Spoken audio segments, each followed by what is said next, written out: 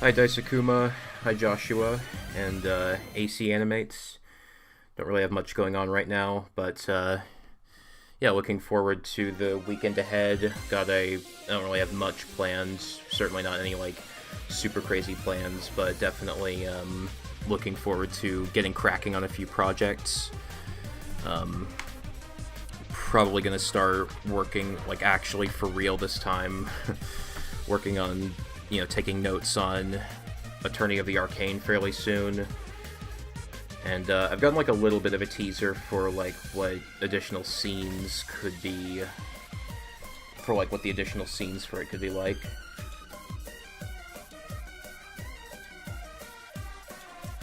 There's no 13. Oh yeah. Yeah, I forgot to include that. I'm not gonna go back and fix it. Sorry, I'm just gonna keep it as is. No real reason to change it.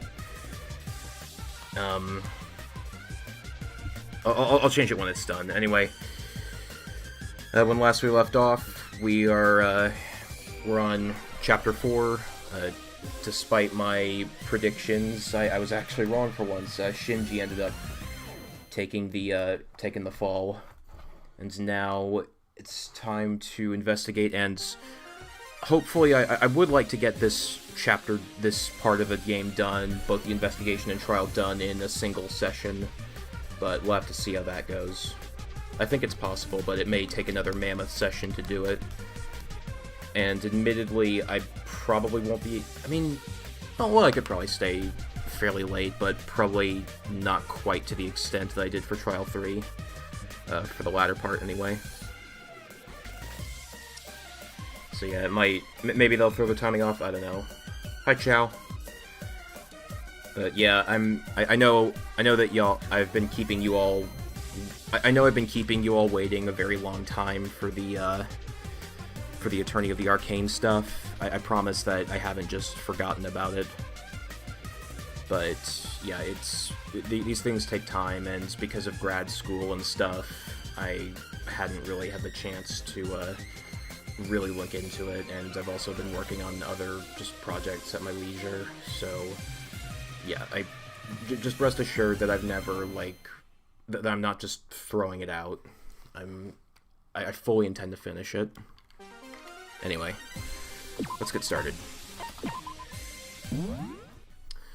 We also have we're also playing as Shobai.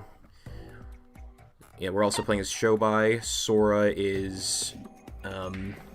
Sora apparently got pushed off a balcony by someone. So I don't know what that's about. I don't know how she survived it either, unless we want to go with luck again. Anyway. Shards of glass that look to be from the machine parts in the room are scattered on the floor. Bit too obvious if you ask me.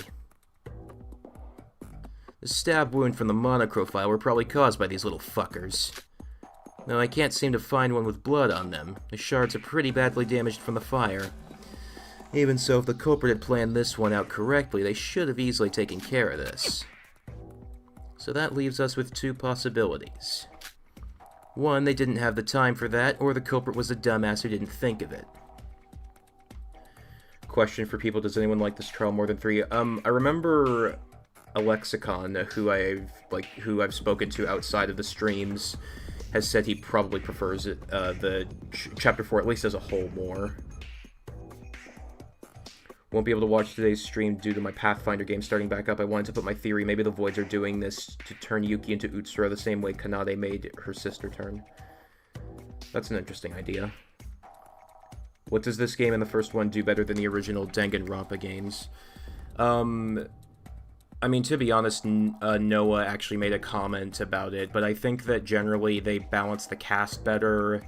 There's a lot less, they balance the humor and seriousness a lot better. DRA1 definitely, the pacing is a lot better. I could probably go into more, but it also feels like there's rarely any filler. Like it feels like something is always happening, just so that there isn't too much of a lull in the action. And the other is, it's just a theory for now. I should still keep that in mind, though.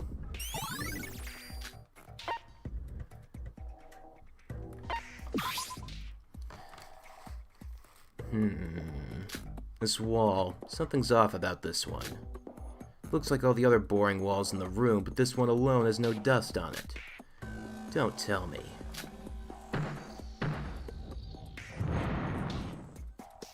When I touched the suspicious part, the wall moved and a small gap appeared.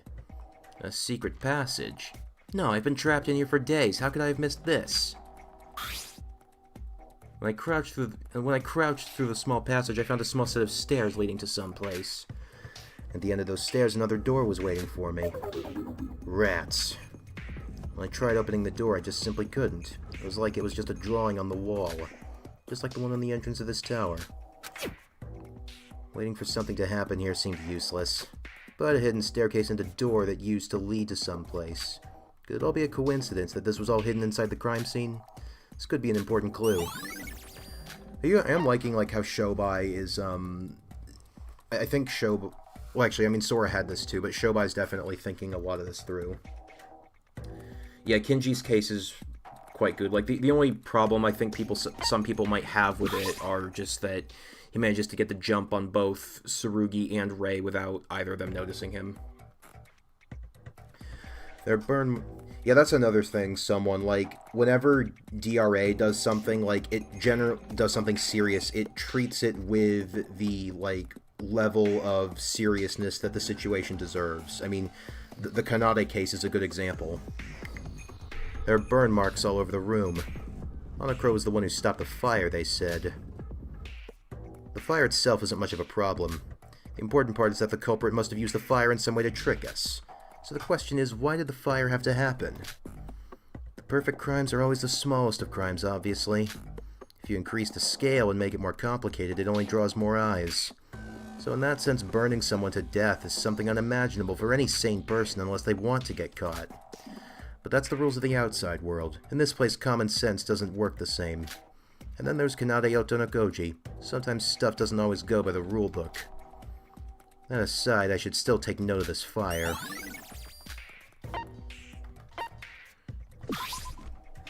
Shinji Kasai's corpse. His upper body was burnt to a crisp and his face is melted down to the point where it's indistinguishable. Let's just get to the point and look at his injuries. The Monocro file said there was a stab wound near his neck. Well, well, well. On his sooty black neck, there was a long stab wound that was around 2 inches deep. Because most of the body had burnt down, there wasn't much blood near it right now, but I imagine... And then the game froze. Cool.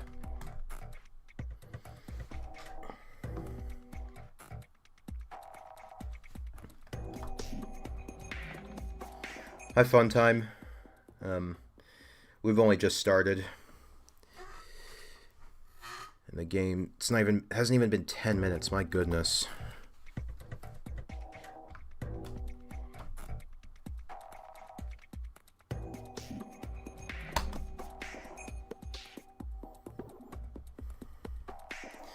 Well, while we're waiting, how's everyone doing tonight?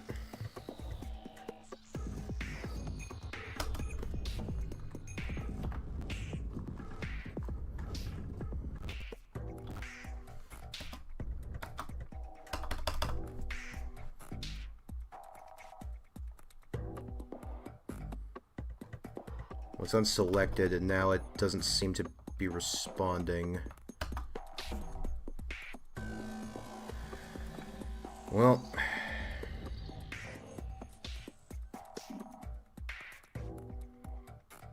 Guess we gotta start over.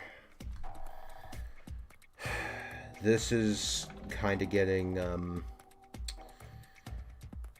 This is getting annoying. I remember this... I feel like the freezes that have happened have been a lot more troublesome in, I feel like the freezes that have happened are,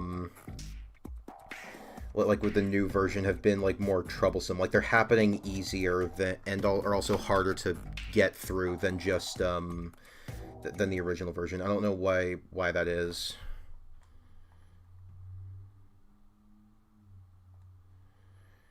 I don't think Kinji's case is that controversial, Chow. I just... Like, granted, it's only one person I saw in, like, their ranking video. I can't remember who did it, though. Personally, I do like the case. I think it's good. Not the best case, but certainly not the worst. Lanuja originally wanted Shobai to die as a victim in the first chapter, but replaced him with Yuri, because if Shobai was killed, everyone would die in Trial 3. I mean... I'm not gonna, like... I don't want to be, like, pedantic about it, but... Actually, I don't even know if that's what that word means, but... I don't want to, like, be a stickler about it, but... I feel like, you could have just rewritten certain characters to ensure that, like, it doesn't go that way, like... I don't think Kinji's case wasn't bad. That's a double negative. But yeah, Daisakuma, like, I don't really think you necessarily, like, all it really takes is, like, a bit of creativity, and in theory you can make anything work. And, I mean, personally, I think what we got for both Yuri and Shobai has been to the game's benefit so far. Speaking of bad chapters, which chapter do you think is the worst of both DRA games?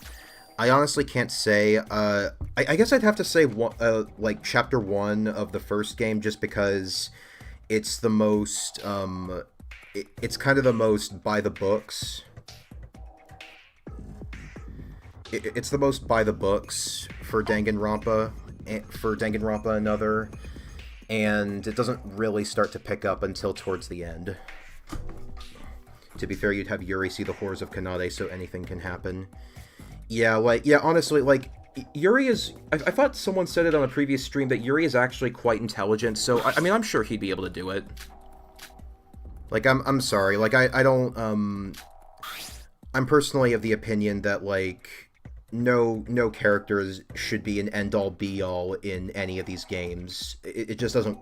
in my opinion, it doesn't work that well for a setting like this. It's the same reason why I don't like Junko.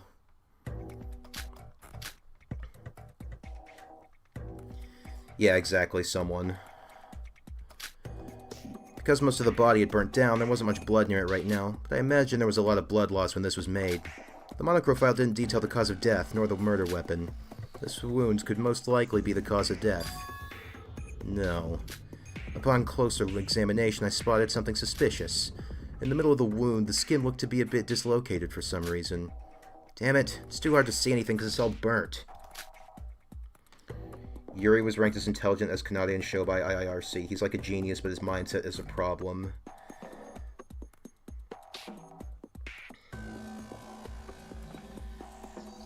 I don't know. I think that... I don't know. I think that as long as... I think that, like, after that, like, if Yuri sees that...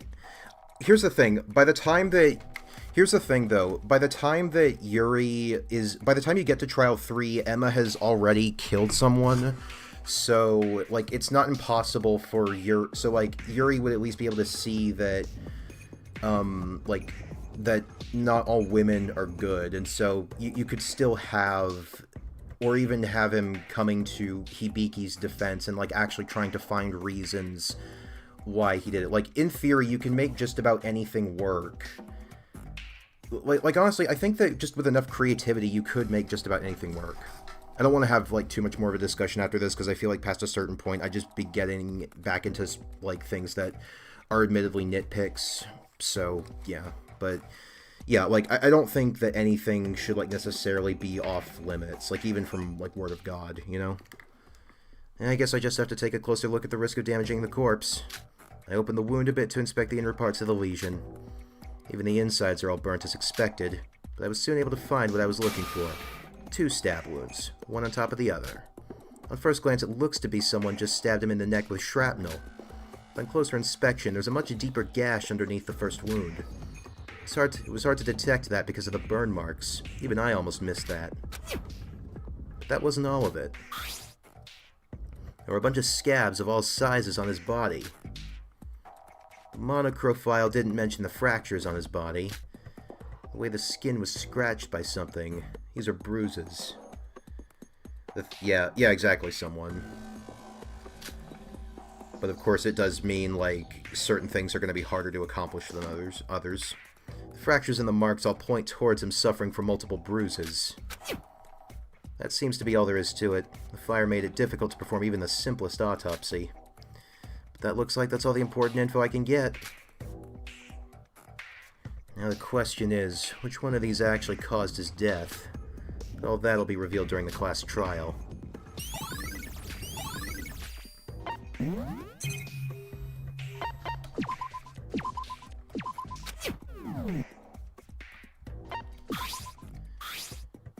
The machines inside the power room were broken to pieces. There's blood here. There were blood marks on the machines, and judging by the fact they weren't destroyed by the fire, and that the amount of blood seems to be significant, it doesn't look like it was sprayed out normally from some wound. This was made from the body having direct contact with the machine. Did they cause a fire to try and erase this? And the culprit's one hell of a dumbass. Maybe Bubblehead did it. Actually, wait, let's think the other way around. Perhaps the machine breaking is what caused the fire. And if that's true, that means the blood here is... That doesn't fully explain why they had to go this far and still leave out evidence in the open. I need to listen to the alibis from the others. I should hurry. I think we already saw this.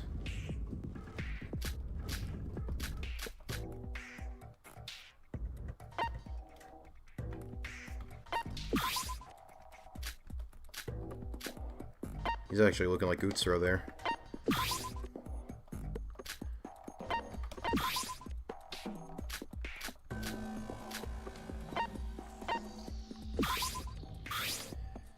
There's a stun gun on the ground. Looks like it's been turned to the point where it can't be used anymore. Just dropping evidence left and right, are we?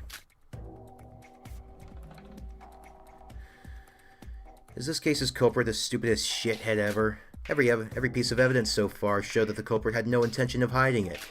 If they weren't actually stupid enough to forget to do that, that means they either didn't feel the need to or slipped the evidence on purpose. At any point, the fact that the stun gun's here and it's already been burnt means that it was here when the murder occurred. I don't think that would be possible, Daisakuma, because Yuri doesn't have the same rhythmic sense that Kanade and Kibiki had. Huh, that reveals some quite interesting stuff. The fact that there's a stun gun here when we've been trapped in this tower for days means that somebody was carrying this long before we got trapped here. Well, not that I care much about that. Hang on, I'm just gonna reread those last couple... Oh, never mind. What? Definitely. What's going on? Why is not dead? You. Hey, Shobai, are you talking about me? Why is who not dead? Is she talking about Sora? Yeah, you. Explain where and what your group was doing since the book event till the body discovery announcement. Well, why me? I don't know every detail, so the others would probably... Shut up and talk about what you know. If I talk, then would you solve the trial for us? I mean, of course you would, right? It's your life on the line as well, after all. Just how many times do I have to ask you to shut up? Just tell me what you know. Well, I was with Yoriko this whole afternoon. Yoriko said she was looking for Sora, so... Looking for Albino Girl? Yeah, I don't know exactly what happened, but Yoriko said that after she talked to Sora for a bit, she just kinda disappeared. And about the others, I heard from Mikado that he and Teruya were together all this time. Wasn't Mikado Sonoji tied up in the break room? Yep, Teruya was with him in the break room all this time. Well, it's a long story, but something happened between us and Teruya, and he kinda lost all hope after that, so he was probably just doing nothing while he was in the break room. That's all I know, so please, win the trial for us.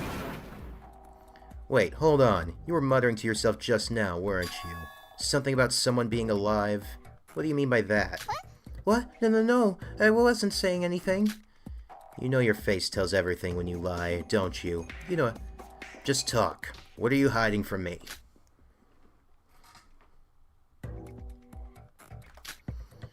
If you aren't the culprit, it wouldn't hurt to tell me. If there's something suspicious up, who knows how it'll help the trial? You know, you catch my drift? Well, the thing is, about Yoriko saying that Sora disappeared, I kinda have an idea of what happened. Sora fell from the top floor, I think. Fell? The hell does she mean by that? It was before I met up with Yoriko. I was on the first floor when I saw something fall from the ceiling. It was too fast to see exactly what it was, but it looked like it was a human. And because I saw a hint of white, it was probably Sora. Even if that is true, how's that girl alive if she fell from the top floor and hit the first floor? Or are you saying she fell down the stairs? That's what I was wondering. I saw her falling with my own eyes, yet... So what happened to her? If she didn't get hurt, I imagine you'd walk up to her and ask what happened. Well, the thing is, I couldn't, because she kinda just disappeared. The hell? She just phased through the floor and disappeared below. I didn't believe it myself when I saw it, and when I touched the ground after that, it was hard solid. I mean, I knew you were a bubblehead, but really? I'm telling you, that's what actually happened! Just tell me the alibis of the others. Is that really all you know? So you don't have any info about the rest? You don't believe me. I got important info from Bubblehead. Seems like she really doesn't know about the others. If she's telling the truth, then Yorgo Kabuya was with her the whole time. So asking her would be no different. Mikado Sonoji and Tsuruyo Tori could prove their alibis, but if they didn't leave that place, their accounts would probably have little value. Alibis aside, the part about Albino falling was too out of this world to believe. It was what I would have thought normally. But something's bugging me about this one. I should keep this in the back of my mind just in case.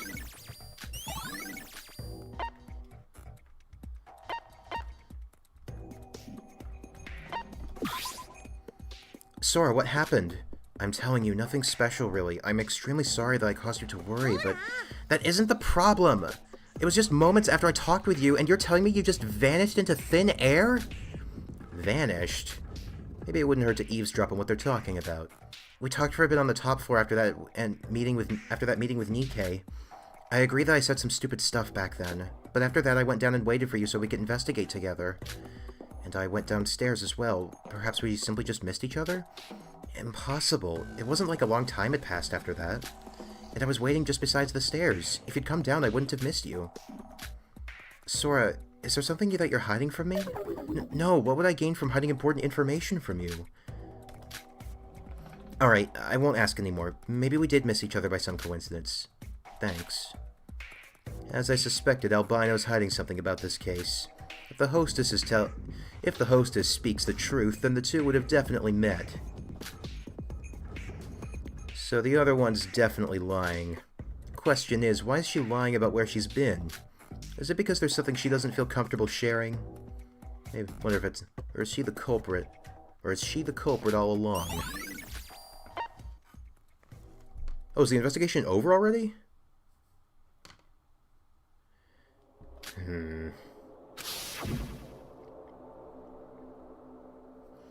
Sora fell from the top floor, I think.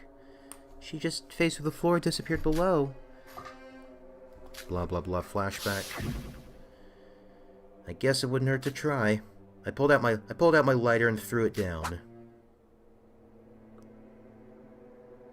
Why the hell did I think I would be able to see it from here?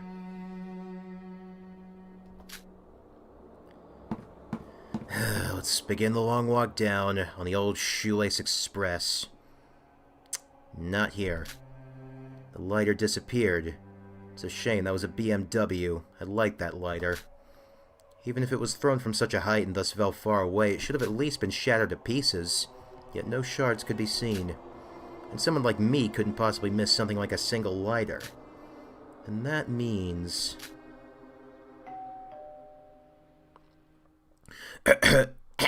Mic testing, can you hear me well? Seems it looks like I just woke up from 1,000-year slumber, Master Kite. I imagine that you finished your investigation, so I'd say it's about time for the class trial. Everyone, gather around to the trial entrance on the first floor of the monocruise, as usual. I know it should be obvious at this point, but don't be late or miss out on our big event. Then I'll see you all later. I guess that's it then. I'd like to investigate more about this weird phenomenon. But most importantly and incredibly is that Bubblehead wasn't making this story up. Just how would the discovery of this phenomenon affect today's trial, I wonder? I should get moving before it gets too late.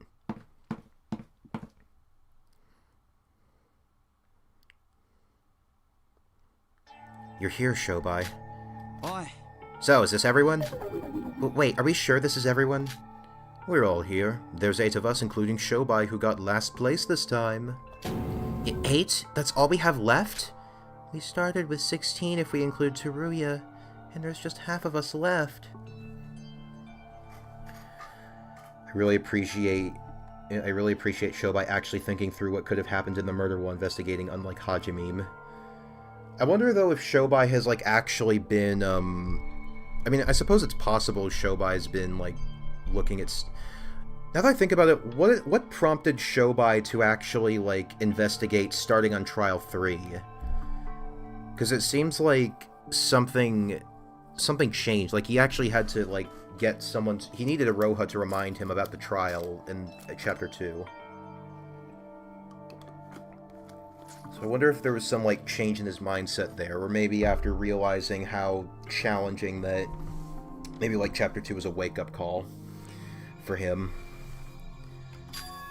Yes. And one of us will leave this place dead today. Oh, Yuki, you're not looking so good, buddy. Or perhaps every one of us will perish, and this will be our tomb. Yuki? Yuki, what did you just... What's this? There's something important I feel like I should be remembering right now.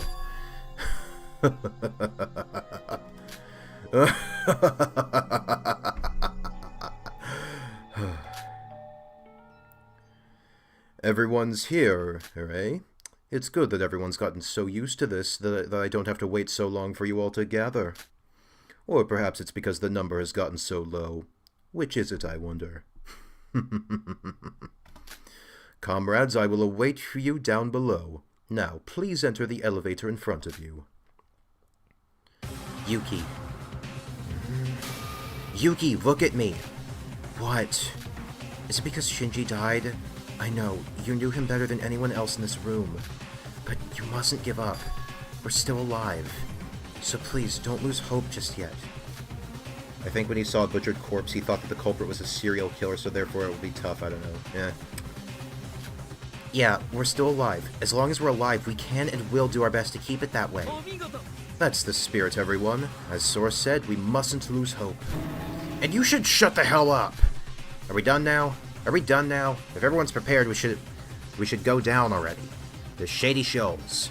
Well, seems like everyone's feeling very complicated after what happened in the tower. This class trial, I don't think they're going to be able to solve it on their own. At least, I ain't sure yet. Perhaps I'll put just a bit of effort in this time. The shorter this trial gets, the earlier I'll be able to test out that thing.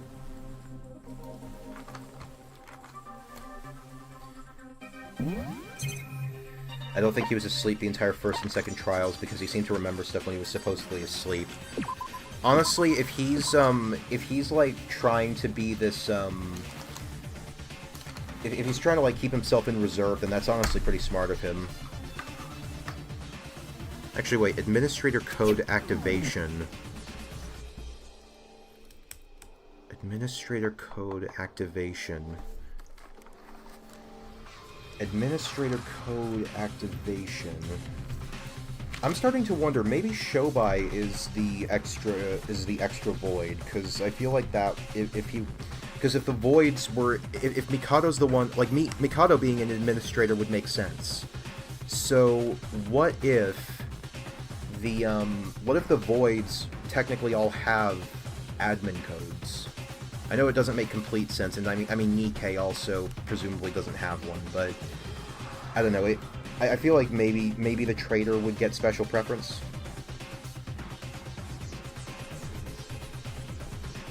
I'm gonna write that down.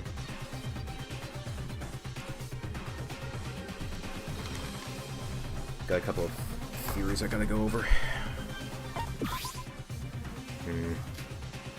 Exactly, Newsy. What is it? Just what can't I remember? Bro. Hey, Albino. Yuki. There's still half of us left. Half.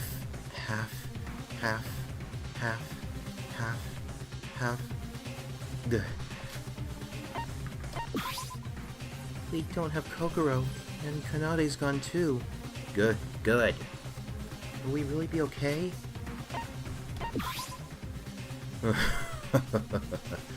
The time has come.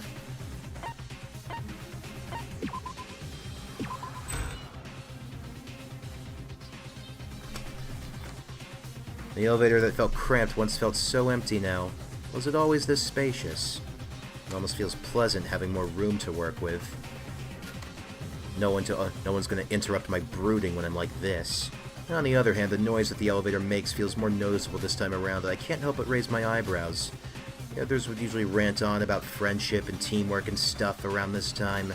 They're keeping their mouths shut. I guess they're at their limits, huh? Now, will the trial be successfully finished in this situation? Well, not that it matters too much for me.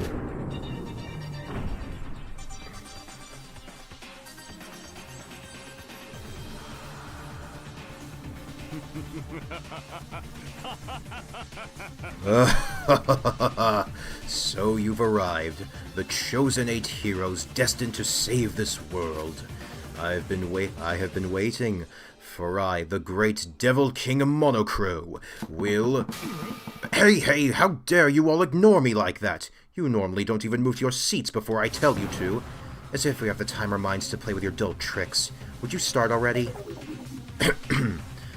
Well then...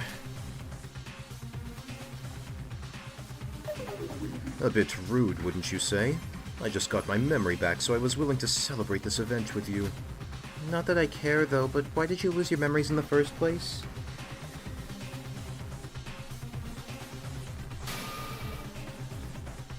You got one thing right. We don't care. Just start the trial already. So one of us here killed Shinji. Shinji Kasai, the brawn of their group. You can't just ignore the difference in physical abilities in these cases. Even if you got some strength, it wouldn't be easy to win against him in a one-on-one fight. And someone killed him, which probably means they didn't use a straightforward method. I bet they used the power. They could have used the power of hamsters, for example. Oh wow, Sora by herself. Trial, mystery, tension, whatever. It's not like someone outside of this group is the killer. Hell, even I have some suspects. Now then, how shall we play this game? I like the difference in Shobai's intro. The start of the trial of death, or some shit.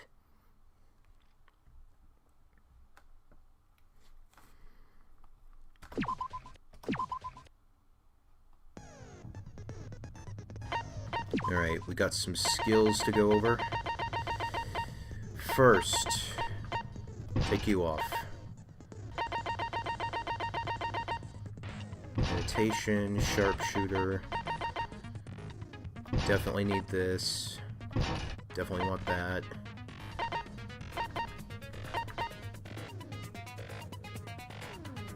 Put that on.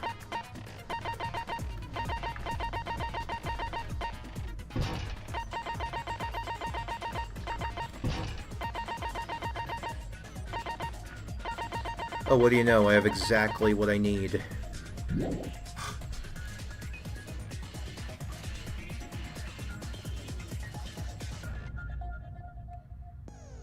Finally found why Kanade didn't use a single knife while stabbing Setsuga. Lanuge says Kanade would have thought someone's going to apply more force, and that person will be considered the only culprit.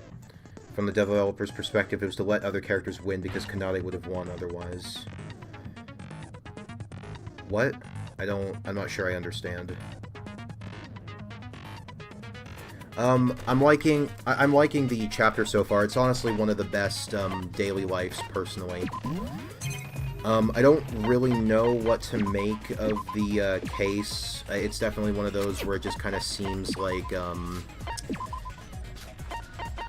where it kind of seems very confusing and something you can't really, it is weird Shobai or anyone can question the one knife thing. I mean, they both would have... As far as I remember, the murder weapon was never actually recovered. It was never shown where it ended up.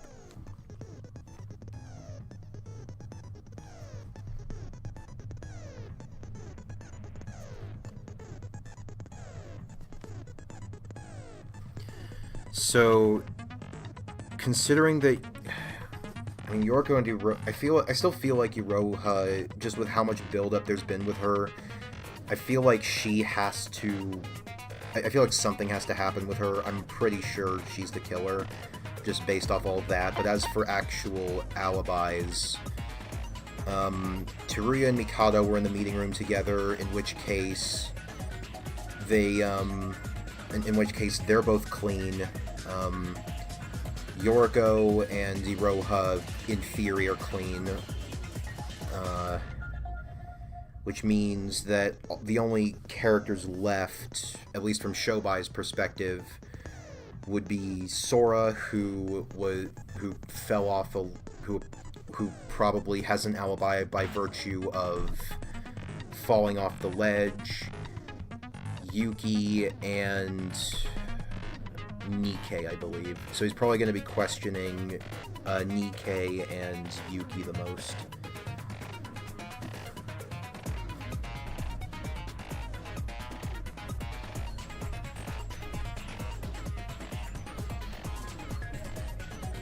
But considering how Yuki has... I mean, actually...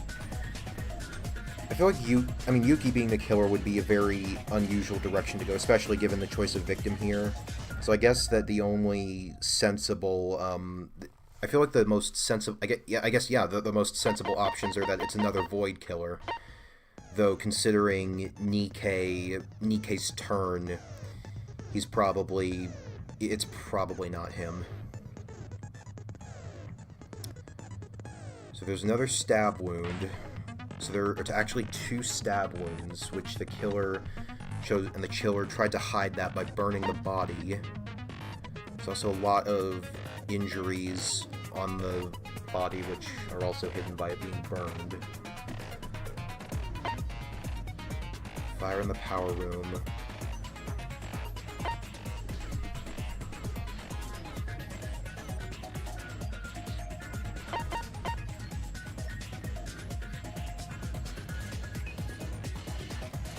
So I guess the killer could have...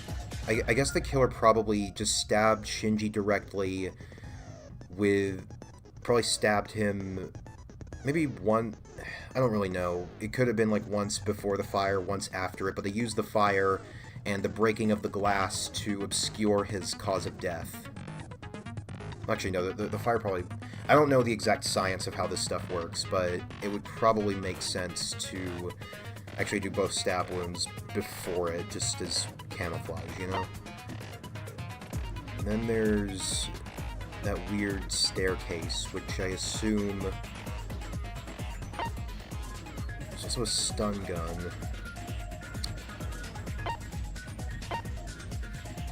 I guess they just had to knock... I guess the killer just had to knock Shinji out, put him in one of the machine, put him like right next to one of the, put him right next to one of the machines, stab his throat out, and then just run the machines on overdrive until they catch fire, the glass breaks, giving Shinji a few bruises and cuts all over, and then burns his body nearly beyond recognition in an attempt to cover their tracks.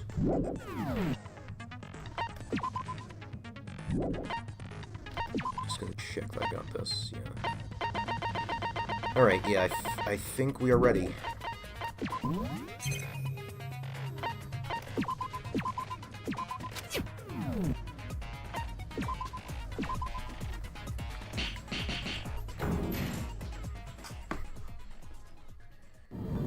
Let's start with the basic explanation of the class trial. The result of it will be determined by your votes. If you vote for the correct blackened, only they will be punished. But if you pick the wrong person, then everyone besides the blackened will be punished, and the blackened will graduate from this school trip. Now then, let's first sit back and assess the situation like usual. The case is pretty much settled, so it shouldn't be hard to solve. That being said, this case sure is different from all the other ones before. I wonder how far these dimwits make it without my help. My, isn't it too quiet in here? I know we're running low on numbers, but let's try to keep our hopes up, everyone. Just shut up! Honestly, I don't have any idea of what's going on, who's the culprit, and what really happened. You act as if this is a surprise. I can't hear you. Iroha, Mikado, you two should never speak up unless it's really needed, alright? I would appreciate it if you didn't treat me the same as Mikado. A total shit show. And the people who acted as our leaders are now all gone. Damn leader curse. Not to mention you guys are being awfully quiet this time. I was just trying to lighten up the mood. Time and place, Iroha. Imagine if we did nothing as Shobai in this trial, like in Trial 2, but much less. Would be very funny. Yeah. It is interesting to see a character who's like actively choosing to just let things play out first. Sora. Yeah? You know, you usually let us during class trials, remember? I know I might be asking for too much, but can you do it just once more? To be honest, it's just as Iroha says, too many of us have died. Setsuka and Shinji, who were always up to rally us together. Kokoro, who led us through the dark with her genius brain. Even Kanade, who I can't call human in good faith, isn't here anymore. Yeah, and everyone except for us two aren't even trying to speak up. What do you mean? I'm doing my sincerest best to be cooperative here. Please, I can't do this alone. Could you help me? I can't do this alone. Could you help me? I would like to help with the trial, but it's not like I'm particularly smart or anything. All the trials so far have been possible because I got the help of Kokoro or Kanade. I couldn't have done it alone. And if I'm being honest with myself, I still don't have any idea on what happened in this case. But let's all think together. I know we've suffered another loss, but we aren't dead yet. We've even survived their imprisonment, so if we work together, we'll be sure to... Work together to do what? It's just going to be one of the Void's plans anyway. And one of us will die again. Yuki, I know you're sad because Shinji's dead, but are you really going to give up just like that? I said this before, but don't lose hope. There is a way, I know it. Fine. I'll at least pretend to have hope. It's definitely an interesting experience, Golem, in part just because of how different of a character from the status quo Shobai is. And granted, like, granted he does have to end up hiding his theories, likely just to showcase his intellect more, but yeah. But yeah, it is cool to have a protagonist swap this late in the game. I mean, Danganronpa did something similar.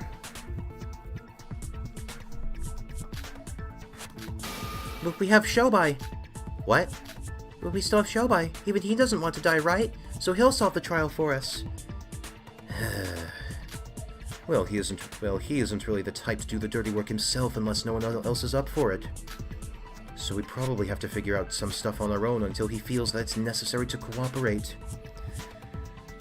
Yeah, Bats. It's like an awkward conversation in like a... I mean, it's almost like... I mean, I know I've mentioned orgs before, but it's like an awkward conversation where no one wants to, like, throw out a name, and so they just talk in circles forever.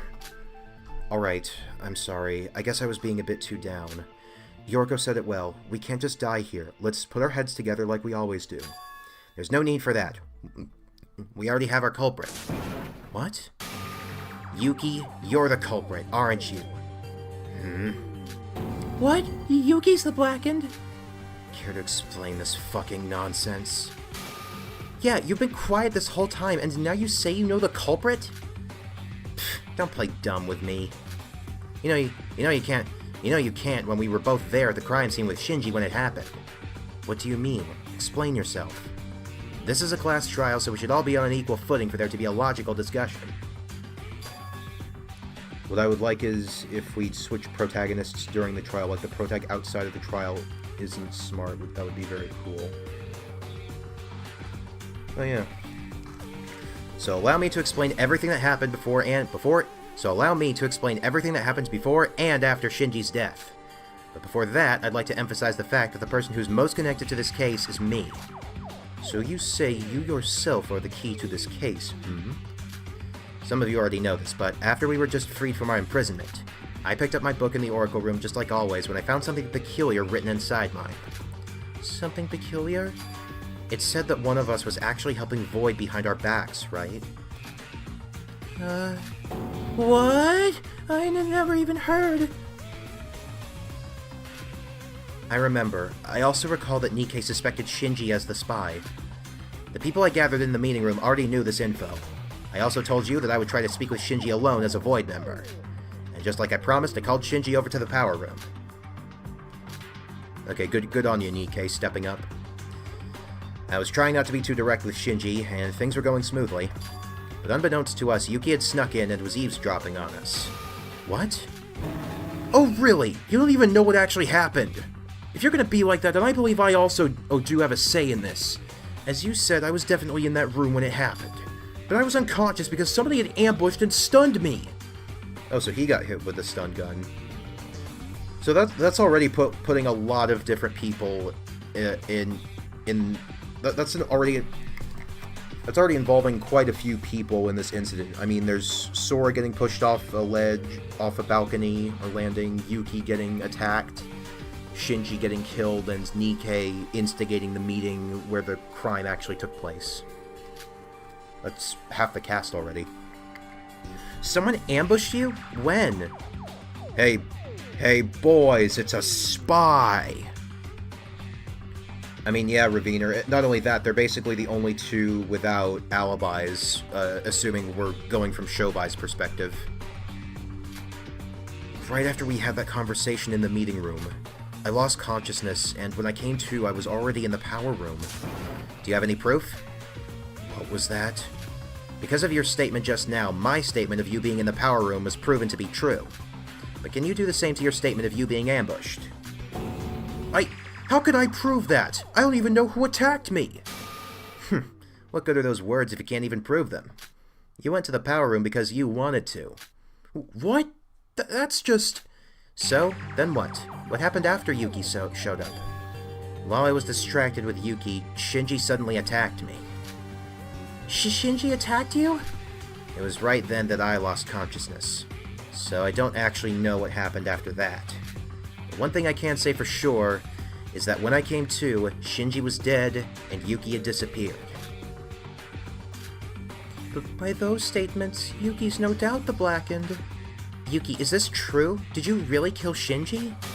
Of course it's not true! Why would I kill Big Bro? Then tell us. Tell us what happened after I passed out. Nothing. Yeah, it's just like Nikkei said. It did look like Big Bro took Nikkei down. I don't know if it was because he was the traitor, but I was afraid I was going to get attacked as well. So I ran away. Is that all?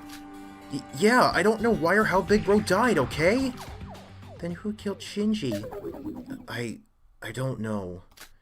If both of them are telling the truth, then we must have a third party that is the true culprit. No, we don't need the existence of a third party to explain this case. Sora!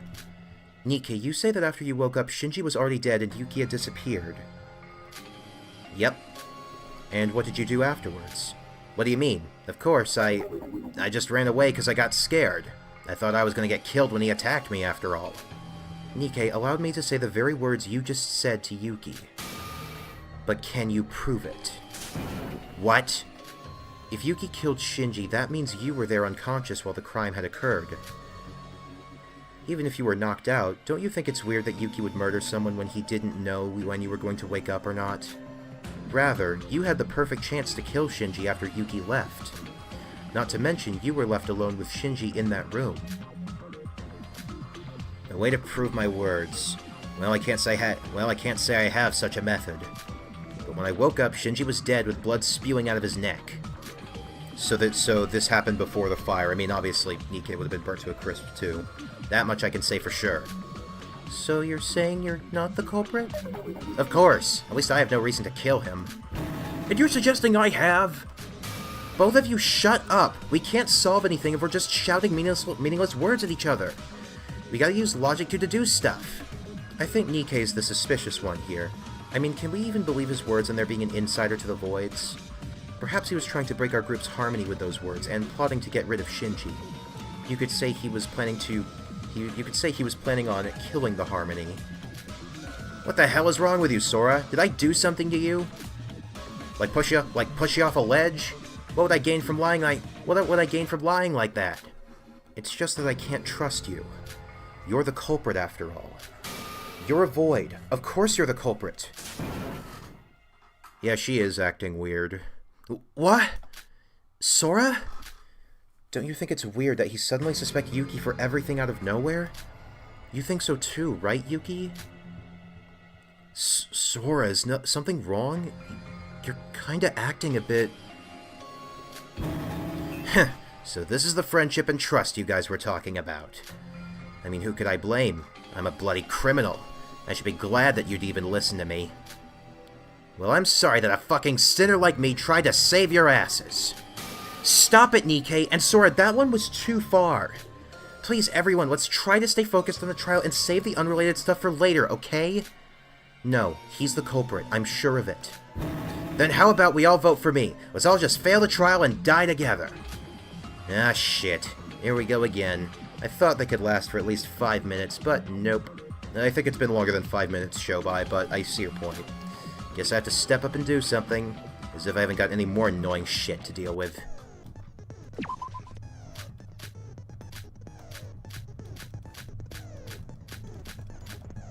Love how Taria ain't relating to Sora, casually saying Nikke is a void. Yeah, Taria hasn't said anything this trial, I don't think.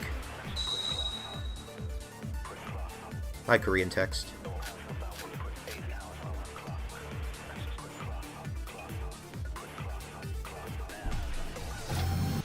Nikke's the culprit. And why is that? You're the one who was with Shinji the last, that's why. Weren't you in the better position to murder Shinji than Yuki? You've got no proof. It's all just speculation.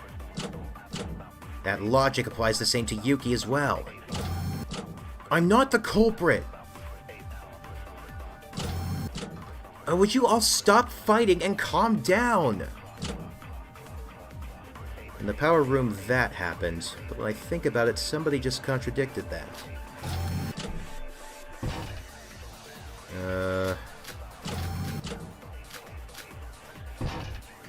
Bruises?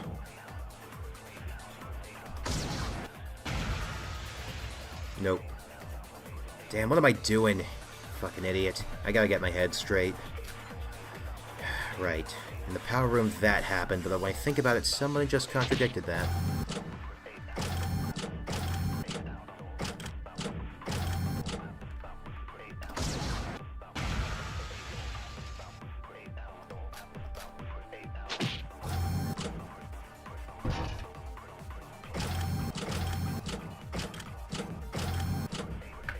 Oh shit, I think I broke it. Nope. Nope, okay. Yeah, I think I was thinking a little too hard.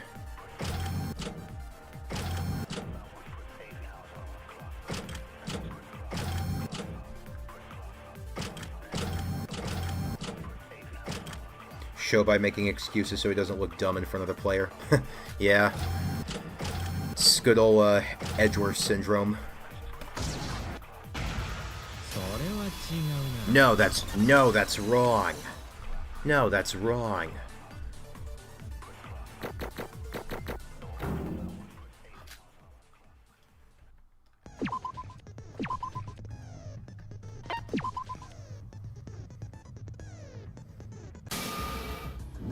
Hey Albino, what's gotten into you?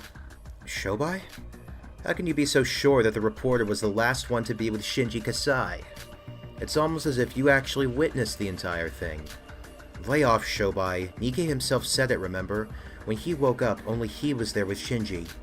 That's only if we assume nobody else interfered after the reporter left. Yeah, I like it too, Grief and Golem, whenever, like, I always like when characters can... I mean, I also like it when characters can just get to, like, actually help in the cases and rebuttal and, like, debates themselves. It lets them be more than just, like, weak spot dispensers. How the hell can you not remember the fire? If we're going by your words, Nikke Yomiuri was the last one to leave the place, so he must have been the arsonist. So, Newsy, give us the news. Did you cause the fire or not? Of course not. I know nothing about how the place caught on fire. That's wrong. He must have caused it. And why are you so dead set on that? And Shobai, why are you interrupting our discussion? I thought that you weren't interested in our business. Just shut up and mind your own business. We'll take care of it from here. Sora, he's trying to help you. The hell are you doing? Is it just me, or did Sora get really scary? Sora, I think you need to calm down. I get it, we all hate Shobai, but this is a class trial. We should listen to him at the very least. Oh yeah, Shobai even won against Kanade. Shobai, you're being our hero again, right? Shut up. I'm doing this because I want to save time, idiot. If I just do nothing, this whole trial will consist of pointless fighting between you people. Well, I'd like if this instance you have a rebuttal showdown, you're losing, and you can't win, and then suddenly you get someone's objection to help you. Yeah, that'd be cool. Yeah, I don't know what's up with Sora. Like, I assume there's gotta be some reason for it. Probably, like, the experience of her falling. But I have no idea, like, what's led to this. Besides, there's something I need to check out immediately after the trial. And what's that? Now let's get to talking, Albino. You said that even if there was a third party involved, it's obvious who's the culprit. And how could you be so sure of it? Every case could have an infinite number of variables that have yet to be uncovered. The you I knew all this time wouldn't do something as stupid as this. No, maybe you just overestimated me? I just believe that Yuki's not the culprit. But Sora, that is a baseless claim. By that reasoning, there's no reason to believe that Nikkei's the culprit as well. Oh, would you just shut up? Oh, well, oh hell. Why is it always me getting scrutinized? I'm no Kokoro Mitsume, but I'd say I'm also pretty good at reading people's minds. And you, Albino, are acting very anxious right now. No, I think you've got the wrong idea. Now what? No, why in the world would you be anxious right now? Yuki Maeda and Nikkei Yomiuri are debating right now, and why should you be anxious about that? Wait, Shobai. Just to be sure, you better not be suggesting Sora's the culprit, are you? Sora? The culprit? Hell if I know. So, you don't know. You think I'm superhuman or something? To solve something, I need to deduce it. It's not like I have bullshit superpower. It's not like I have bullshit superpowers like... It's not like I have bullshit superpowers like Miss Littler... You think I'm superhuman or something? To solve something, I need to deduce it. My brain doesn't have bullshit superpowers like Miss Littler, or if you prefer, literal shit last trial. To deduce something, I need clues. So in order to solve this trial, we need to talk about it more. Dig for more hidden clues instead of fighting. I couldn't have said it better myself, but doesn't it feel kind of odd coming in from you, Shobai? Kokoro knew the culprit from the start, you know? Guys, Shobai's right. I think we're a bit too heated right now. Don't you feel ashamed of yourselves? Even Shobai knows this isn't the right thing to do. How about we calm down and start over? And Teruya, you haven't said a word since we arrived here. Could you please participate? You don't need my help, because I won't be of any help. Just treat me like I'm a nobody from now on. And why are you suddenly so depressed about this? It's your life on the line too, you know? If he doesn't want to participate, then just leave him be. Probably wants to just collect himself before his inevitable doom. So is everyone just breaking character now? Alright, I'll apologize to Nikkei. How about we talk this over once more? I agree completely with Shobai that this isn't like you. We should have acted more reasonably. Now then, instead of pointing fingers at each other, we should look at this at... What direction should we take? I guess you aren't quite the leader type, Yoriko. Since I want to end this quickly, consider this a treat. There's only 3 people related to this case. You don't need to worry about anyone else. Yuki Maeda, Nikkei Yomiuri, and Albino. Talk about what each of these 3 did over the last few hours, and the case is finished. Everyone else is innocent. Shobai, may I return the very words you said to me? How can you be so sure of that? Instinct? Oh, what? I got good instincts. Well, I'm half joking right now. You think this is funny? Well, in a cosmic sort of way, yes. Oh, Mr. Funny Man. Is this how you get your sick kicks? What? It's just an ordinary-looking crow guard. Oh my goodness!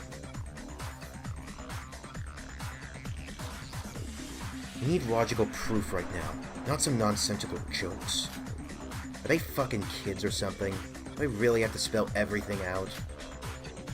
Guess I gotta show them the proof. The proof that everyone else other than those three are innocent. Yeah, this was a really short investigation. Got it. I got it. Bubblehead. I'm talking to you, Bubblehead. Well, what? Oh, you're talking about me. Iroha, seriously, are you just staring off into space or something? Wait, how would I know that if you don't... How would I know that if you don't call me by my name? Quit your yammering. Tell them your account that you told me during the investigation. Oh, you mean the one about the alibis, right? Oh, so you've been investigating as well, Shobai. That's unlike you. Shut up, Houdini. I mean, you always did your best while nobody was looking, granted. Alibi? What alibi? Well, Shobai asked me about our whereabouts since lunchtime till the body announcement. I've been with Yoriko this whole afternoon, and Teruya and Mikado was in the break room together, right?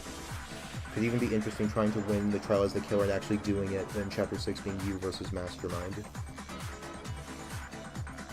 What do you mean? So, like, the killer, like, tries to win the Chapter 5 trial, and then that same person, the killer, has to take on the Mastermind?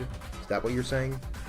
Also, a good way to have this trial be somewhat harder after the last time with everyone just being beyond obtuse as possible. Yeah, I don't know. I feel like they might be leaning into that. I feel like if they continue with this for too long, they might be, I don't really I mean, granted, I can sort of understand it with just how harrowing the last few days have been for them. But I do feel like, there could be more of a chance to... I feel like they need to eventually get away from that angle. There was a similar problem in the final trial, which, while it is mostly a nitpick, Teruya is just kind of there to give the player something to do, and they play up his stupidity too much. I've been with Yoriko this whole afternoon, and Teruya and Mikado was in the break room together, right? Oh, I see. Because I was with Iroha, and Teruya was with Mikado. We all have sound alibis. So everyone excluding us four will be our prime suspects. Nice work, Shobai. And those suspects would be Nikkei, Yuki, and Sora. You heard him. So you three should quit your bullshit and tell us what you've been doing. We were talking about the protagonist being the culprit of Chapter 5 in a what-if scenario, so the idea is trying to win as the culprit, and then you could do that for a Chapter 6. Like trying to win as the mastermind? I'd probably have to read it, out fully. You heard him, so you three should quit your bullshit and tell us what you've been doing.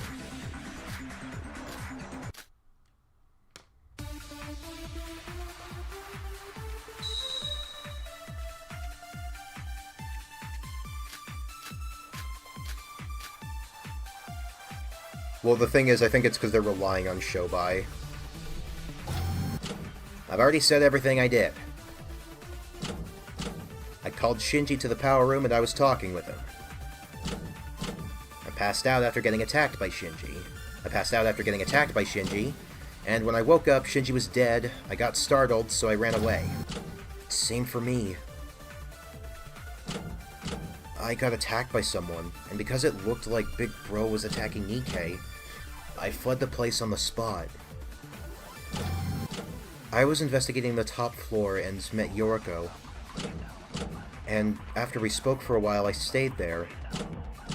Until the body discovery announcement. After I heard it, I came back down. There's only one thing I need to think about. Do their statements match the alibis I investigated?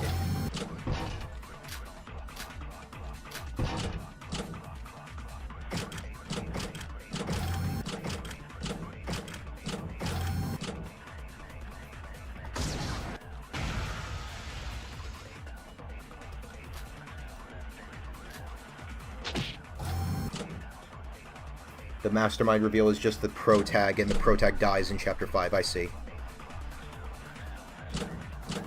Well, wait, if you win as the, well, the thing is, if you win as the culprit, then everyone just dies.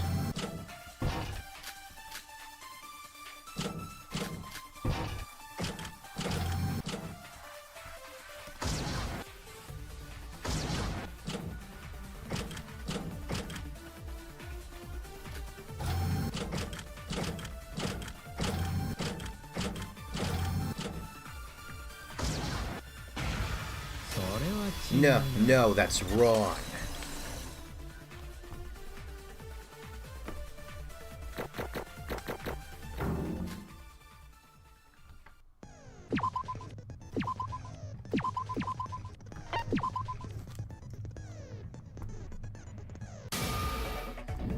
Wait, what did you just say? Texas is what? I just said I was investigating. On the top floor, you said. Weird. Kinda contradictory, huh? I don't know what you're talking about. What you just said contradicts what the hostess said a while ago.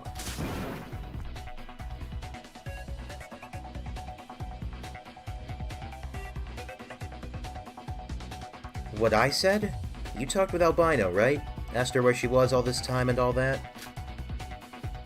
And you said that you parted ways with Albino on the top floor and waited near the stairs afterwards. But she never came down, and no sign of her on the top floor. That's what you said, correct? So you were eavesdropping, you creep! Putting aside how creepy Shobai is, if that is indeed true, then our dear Sora would be lying to us right now. No way! So why is she lying? So what's the deal here, Albino? So, did Sora really... wait, there must have been some mistake. There's no way that Sora's the culprit. I never said anything about her being the culprit. Where'd you get that idea? Well, there's one thing for sure. Albino went to the power room, culprit or no. And she's hiding that from us for some reason. So why don't we clear that up first? No, that's wrong. No, that's wrong. I never lied, Shobai. And I'm not the culprit. That I can swear is the truth. If you really suspect me that much, then I will personally cut down your words. I think you mean... Don't you usually say that you'll pierce their words?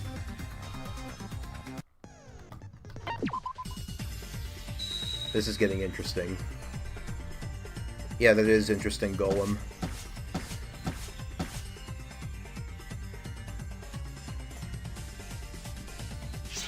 What I said to Yoriko is the truth. It's just that Yoriko somehow missed me. We investigate the top floor until the body discover announcement, after which it's just that... Okay, yeah, there's no... How the fuck are you supposed to read this? How the hell are you supposed to read this? Oh, talk about being desperate. Well, it doesn't matter. She keeps saying something that contradicts the evidence. That's all I gotta focus on.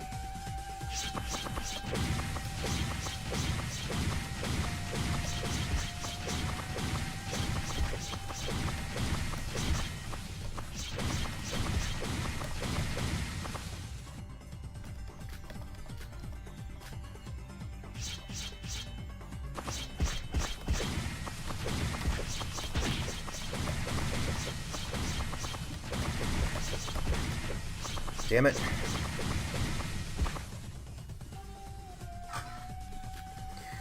I don't know how you're supposed to read that quick enough to, like, get everything in line. Like, is it just much easier to read when it's in Korean?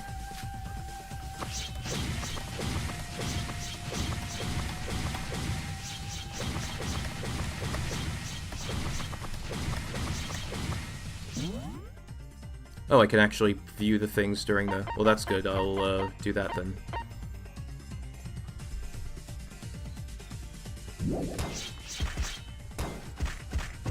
How the fuck do I...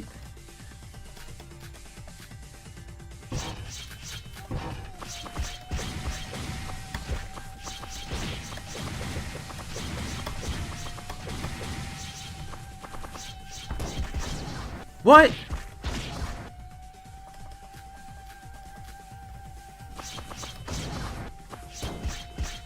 Sorry, was the thing wrong? I'm getting confused. I don't know... Well, am I on drugs or something? Or is this minigame just bullshit? I need to think again. If I keep thinking, there's nothing in the world I can't solve. If this is what the rest of the game is going to be like, gameplay-wise, I'm not looking forward to it.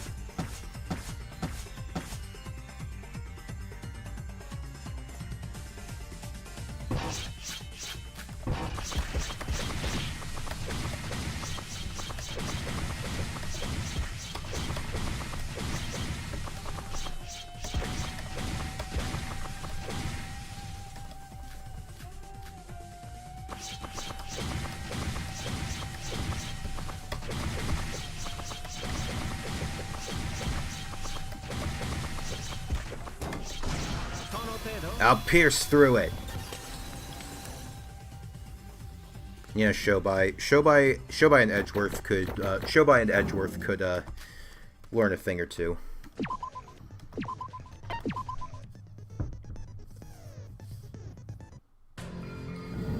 You didn't come down? Or did you mean to say you didn't come down using the stairs? I don't get what you're trying to say. I meant I didn't come down at all. I literally meant I stayed there investigating. Then how would you explain what Bubblehead saw? What? Who, me? Get with the program, Iroha. Question, what's your favorite execution from each game? Danganronpa and Danganronpa another. The text appears fast, but you can read it more easily because you can read Korean horizontally and vertically. Yeah. Yeah, that would explain it. I'm not really sure... On the spot, I'm not really sure, Boomerang. I guess from the first game, the best one would probably just be, it would probably be, the 1,000 Blows from Trigger Happy Havoc, just because it's very... just because of how straightforward it is. Second game, I'm trying to remember all of them. Second game is a close, is probably a close race between Pekko's and Gundam's executions. Although Chiaki's is very intense too. For V3, all of them are pretty... to be honest, V3 is probably has the most consistently good executions across the board. Strand of Agony is probably my favorite from V3. Either that or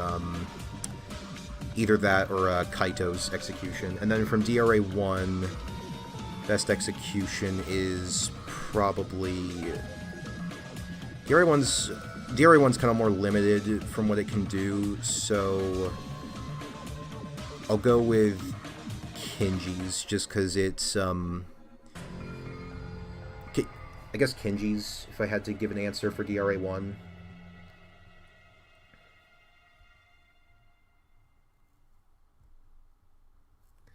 What?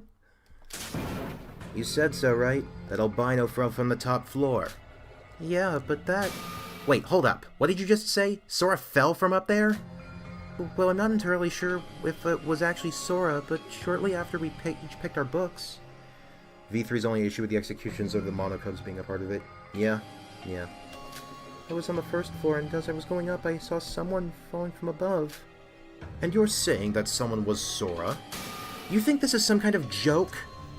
In a cosmic sort of way, yes. You already said that. If someone actually fell from that height, we'd have had a trial for 2 dead people right now. There's no way someone could survive that kind of fall. I know. You're right. Huh? What? So what are you trying to say? I'm being totally honest here, so please hear me out. I don't know how it happened, but she just went through the ground and disappeared. Somebody bring a doctor or something. She's clearly lost her mind. Like it was there to begin with. I know it sounds ridiculous, but I really did see it. I saw Sora disappear through the floor. Didn't you say just now that you weren't quite sure it was Sora? Why are you changing the story? 'Cause I saw a lot of white. By Bubblehead's words, we can see that albino girl fell from the top floor to the power room. What? What kind of idiots do you think we are? I thought you were the smart one here. This isn't some fantasy. This is reality we're dealing with.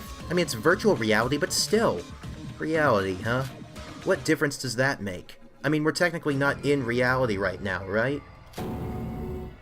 I've actually made that joke 3 times, Raviner. One of them specifically with Iroha. What? How did you... Did the reporters spread the news already? Well, how I knew that fact isn't the issue right now. Oh, so he knows. He's known all this time.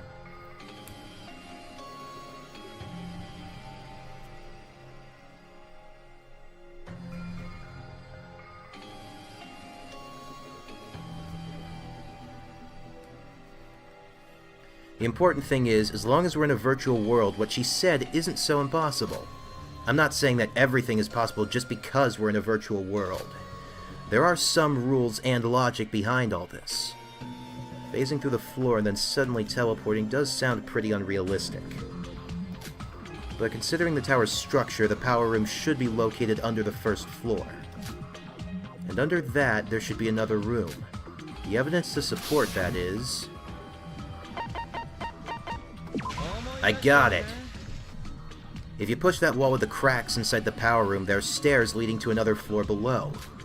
At the end of those stairs, there's a door that seemingly leads to a secret room, but it won't open. Just like the main entrance of the tower while we were trapped. So, I fail to see how that makes any difference. If Sora did fall through the first floor and went below, then she might have arrived at that place beneath the power room? If there's a room below the power room connected to it, that means you can enter the power room through that place. Wait, even if there were some stairs leading below the power room, that doesn't necessarily prove there's a room beneath it, right? The stairs might have been there for decoration or something. Though there is no definite proof about that place's existence, I do have some clues supporting the phasing theory. What do you mean? I tested it myself. When I dropped my lighter from the top floor, just like Bubblehead said, the lighter was nowhere to be seen. What? So you mean the lighter also went through the floor and disappeared? I don't know, Raviner. It honestly just depends on how I'm feeling when we get to intermission. Just like Iroha said happened with Sora? Are you sure? Sore wa dou kana? Maybe you just missed it. I do agree that it is a ridiculous theory. Didn't have time to experiment with it more thoroughly. Though this evidence does increase the credibility of this theory. And we actually have someone who can testify whether it's true or not. Albino should know herself if it actually happened to her. Sora, did you really go to the power room? Why? I don't know what you're talking about. Sora, why are you lying?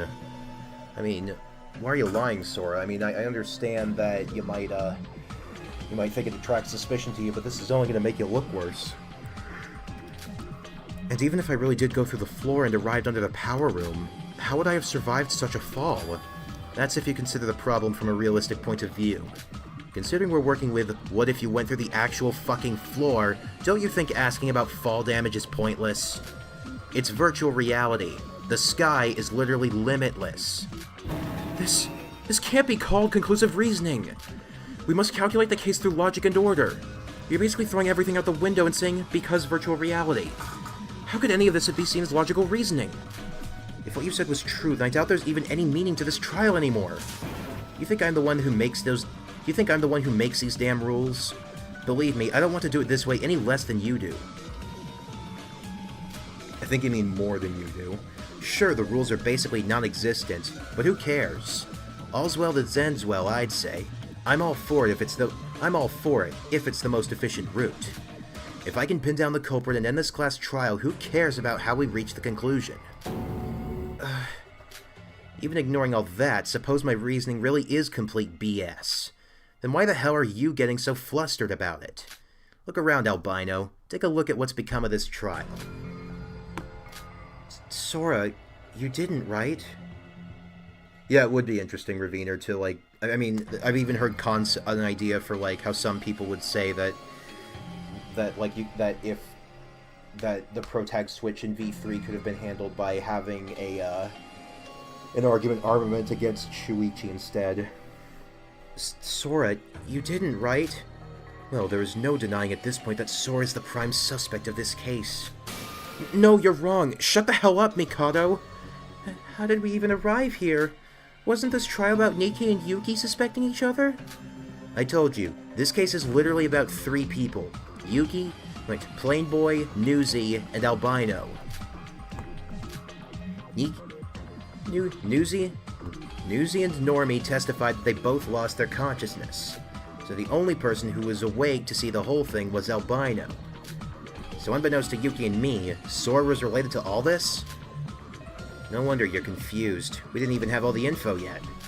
Sora. Now speak. Tell me what you did in this case. There's one thing I need to ask.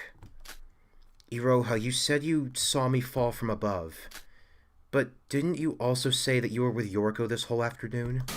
What? Oh, yeah, I met with Yoriko after I saw that whole thing. Sora, answer me. Don't tell me you didn't... Did you really... Are you really the culprit? Yorko, I'm not the culprit. The culprit is Nikke.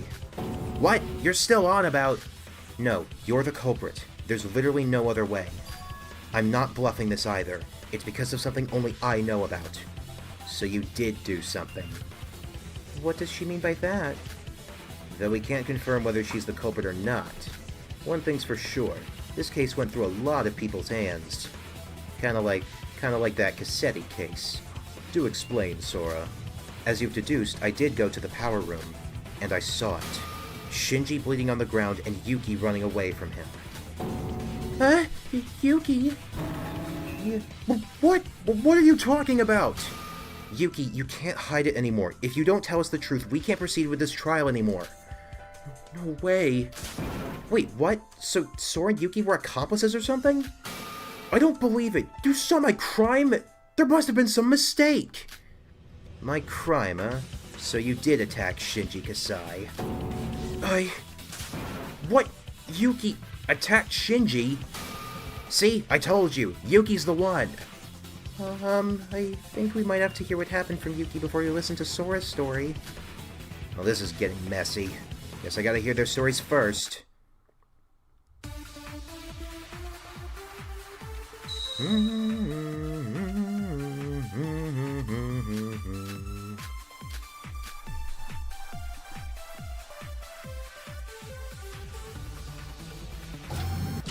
I saw it myself. Shinji lying on the ground bleeding from his neck, and Yuki running away from the crime scene. See, I told you Yuki was the Black End. Why the hell would I stab Big Bro? Even the monochrome file mentioned the wound on the neck caused by something sharp. But at the crime scene, there wasn't anything sharp enough to use as a weapon. It does seem weird that Yuki would attack Shinji when they were practically brothers, only closer. I know we shouldn't put emotion into the equation, but with no definite proof, I think I'll have a hard time believing Yuki's the killer. If this is a problem, we'd have to settle Yuki's story first, and then Sora's. Someone like Yuki's terrible at lying. He's gonna panic and make a mistake eventually. I just gotta catch when it happens.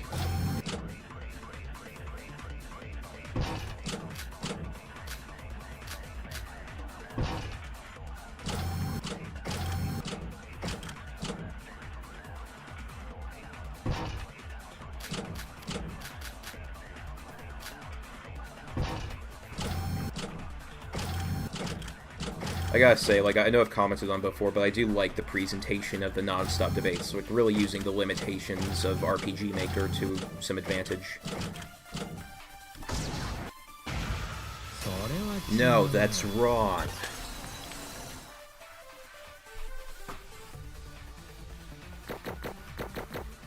Finally did something right.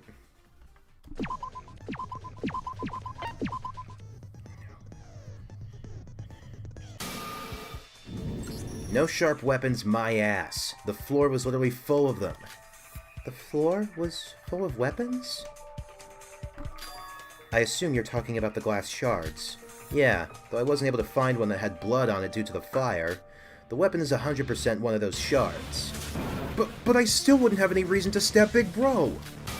You know what's funny? Nobody here even said that Shinji was stabbed to death. The girl only said he was attacked, and the reporter said he was on the floor dead.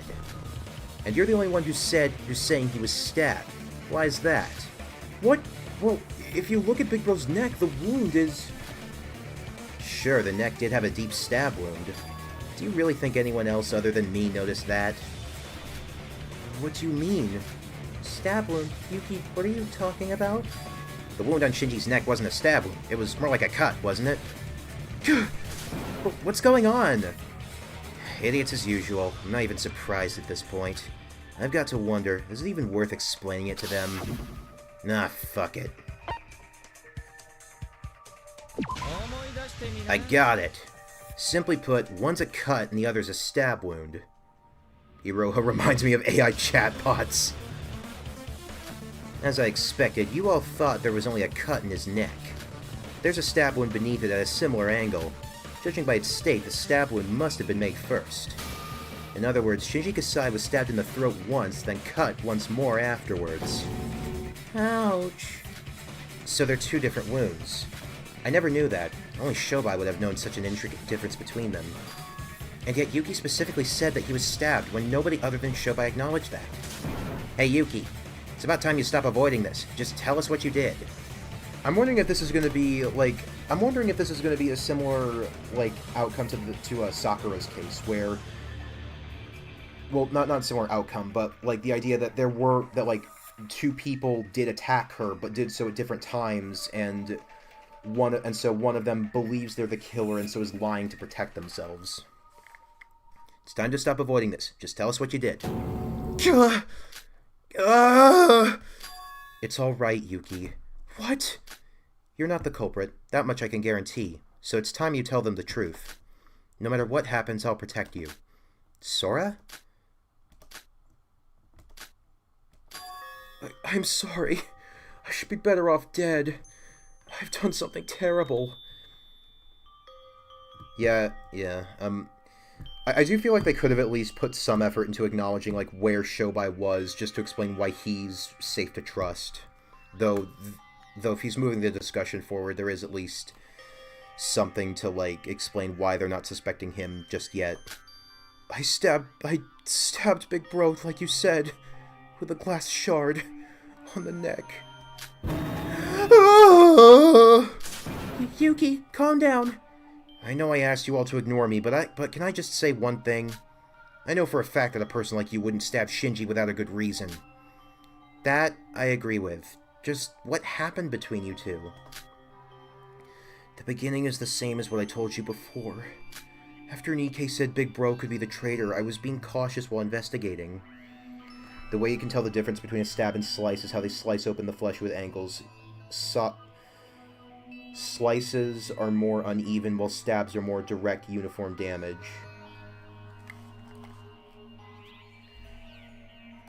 I also assume that, like, the stab would also, like, require it to be deeper. But, yeah. Sora Kane Taira allegations going strong. Yeah. When I suddenly got attacked by somebody from behind, after being ambushed, I lost consciousness. And when I came to, Nikkei was knocked down on the floor, and Big Bro was holding a gun in his hands, with a scary-looking expression. Yeah, that part's the same as what I experienced. I was scared. I don't know if it was what Nikkei told us, but it didn't feel like the Big Bro I knew. You all know how he acted weird lately, right? The PTSD stuff. I was so scared that I was frozen still when he suddenly came right at me. I thought that Nikkei had just been killed by Big Bro. So, when I thought I was going to be killed, my body reacted without thinking. I grabbed the shard of glass lying on the ground, and he went straight for his neck. Hold on, why did he attack Nikkei and Yuki in the first place? Well, obviously he was a traitor, just as I suspected. After being pressed on by me, he revealed his true colors. What? But I thought... Even as he got stabbed by me, he grabbed and threw my body away. If I stayed still, I might have died from that. Next thing I knew, he crashed into the wall. The ceiling and the wall came down. Is Yuki still with pissed pants? Just realized. Probably, yeah. And Big Bro was buried under the debris while bleeding out. When everything was over, the horrible realization came over me. That I had killed someone. I get what you're saying, but there's no reason to be that hard on yourself. If you're telling the truth, then it was more like it was an accident than a murder. But the rules of the killing school trip never consider the context of such things. If there's a dead body, someone has to pay the price. By your logic, Hibiki's case was an accident as well, as she was only used by Kanade. I know that. Don't you talk back to me. Yuki, what happened next? What do you mean, what happened next? My mind went blank. All that I thought to myself was that I needed to get away from that place. Far away. And you didn't get rid of the evidence? Yeah, as Hostess said, it was more of an accident than a murder. That's why Yuki might have ran away on the spot without doing anything. And Albino witnessed Yuki running away. Sounds like everything's starting to come together. You're right. I guess This is the end for me. I'm sorry for lying, but even if it was an accident, when I killed Big Bro, it was actually... I just wanted to live. Yuki, it's not over yet. You're not the culprit. What do you mean? I stabbed Big Bro! That feeling of sharp glass plunging into his flesh is still haunting me. The culprit is still Nikkei. Sora, you've been at it constantly saying that I'm the culprit. Are you trying to pick a fight with me? You think I'm gonna keep tolerating your shit? I feel like I need to apologize to you in advance. What for? Now that Yuki's come clean, it's my turn. Hi, Red. We're in the trial right now. After I went up to the power room and witnessed Yuki running away from the crime scene, the first thought that came to me was that I couldn't just let Yuki be the blackened. Did she do the slice thing? What? I don't know why. Maybe it was from witnessing my friend committing murder. Or maybe it was something else. But I wasn't ready to let Yuki down just yet. Would you just cut to the conclusion? You're really dragging things out. So what did you do? I want you to first understand that at the time I didn't fully comprehend what had happened. All that I knew was that Yuki had definitely stabbed Shinji and Nikkei was knocked out cold. I tried to be calm and walked up to Shinji when I noticed something. At that moment, Shinji was still alive and breathing. What? What? He was still alive after getting stabbed in the throat? Is that really the truth? Maybe it wasn't a direct hit, I don't know for sure. But he was alive, probably only for a few minutes more. I first thought of healing him, but it wasn't like I had any medical experience. And if Shinji died while doing so, Yuki would be the blackened for his death. So, I decided to take action. What did you do? I decided to protect Yuki. She pulled an Ayame, didn't she? I decided to make him not the culprit. Sora, you didn't. Yes, I delivered the finishing blow. The large cut on the neck was caused by me. So you pulled an Ayame. Sora, are you crazy? If you did that, you would be... Why? Why would you do such a thing for someone like me? Perhaps I had a better option, but at that time this was the only option I could think of. It was like I was being led on by some strange memory. Yeah, and I guess I learned from the best. Oh. Wait, then that would make Sora the culprit. But it doesn't end there. You'll probably all despise me for this, but I'll tell all of you the truth. Sora? Hiding the fact that I went to the power room, insisting on things without any evidence to back it up. I apologized for everything, but I couldn't bring myself to tell the truth. But I must tell you all the truth about the horrible sin I've committed. The truth shall commence. Even as I was thinking to do something as despicable as ending Shinji's life, I still valued my life. My body was trying to save Yuki, while in my head I still didn't want to die. So, I used someone else's hand instead. Huh? What do you mean? Well, I did cut Shinji's throat. I didn't do it myself, but I used the hands of somebody else to do it. Someone else's hands? I don't get what you're trying to say. Iroha, come the fuck on. You. Amazing. I never would have expected such a result. If Albino's telling the truth, then we have our culprit. That culprit's identity is...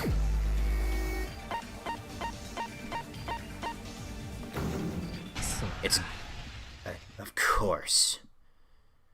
There was only one other person there at the crime scene. Nikkei Yomiuri, aka Newsy. Albino used your unconscious hand instead. That is an interesting concept, though, like you have to admit. I'm so sorry. No fucking way. Suspension already? It's only been an hour and a half. Holy crap.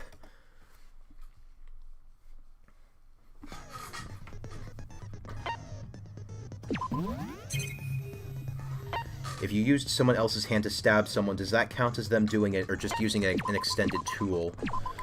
Well, it depends on... I mean, granted, in this situation, it's hard to say because, well, they've got to, they've got to use the, because apparently Monochrome kind of has to enforce the rules specifically.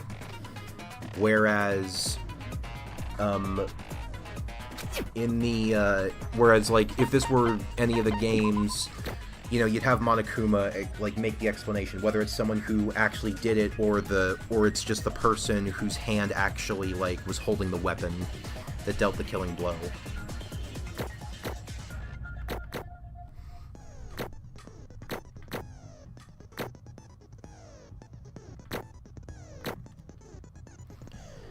It really the rule. So one thing I've noticed, I think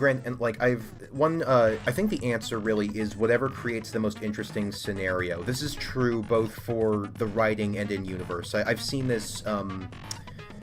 I've seen this in terms of I've seen this in terms of I've seen this other people like commenting on this and like why the rules are so loose. How do you feel about this being why you can't be in Sora's POV? No, I like it. It's an interesting situation. Then what about Hibiki? Well, Daisakuma, I think in that case, if it was a case where like the rules are flexible, granted Kanade probably wouldn't try to do that. Granted Kanade probably wouldn't try to do the for this gambit. I think it would count as Nikkei being the culprit if Hibiki was counted as a culprit, then Nikkei is too. That would make sense, yeah, though at the same time, Nikkei also wasn't conscious of what he was doing, like he was literally knocked out cold. But considering that, but at the same time, I do think that if you had like more flexible rules like Monokuma usually has, Monokuma would basically just shut down Kanade's plan basically and say nope you did it because you used her as an accomplice and you were the one to come up with the plan, so you're the blackened.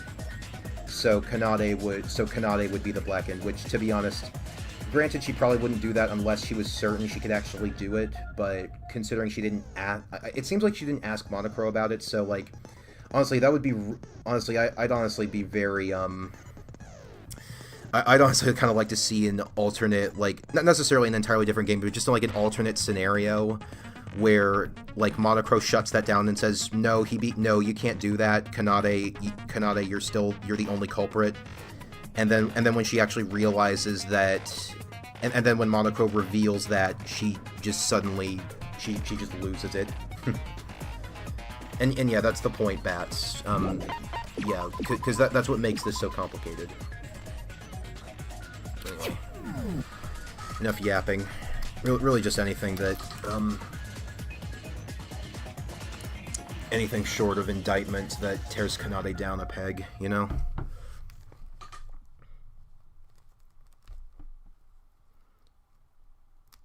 I agree, there's a difference between Hibiki and Nikkei, namely that Hibiki was conscious. Well, she was conscious in the moment. The point is that she, like... I guess she would have done... Actually, no, I guess she was in the state of, being controlled by Kanade. Anyway. Let's continue.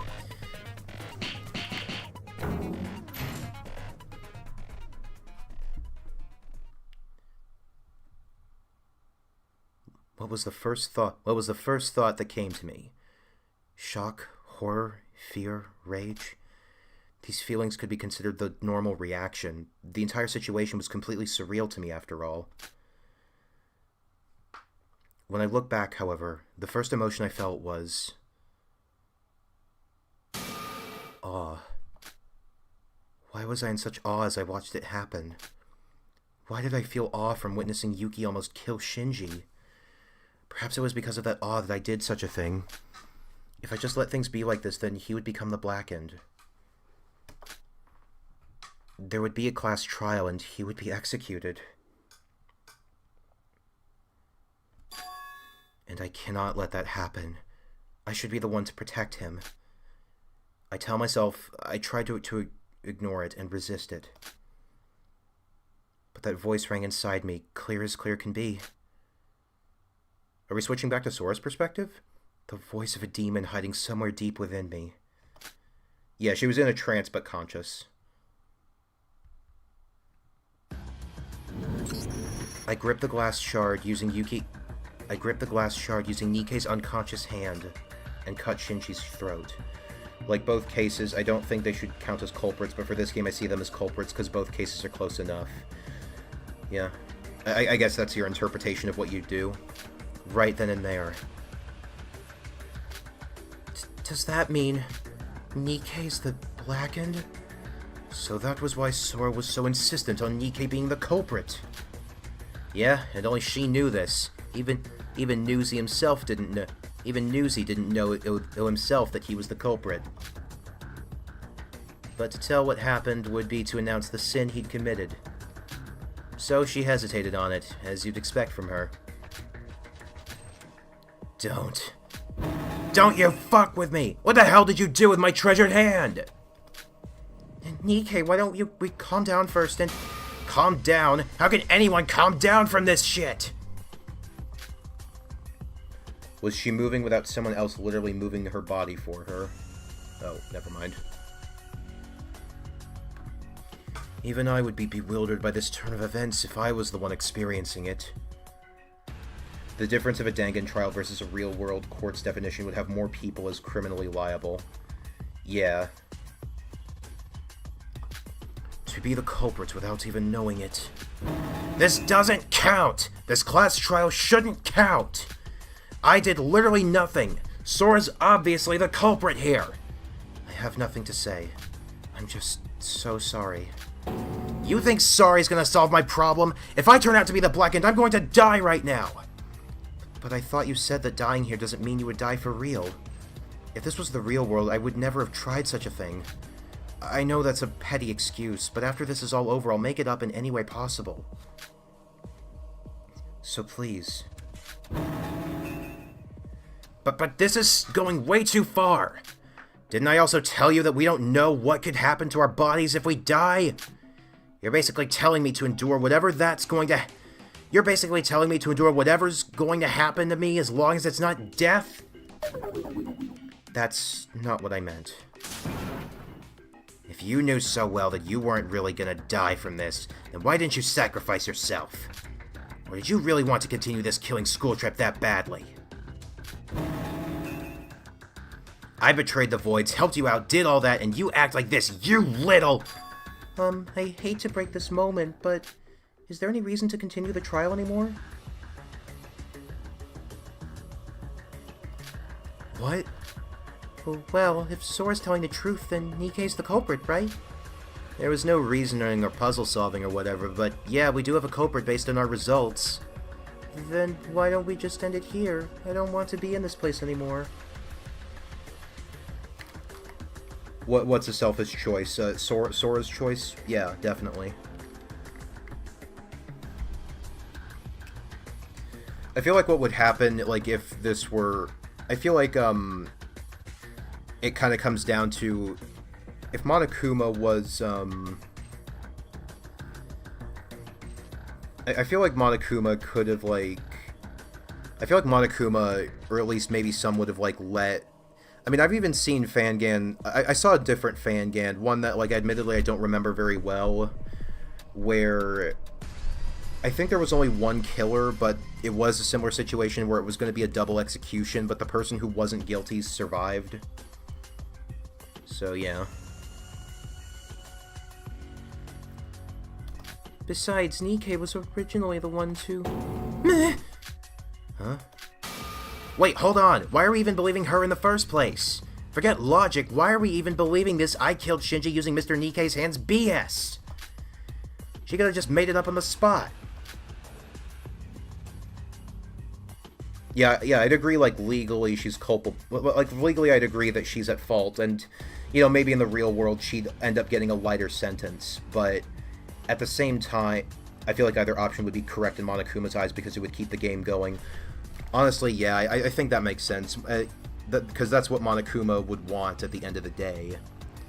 And to be honest, and honestly, considering Monocro's reactions, Monocro would probably allow...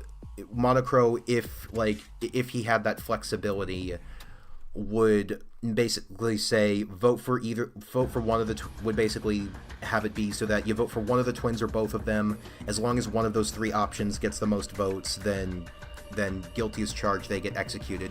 In which case, Kanade would have to eat some humble pie.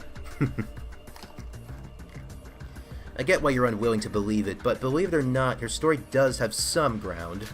It matched with Yuki's confession earlier, not to mention with the statements that the others had made.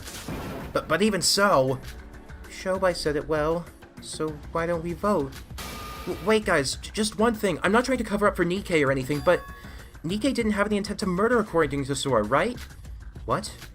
I was just unsure if someone else using Nikkei, who was unconscious, to murder Shinji would really count as Nikkei being the culprit. What? I don't understand. Iroha, come on. Good call, hostess girl. She's got a point. I also believe it's too early to decide on who's the culprit. If Newsy can be considered a murder method, then we'd have Albino as our culprit instead.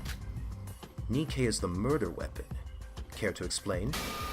Whether Nikkei Yomiuri could be considered Albino's murder weapon or not.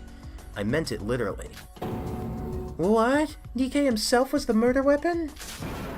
That is impossible. How can one consider a human being as a weapon? Unless you just decided to smash them like a rock star does a guitar. Have you asked Monocro to confirm that? Here's what we need. We need to trace the last blow to a person who's aware of their actions. I guess so, yeah. What? Did you ask Monocro if Nikkei Yomiuri was decided as the culprit of this case? In the case of Kanade Otonokoji, she asked in advance about if her murder could be considered a double blackened murder. It was to avoid any messy confusion afterwards. I mean, you should have known by now that there are no 100% positives in class trials. Pekka would like a word with you. I didn't think that far ahead. See? Even she's unsure of it. Well, wait! I don't know if Nikkei could be considered a weapon or not, but if we do consider it to be that way, does that mean that... Yep, Albino would be the culprit to kill Shinji Kasai using her murder weapon of choice, Nikkei. I see. So this is a matter of deciding who's the culprit between Sora and Nikkei. Let's applaud Yoriko, who gave this crucial insight on the case. You might have even let Nikkei live another day. Wait, me? But that would mean Sora. Well, obviously Sora's the culprit. A murder has to include the intent to cause harm by the murderer. But even if she is the culprit, she did it to save me. So now what? Forget why or how. We can't even decide on who's done it. How could this happen? How could this happen to me? I made my mistake, got nowhere to run. The night goes on as I'm fading away. There's no way that... How could a human being be considered a weapon, even if he was unconscious? But if it is possible, then what would happen to me? Scrum debate. Here we go. Accidental murders always exist. I can't say intent is always needed. Yeah, that's true. Looks like we'll finally have... I wonder if we'll have even teams. Nope. It's the thinking people.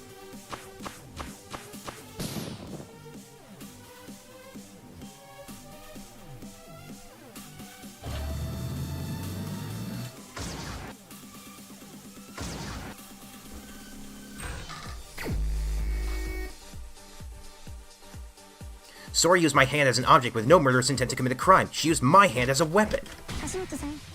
That weapon and this one are... Wait, why am I even participating in this? Can you just shut up for once? I'm sorry, Sora, but you're clearly the one at the fault. Sora's the culprit. Sora's not at fault. Technically speaking, I should be the culprit. She did it to protect me. I myself am not quite sure how the rules consider the culprit's intent, but Nikkei certainly had no intent to kill. You think Hibiki Otonokoji had the intent to kill? You can't just go ahead and pretend that didn't happen. There's a phrase called human weapon for a reason, you know. If Nikkei was conscious even a little bit, it may be considered his crime, but as things stand now, whether or not Nikkei was conscious doesn't matter. It was his hand that did it, not mine. Even before we discuss the matter of weapons, you don't even have evidence. It's not logical at all. Our accounts match with each other. A conviction strong enough can be presented as evidence. We need to come up with a rebuttal for each person. She only became unaware after she did the deed in the flashback. Yeah, that's true. I need to logically match our points together. A human being is a weapon. Could such a thing exist? If I lose now, I'll be the culprit.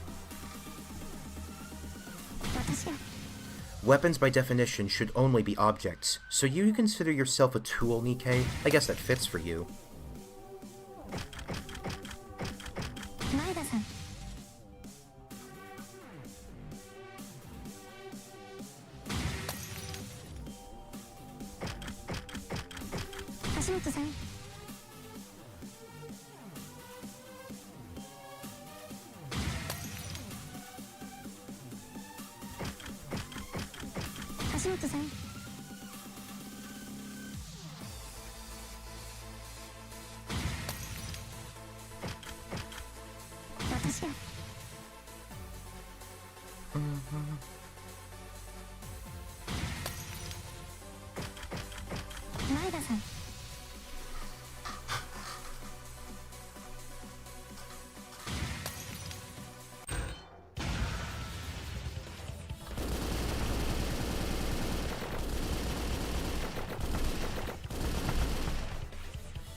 This is our answer.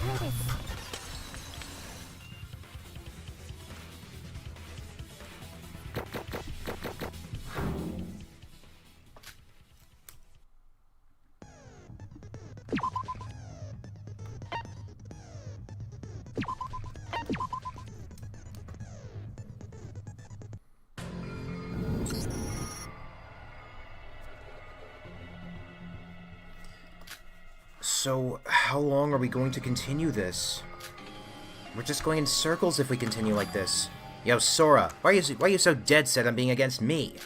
If you thought that it was okay for me to die here and be safe in the real world, why didn't you apply that same thought process to yourself? Or is it the old, if I do it, it's right, but it's wrong if it's you? So are you scared now that it's your body on the line? I find it interesting that Teresa's an option on Team Sora, but says nothing. Oh yeah, that's true. And especially, like, this late in the game, you'd expect that everyone's saying stuff in scrum debates. Terea activated show by skills saying nothing. Haha. I cannot leave this world yet. There's still something I have to do. Is there a way we can confirm who's technically the one that did it? Alright then, let's not waste any more time and ask someone who's sure to know who's done it. Someone who's sure to know the truth. The guy I talked about just a minute ago. Monocro, you listening?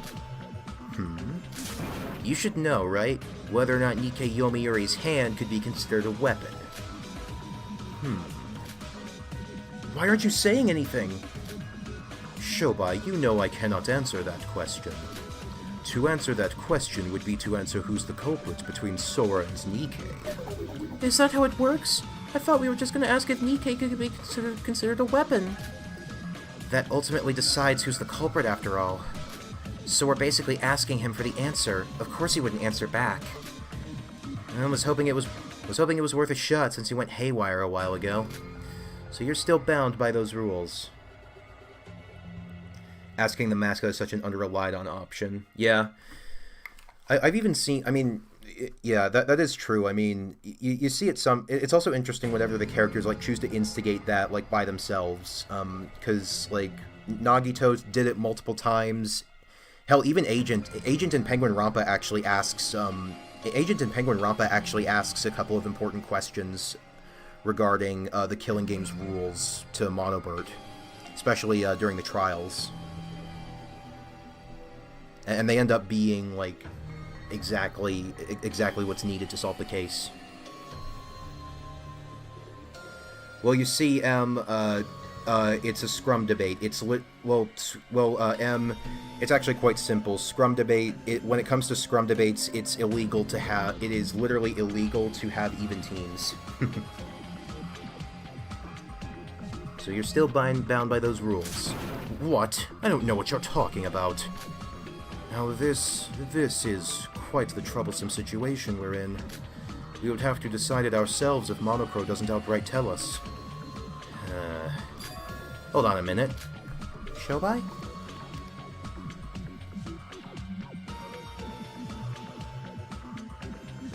I always am reminded of Monosuke's mistake of, well, last time someone asked. Haha.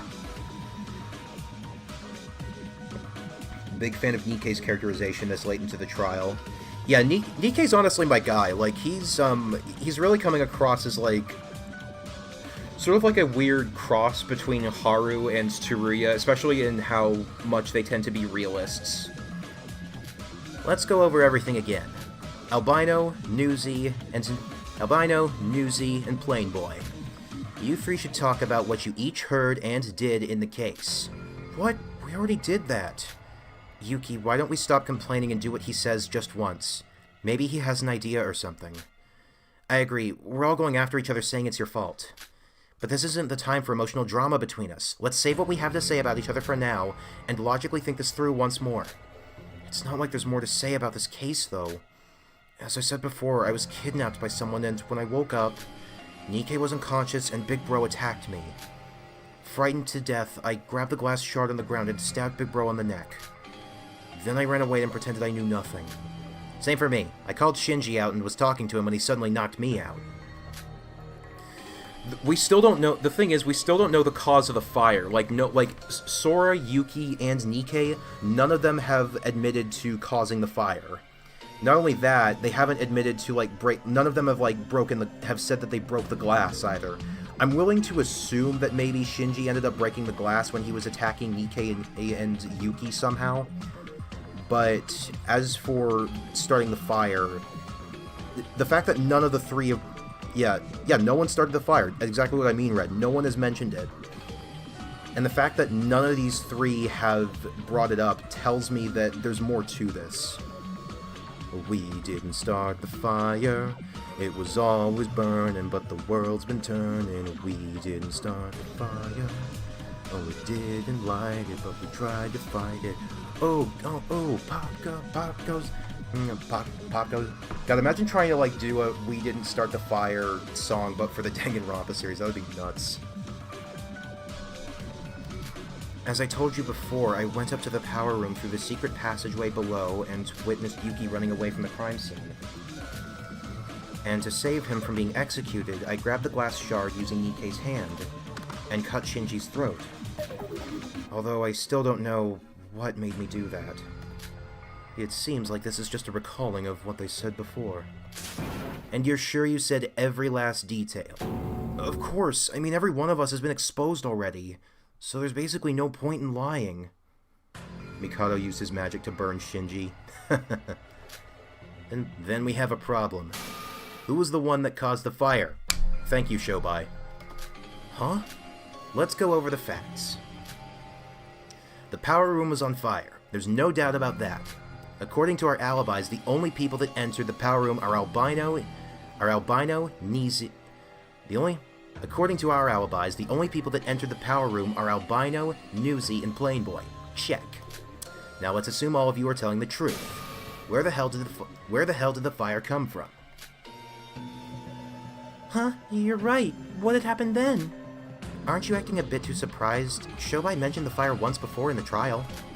Yeah, but it was glossed over once every single one of you little shits started exposing each other. Now that the three of you have told the actual truth, we now need to readdress this problem. But why is the fire important? The Blacken's bound to be either Sora or Nikkei regardless of the fire. No, you may not have realized this with your barely functioning brain, but Shobai's basically implying that one of the three who visited the power room may be lying.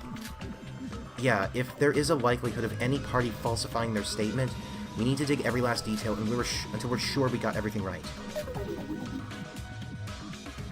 So many people don't realize how stressful this would be, especially by the fourth trial. I can't act so against everyone for being stressed out during this all. Yeah, absolutely.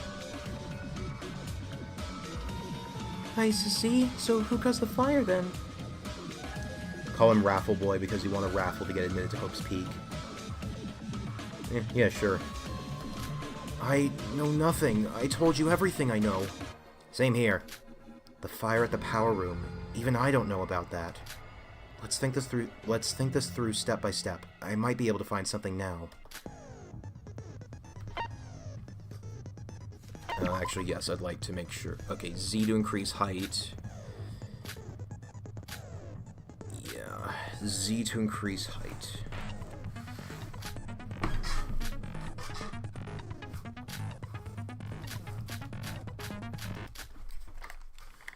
Alright, Yuri, don't fail me now.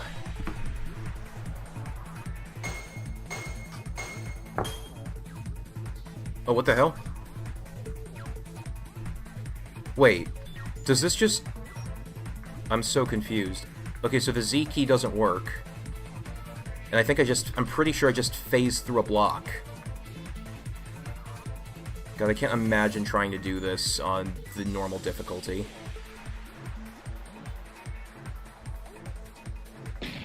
Oh no, they do hurt her. Hitbox is just weird. In what order did the prime 3 suspects in this case leave the power room? Sora had to leave last, so... Shit. You get hit if you... Okay, so you get... Oh, cool. So if you get hit in the, Cool, so you even get hit if you're on the wrong thing. Also, spawning that right in the center is a dick move.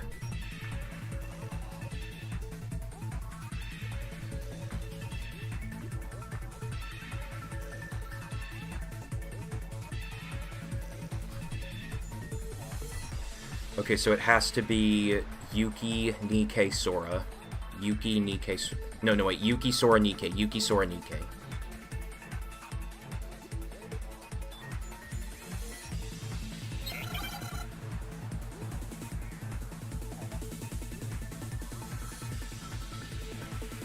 I don't know why I'm so off my game today.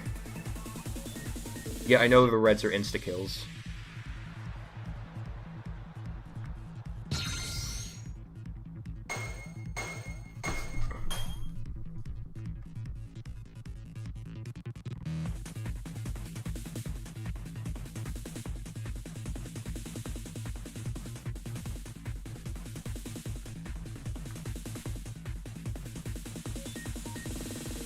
This pattern would be a little more doable, but yeah, the small gaps are just too small to reliably get through with such floaty controls. Hi, Astro Barrier. Who was left inside the room after Nikke left the power room? Just Shinji. I don't know why that's a question. Yeah, I thought there was going to be a logic craft with Shobai, to be honest, but I understand that would require a whole new sprite.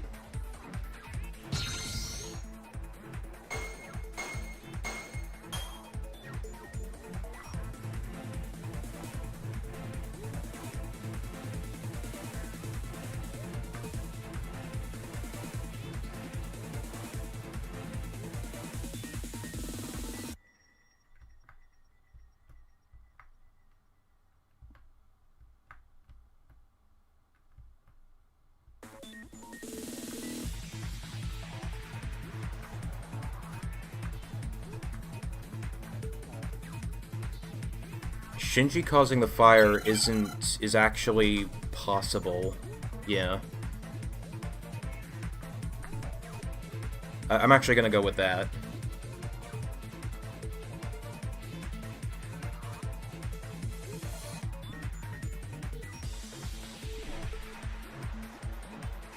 So maybe Shinji killed him.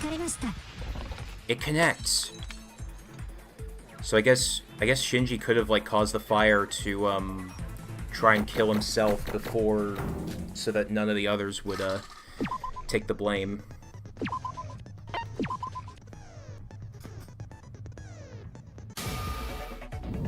Wait, Nikke, so when you left the power room, the fire wasn't there, right? Just how many times do I have to repeat myself? Yes, there was no fire. I thought it was some malfunctioning from the damaged machines that caused the fire. Not to be rude, but Hallie got stabbed and slashed in the throat. That means, if someone did cause a fire, then it would be after Nikke left the power room. Does that mean someone else entered the power room once Nikke left? That's impossible. Everyone excluding Sora, Yuki, and Nikkei have solid alibis. And we're back to the sighting between Sora, Yuki, and Nikkei again. We told you, even we don't know. But then it doesn't make sense. There's no one else that could have caused the fire. It's exactly as Iroha said. There's no one among us here right now that could have caused that fire. What? What are you trying to suggest, Sora? I'm saying I might have an idea on who actually caused that fire. Let me cut straight to the chase. We don't need to consider the possibility of someone else entering the power room after Nikkei left. Because there was one other person in the power room. And that's Shinji. Didn't Yuki mention that when he threw Yuki away that he crashed into a wall? Yes, he did. What? Sora, what do you mean? Shinji was dead at that point. But what if he wasn't? If he was still alive, and if he had caused that fire, then everything we said up until this point makes sense. Sora, are you hearing yourself? Didn't you say it yourself that you delivered the finishing blow to Shinji? You're the last person I expected to say that. Yeah, not to mention that it was his second fatal blow that he received on the same spot, mind you. How can anyone be alive after getting stabbed and cut in the throat? You can. What? Normally anyone would die, but there are cases where someone suffers that and still survives for more than 30 minutes. Trust me on this. Oh yeah, I bet he's thinking back to Kizuna, because this case is quite similar to This case is actually quite similar to Kizuna's case in a lot of ways. A person who is supposedly Akane being involved in a double attack on the victim. Oh my gosh, I'm remembering more and more. So there being an attacker, the attacker becoming the victim. It's the second trial from the first game, Grief and Golem. So yeah, there being an attacker, the attacker becoming the victim, there being two different wounds on the body inflicted by different killers, one of which was done specifically to protect someone, the second one also happening to be in the throat, and there also being a fire afterwards to distract from the evidence. What is with you, Mr. Nobody? And you sound like you actually saw someone pulling that off. Well, yeah. Are you alright, Teruya? Let's just ignore him and return to the topic at hand. I have some fun to do with him later. Honestly, one interesting thing here is that everyone in this room at some point has committed a crime at one point or another. Hang on. So are you saying that Shinji was still alive after all that? I assume we mean, like, intent to murder in Teruya's case. I'm trying to remember, remember the case for all of them. Sora's obvious, Nikkei's obvious, Yuki attacking Shinji. Shobai is presumably a criminal, Mikado is definitely, Teruya has had intent to murder in trial in 1-4, Iroha's part of Void. What about Yorko? What's her crime? Underage working? That makes no sense. Show me anyone who can stay alive for 1 minute with a bloody torn apart neck. Even I think I'm going a bit too far. After all, I'm the one who actually cut the throat using Nikkei's hands. Yeah, obviously. Kind of funny that the one who actually did it would suggest such a thing. See? Even you're not sure of the whole thing. And whether Shinji caused the fire or not, he's dead now. Why would he care? Why should we care what a dead person did before they passed away? Yeah, I mentioned that too, Daisakuma. Teruya kidnapped everyone. Teruya. Makes sense.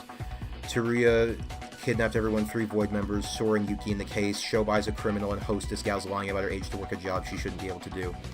I mean, I don't know what the punishment for underage working is in Japan. I know it's like a big thing that comes up often in media over there, but I don't know what the punishment would be. We need to decide the culprit among the living right now. Wait, Newsy, what did you just say? What? I was just saying that we should be talking about something else. Not that. No, the other thing. Hang it. No, the other thing. No, what you said before when you... No, what you said before when you... Never mind, I have an idea. I've got an idea. Never mind, I've got an idea. What, the part about the culprit being one of us? Yeah, you said the culprit was among the living, huh? Let's break that thought and think of it this way. Do you have to be alive to become a culprit? What? What does that mean? Shut up. Shut it. If Shinji caused the fire, the only ones who were in the power room, the alibis. Got it. We didn't even need to discuss Nikkei's hand being the weapon after all. If I'm not mistaken, she'd be fired, have a criminal record, and pay a fine, likely no real jail time. I see. Imagine Tsurugi with this group, literally everyone being a criminal. Yeah, although, like, to be fair, only the Voids, Yoriko and Shobai would have like committed crimes without the killing game being a factor. Neither of you are the culprit. Then who are you saying the culprit is? Yuki? Not him either. Well, technically speaking, there is no murderer in this case. What? Shobai, you aren't thinking what I'm thinking. You aren't thinking what I think you are you? Yep, Shinji Kasai was killed by... none other than the... Yep, the meathead was killed by none other than the meathead himself. In other words, it was a suicide. What? Jeez, are you trying to blow our ears out? Wait, what? So it was a suicide? What do you mean? Hi, Pickman. But a suicide isn't a murder. Does that mean this class trial's cancelled? No, a suicide is still taking someone's life. So it doesn't go against the killing someone parts of the rules. You gotta be kidding me! Shobai, are you crazy or something? How can you go from saying that Shinji caused the fire to saying he killed himself? And why the hell would he do something like that anyways? Like I even care about why the beef brain committed suicide. I just came up with it based on the evidence. Evidence? So you're saying there's evidence that Big Bro killed himself? Of course there isn't any evidence like that. This isn't a problem of whether or not you have evidence. Sora, you said you killed Shinji using my hands. Then Shinji was obviously dead from that point onward, right? Shinji committing suicide. Something did feel strange about this case while we were talking about the fire. But even I didn't think that far. Even Shobai must have realized something. We should talk about this more. I do like how Shobai, like, isn't always, like... I do like how Shobai doesn't know everything ahead of time. Like, he's honestly, like, in terms of character intelligence levels, Shobai's my personal favorite in terms of, like, the intelligence level. Like, he understands stuff, like, he's got large chunks of the case figured out, but he still has some stuff that he isn't completely certain of yet. That he either needs input from others or just discussion in and of itself in order to actually figure out. I think this is only the 4th non-stop debate. 4th or 5th. Seems like we're getting very close to the end. Victim sacrificed himself for someone. Yeah, another reenactment. Shinji Kasai killed himself. Impossible! He must have died from getting his throat cut! But if we assume that, then there is no other way to explain the fire. As long as us three are in the position of plausible deniability towards the fire, Shinji Kasai being still alive and causing the fire is our most logical explanation. Wait, even if Shinji was alive... I don't get how we can get from there to Shinji suddenly committing suicide. I mean, Shinji killing himself after trying to attack us doesn't make sense in the first place. It's not like we have proof of it anyways. That is indeed true, but... then we're left with too many contradictions. Shobai heard my remarks about the possibility of a suicide. He must know something. Then there must be traces of a suicide somewhere. I've just got to find it. Alright.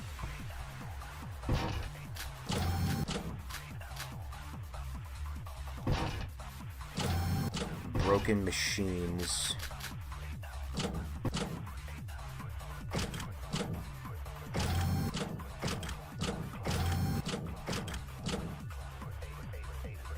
That's probably the one.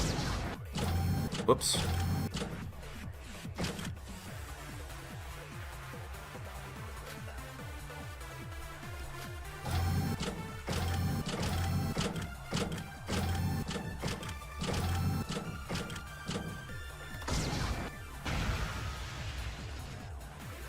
I don't think that's right. I have to think again.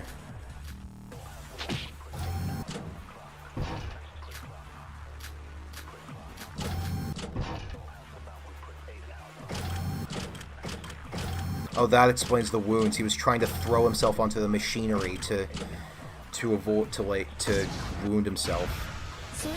No, no, that's wrong.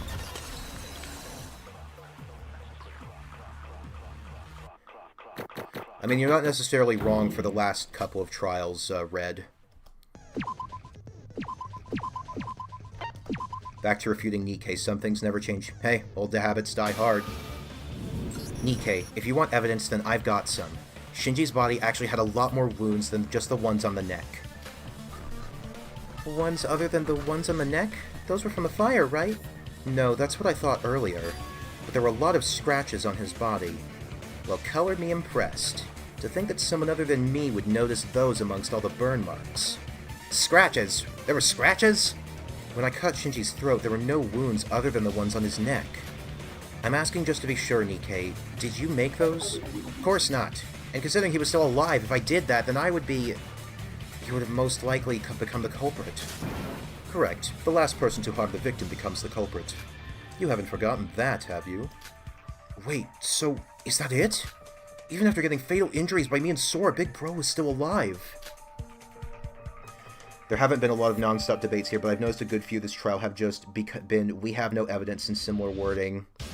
Yeah, I wouldn't really consider that a flaw, but it is, like, it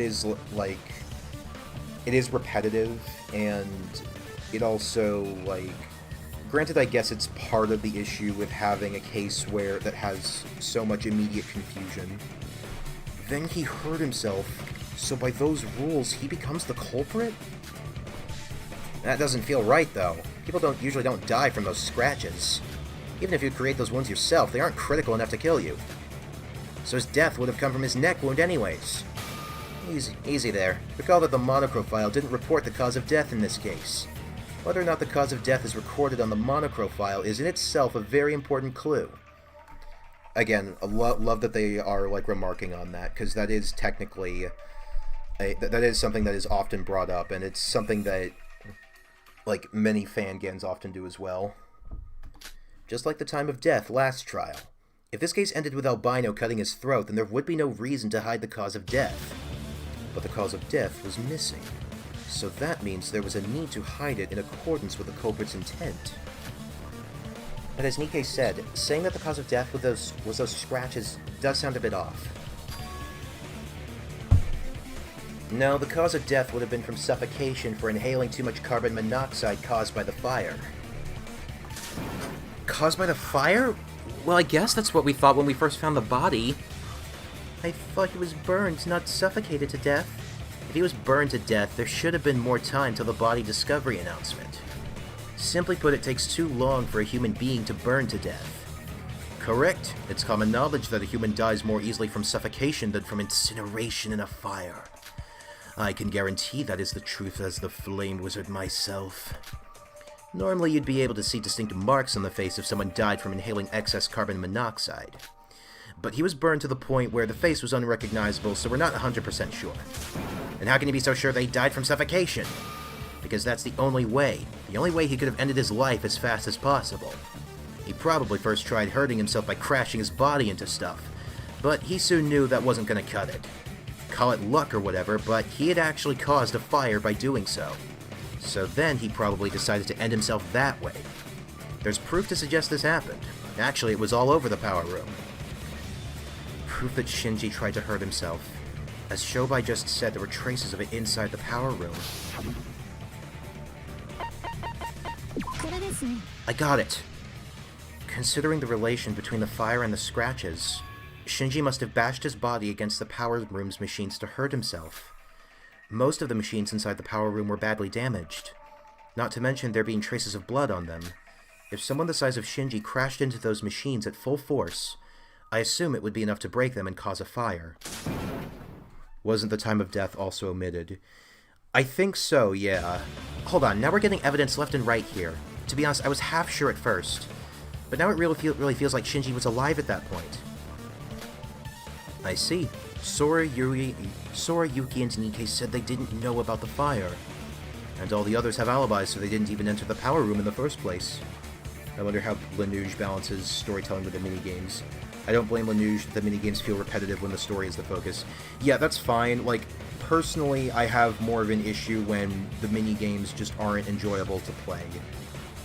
I mean, granted, like, I understand that this might be important. Obviously, you have to make sure that everything logically makes sense. Like, if you have to have a problem, repetition of the minigames is probably one of the better ones to have.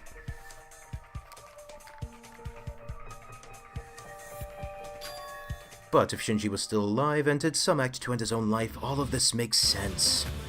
What a remarkable conclusion that explains everything. Even someone as brain-dead as Iroha could understand this. Don't call me brain-dead. In a sense, this trial only took longer because the three of you were stubborn and kept saying your own thing. I should have interfered from the start. What a waste of time. I guess even Yuki and I weren't rational enough to check if Shinji was actually dead or not. That was why we never even thought about Shinji being alive and soon killing himself. No way. So it was just Shinji's suicide all along? There are still some things I don't get, but if Shinji really did take his own life, then Sora and Nikke both aren't culprits. Nobody here has to die. Monochrome, if the culprit's dead, then nobody has to die, right? Well, if the culprit really did kill himself, then yes. I'm not into pulling apart dead bodies or that kind of thing. You heard him, Sora. I don't know why you did such a thing, but you... That doesn't mean I'm going to forgive her. Do you realize what kind of despicable act you've done? If we do both survive this, I'm not going to go over this matter that easily. I'm sorry. Of course I'll pay my price. I'll do anything you want. Not really the happy closure I wanted, but it's over, right? Well, not with, well, I don't know. Not with the intensity of the music. Then let's vote for the... Wait. Big Bro killed himself? Sure, we might have evidence. But why? He tried to kill me and attacked Nikke. Why would someone like that suddenly decide to kill himself? He basically threatened 2 lives and then saved 3 lives. Didn't stop the last game from executing Mikako's corpse in the last game, Monochrome. Yep. I just don't understand. But that's not the issue here. The issue is getting the culprit right. No, this is a class trial. This is an important matter, no doubt. If there's a reason for doubt, then we should discuss about it. I mean, don't you guys feel it's weird? Why did he suddenly have to take his own life? What if we're missing something? Looking at the evidence, Shinji must have killed himself, that's for sure. By ending the class trial here and now, all 3 of us would survive. We've been through a lot, but that would be the best outcome we could get results-wise. But should we be fine with it? Yuki has a point. With Shobai's help and a bit of reasoning, we were able to deduce that Shinji took his own life. But we've only reached the conclusion. We still don't know the whole story. Did Shinji really take his own life? If he did, then for what reason? Well, why isn't anyone speaking? Does anyone know why Shinji committed suicide? Shobai, you know something, right? Dude, can't you solve anything by yourselves, you incompetent idiots? You think I'm one of those futuristic cat-like robots that grants wishes or something? You don't have to know all that to deduce that this case was caused by Shinji Kasai committing suicide. Every alibi fit, the plot was well scripted, and the case is sealed. Don't you get it? All's well that ends well. Who gives a shit about why he killed himself?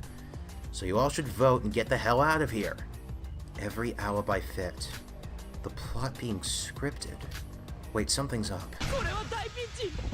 Wait, it seems you are in a pinch. Sora, I see that you're pondering something. You see, I've been wondering about something as well. Don't you hate it when you know something's up, but you don't know what that is? How about we share about just what has been bugging us? I honestly was not expecting him to get a logic refresh like this.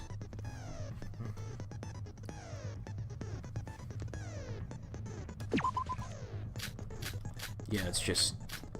Okay, this is one of the simpler ones I recall.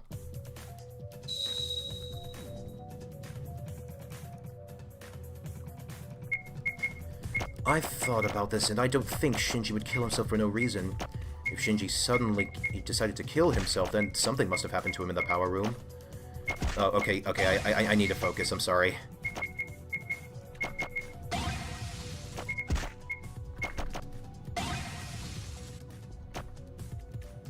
Why is he speaking so confidently, like he already knows everything? It's so unsettling. But I might be able to catch something useful even from him. Even if there's a slight chance I should listen.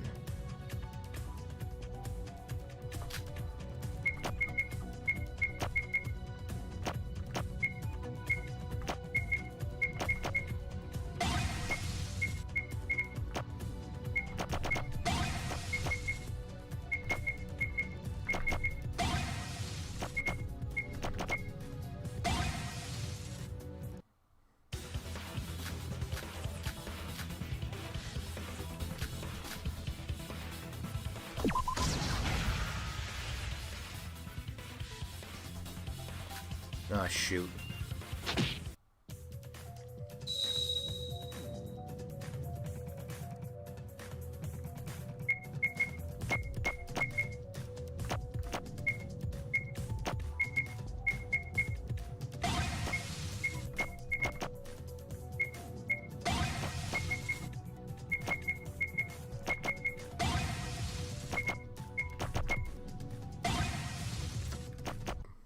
No, wait, I got it. I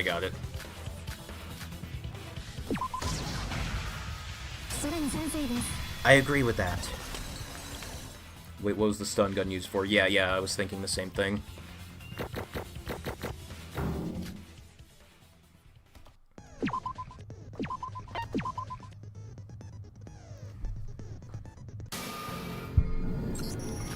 That's what I assumed, Red, but, like, it's Shinji. He probably wouldn't need something like that.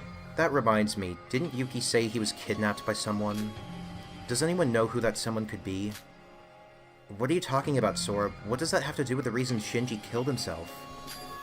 There was a burnt stun gun lying around on the crime scene. You told me that you blacked out suddenly, right, Yuki? Perhaps he was attacked by someone using that stun gun. A stun gun, huh?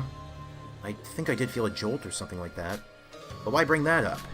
Don't you feel like something's off? If Shinji's really the culprit and he took his own life, why was Yuki kidnapped, and by whom? Huh? Even I didn't think that one through. Guess I was too focused on the culprit's identity. Well, it's Shinji, obviously. According to our line of reasoning, the only one to have hostile intent against our group was Shinji. You said that when you called Shinji over to the power room. You found Yuki there, right? If Shinji was the one who ambushed Yuki, then it would have been before he met up with Nikkei. Don't you think it's a bit weird? Why would you kidnap someone only to meet up with someone else right after? It is a bit weird, I guess. I don't know. No offense, but he might have just been, a bit crazy in the head. If we're going by Nikkei's words, then Shinji was helping Void behind our backs, and even then, and even tried to kill Yuki and Nikkei.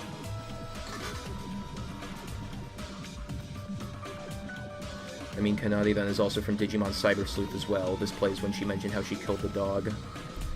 Oh, Kanade's theme, you mean? We don't know. We don't know who used the stun gun and who knocked everyone out. Even if he did take his own life, maybe he was just one of those people who put up a front around us but was acting crazy behind our backs. I see Shinji's image has fallen way off a cliff. I'm just saying this under the assumption that Shinji was behind all of this. I didn't intend to mock the dead, even if they were the bad guy. Going by Nikkei's words... Wait. Yeah, the panic... You know it isn't over when we haven't played great minigames. Yeah, that's true. What? What about it? Sora? Nikkei, there's one thing I need to clear up with you. When you gathered us in that meeting room to tell us that Shinji might be the traitor... Yeah, what about it? Where were you and what were you doing after that meeting? Sora, what's the matter? Yoriko, please don't interrupt us for a moment. This is a very important matter we're dealing with. What do you mean? I went straight to talk with Shinji. After calling him out to the power room? Yeah. But why the power room? Why call Shinji over to such a creepy, dark place? As I mentioned before, even I didn't know well enough about the identity of the person working for Void. I just didn't want unwanted people from entering or hearing our business, that's all. That's all. I found that a bit suspicious, Nikkei. If you really did believe that Shinji was the traitor, shouldn't you have acted with a bit more caution? What are you trying to pull here? You better have a good reason for picking apart everything I say. I mean, doesn't everyone agree on this? If Shinji really was a dangerous threat, then Nikkei basically walked straight into the tiger's den alone, willingly. Come to think of it, you're right. Why didn't I notice that? Hey, Nikke, why would you do something so risky? Isn't it obvious? He's the mastermind behind this case. That's why. What? Wait, Shobai, I thought you said you wouldn't interfere with this matter. You know what's the most annoying thing about this trial? I can't end it on my own and have to wait for you idiots. If you idiots aren't satisfied with just the culprit's identity and want to know the whole picture, then I figured I should just join and get this over with quickly. Wait, Sora, so are you agreeing with Shobai that Nikke was the mastermind of this case? I'd say it's still based on instinct. But considering Shobai's on my side, there seems to be some logical ground behind all this. Of course there is. I'm genuinely surprised that you fools hadn't realized it yet. Wait, you should have told us sooner if you'd realized the truth. Shobai knowing that Nikke is the mastermind is kind of foreshadowed when he talked to him during investigation. He said definitely. Yeah, that makes sense.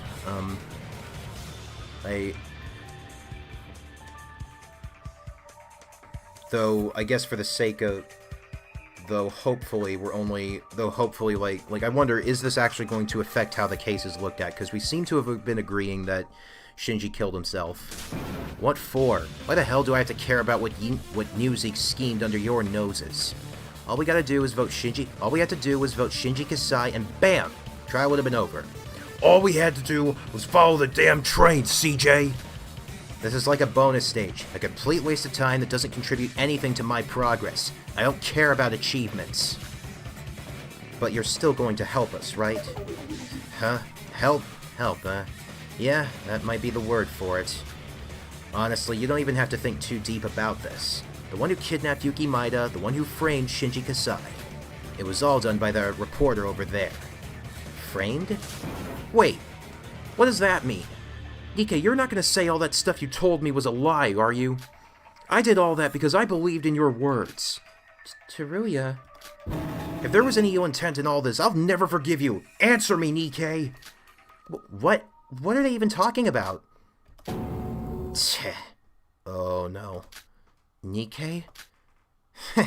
Y'all got some fucked up sense of humor. Me, the mastermind of this case. I'm a victim here for crying out loud, you little shit. Look, I'm trying my best out here for trying to fuck over Mikado.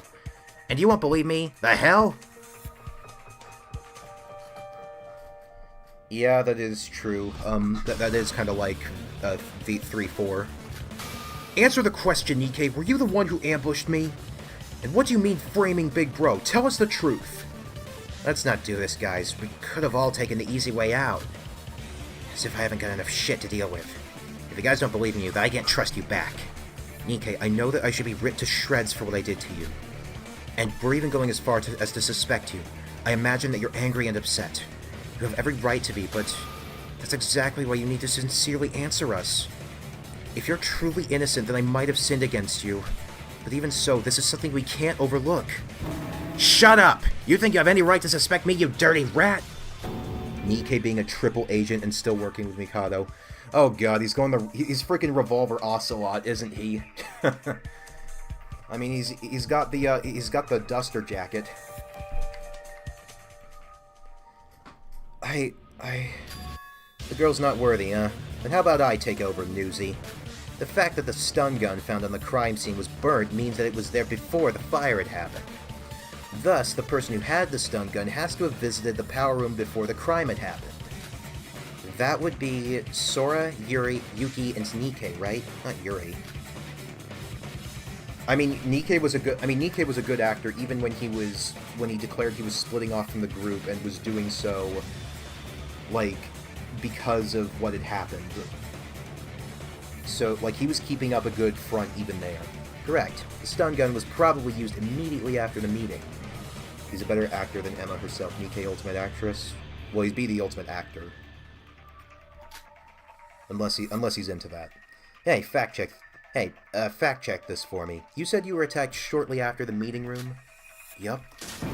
You've got to be kidding me! Sora and Yuki were there in that break room as well. And Sora also went to the power room, so shouldn't she be a suspect as well? No, Sora has an alibi. She talked with me on the top floor after leaving the meeting room. You remember that, don't you, Sora? Huh? You met up with me, remember? We're talking about your alibi here. I mean, I still don't get the stuff you did this case, but whatever happened, happened. Right now, you should focus on the trial. Oh, yes, she's right. I had a conversation with her shortly after leaving the meeting room. Oh, Sora, there you are. You're alone? Yeah, excluding Raffle Boy himself, Albino Girl has an alibi. So by process of elimination, the only person capable of using that stun gun on Raffle Boy is Newsy. That may be true if we look at our alibis, but Sora's in a much more suspicious position if we look at the bigger picture. She used some witchcraft to go through the floor and ended up below the power room. Nah, Nikkei's a diva, he deserves the actress title. Haha, how do you explain that? Well, she might have used some other trick to kidnap Yuki and brought him to the power room. That's a much more plausible explanation, I'd say. Well, Sora, try disproving that. I can't tell you the exact details about what happened then. But how I fell from the top floor and ended up there has nothing to do with the case. Please trust me on this. See? She's hiding something! And trust? Well, that's fucking hilarious. You think we cared about trust when we sent Hajime, Emma, and the twins to hell? This bitch dirtied my hand just because she was too scared to take the shot herself. And you guys say you can't trust me, but you believe her? Spreading fake news even inside the trial, huh? Hey, Newsy, shut the fuck up. They all got alibis. Maybe you should stop worrying about your hands being dirty and worry about your ears. If Normie Boy got kidnapped right after leaving the break room, how the hell can Albino Girl achieve that while talking with the hostess? But that doesn't prove that I had the stun gun. Are you suspecting me just based on process of elimination? Of course, that's not all there is to it. You said you got attacked by Shinji Kasai in the power room. Now that's comedy if I've ever seen it. But Shobai, even Sora and Yuki stated that Nikkei was unconscious. And Sora even went as far as to use Nikkei's hands. He would have realized what was going on if he was just pretending. Who said he was pretending? Of course he was out cold for real. Then why... He actually fainted for real? Wait, I got it.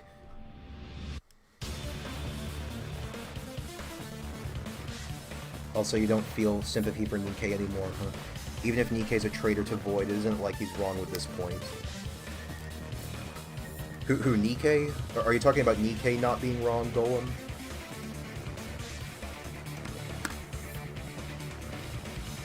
Also, big solution where the stun gun come from. Well, they probably just brought it with them.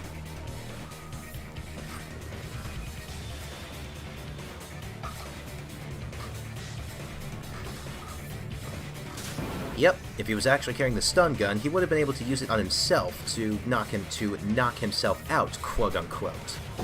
What? You say I used the stun gun. You say I used the stun gun on myself. You're one to talk about fake news. We've got a newbie fantasy writer here. Fake? Then why don't you explain? Then why don't you explain what happened? What did Shinji Kasai use to knock you out? I don't know. He just tackled me suddenly.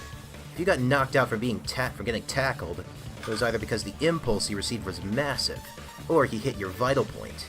I think you could probably confirm it just by checking the wound, like his body for wounds, maybe. That kind of injury is sure to leave a mark somewhere on your body. So come here and get naked. Don't worry, I'll be gentle. Nikkei did look somewhat awkward now that I think about it. Amidst all the debris and chaos in that crime scene, he looked unusually unharmed lying down. You're right. I only caught a glimpse, but there was no sign of injury or struggle on Nikkei. Hold on, that means when he said that it all started when Shinji attacked him. This brat lied about everything from the start? That's not all. If Beef Brain didn't attack Newsy, that means he didn't have any reason to. No reason to attack? So that implies... It was all a lie! To talk about a traitor, Big Bro being suspicious, everything! I told you that Newsy aimed that framed Shinji. I don't know his objective, but his goal was probably to cause a fire between Yuki and Shinji, between Raffle Boy and Beef Brain from the start. Nikkei Yomiuri, you little... Heh, idiots. What? I don't know a single thing about I don't know about a single thing you're talking about. Don't play dumb, you little bastard. Don't know, don't care. Got any proof? And I'm not talking about some loose conviction you've got against me. If you haven't got proof, you can always fabricate the truth. That's how it works with a scoop. You know, if I had a nickel every time I've seen a case suggest someone to strip to look for injuries, it would be 2, and both were good trials. What's the other? Unless it spoils a Fangan I haven't covered or another case down the line. What's the other one? Grief and Golem. Or actually, which Fangan is it from? Without spoilers. Thank you, Sasa. I try. Even if I'm not consistent with it. It can create the most horrifying rumors about the kindest people. It can make political giants fight against each other over a simple lie. That's how easy it is, man. Nikkei, so these are the renowned... Nikkei, are these the renowned articles that you've been putting up? So what? If you've got nothing to back your words up, every lie has the potential to become the absolute truth. It would be Chapter 1 for this game. It's a fan video by Viva Reverie, Trigger Happy Horses. What? Oh. Never mind. I think I know where that's going. If that's talking about what I think it is, unfortunately I probably won't have any interest in covering that. That's how society works. So let me see some evidence that I caused everything, damn it! Is this really Nikkei? Is this the Nikkei we knew all along? He was a Void, but he put his trust on us by betraying the Voids. And I've done something horrible to him. Perhaps I don't have the right to condemn him. But even so, he must... By the power of billiards! Oh, he's gone Greek god now. You little rat! Oh, shit. Sorry, I forgot about this. That's too far even for a joke, you little rat! Without proof, lies can't become the truth. That's enough out of you. I've done nothing wrong.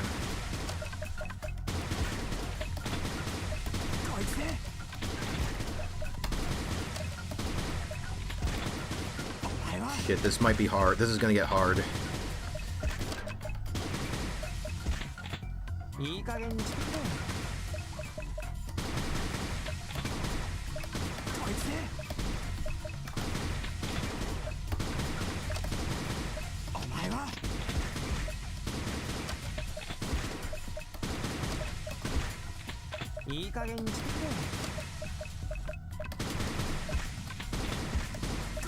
Yeah, I can see why this skill is so useful now.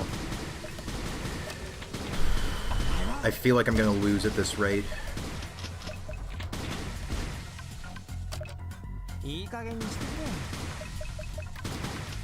God. I keep missing.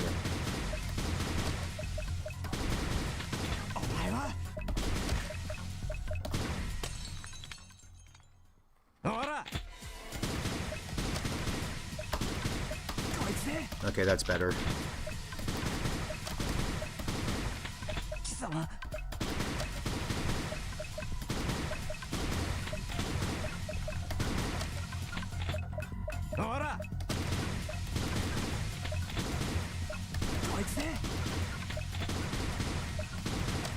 It's those pink ones that kept throwing me off.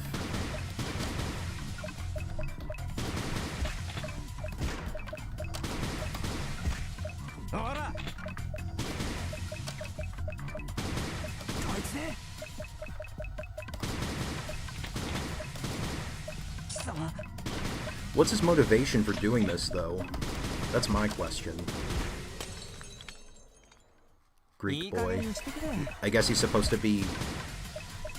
Is he supposed to be a... Is it Apollo or Hermes? I think it's Hermes that's the messenger of the Greek gods. Is that what this is a reference to?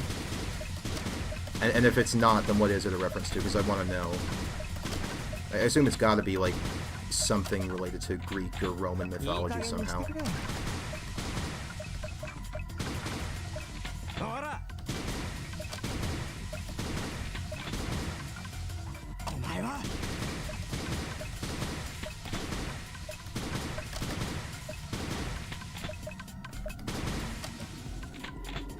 いい加減にしてくれ。 Toga, Toga, Toga. The missing gun. 終わりです。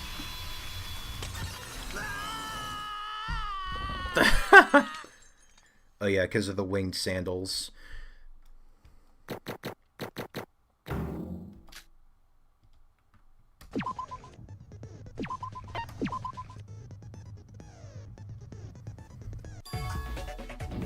I just had a thought.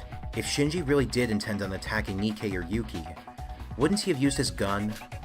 The gun? You're right, I completely forgot that we gave Big Bro a gun! And we all even agreed to it. Correct. If he really was a threat to us, we basically had armed our worst enemy. But why did you bring that up? Poor Nikkei, somehow more than Kanade's.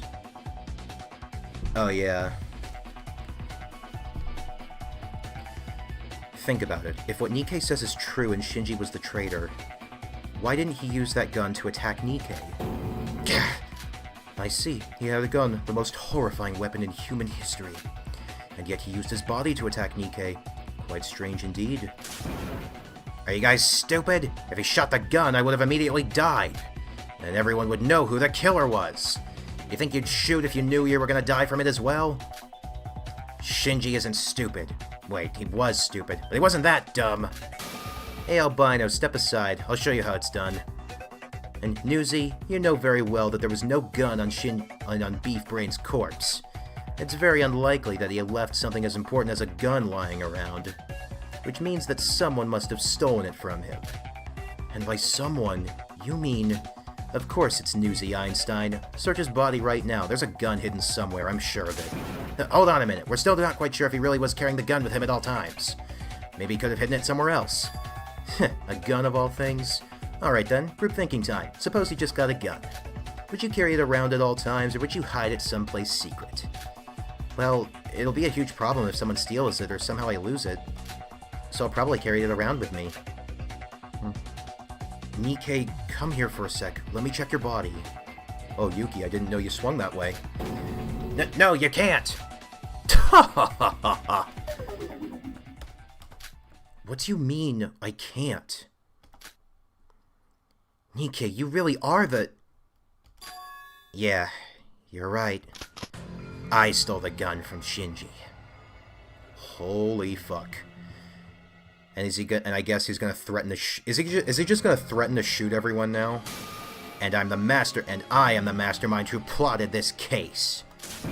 So it was you. So what? What difference does that make? I'm not the culprit. What? Well, I've got to admit that you did get things right. I was the last one to leave the power room, but when I came back to the crime scene after hearing the body discovery announcement, there were some things I didn't get. I didn't even consider the possibility of Sora interfering with the plan.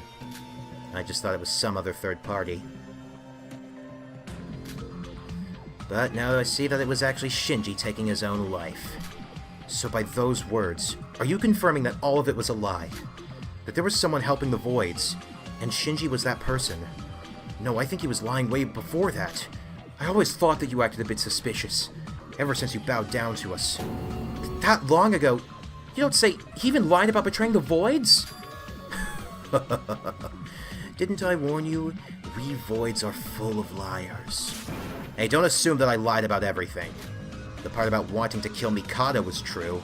It's just that I couldn't tell you every detail about it. All of this was part of a plan to kill Mikado Sonoji. Sora, if you had just stayed down without doing anything stupid, the plan would have worked. Wait. Then Mikado caused the fire, didn't he?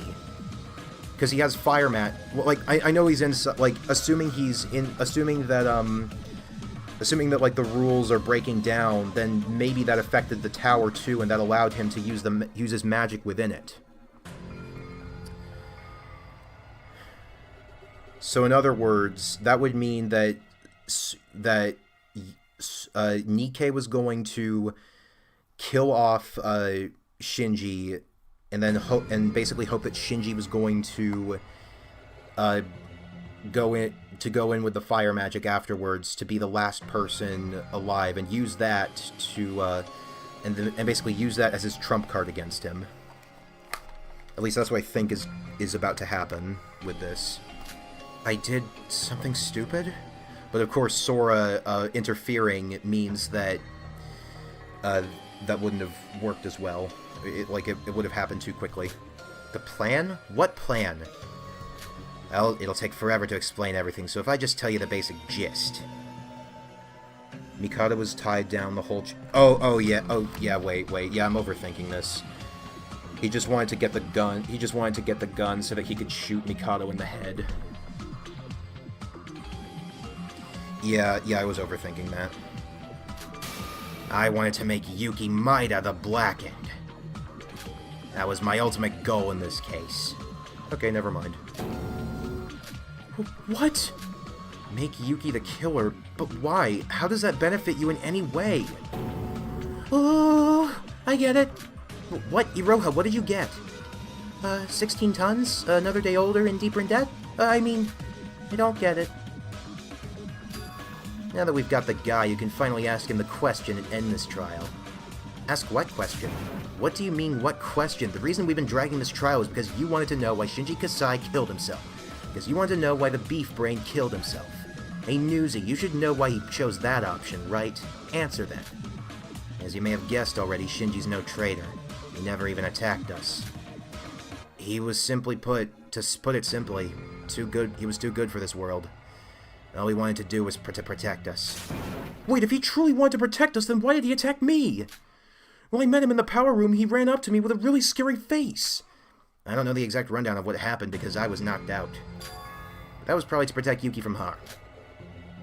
What the heck does that mean? When I knocked myself out, the power room wasn't in such a mess as it is right now. Even if Shinji broke the machine in parts to cause a fire, the walls and floors should have stayed fine. Perhaps part of the power room came crashing down at that moment, and Shinji leapt at Yuki in order to save him from the debris.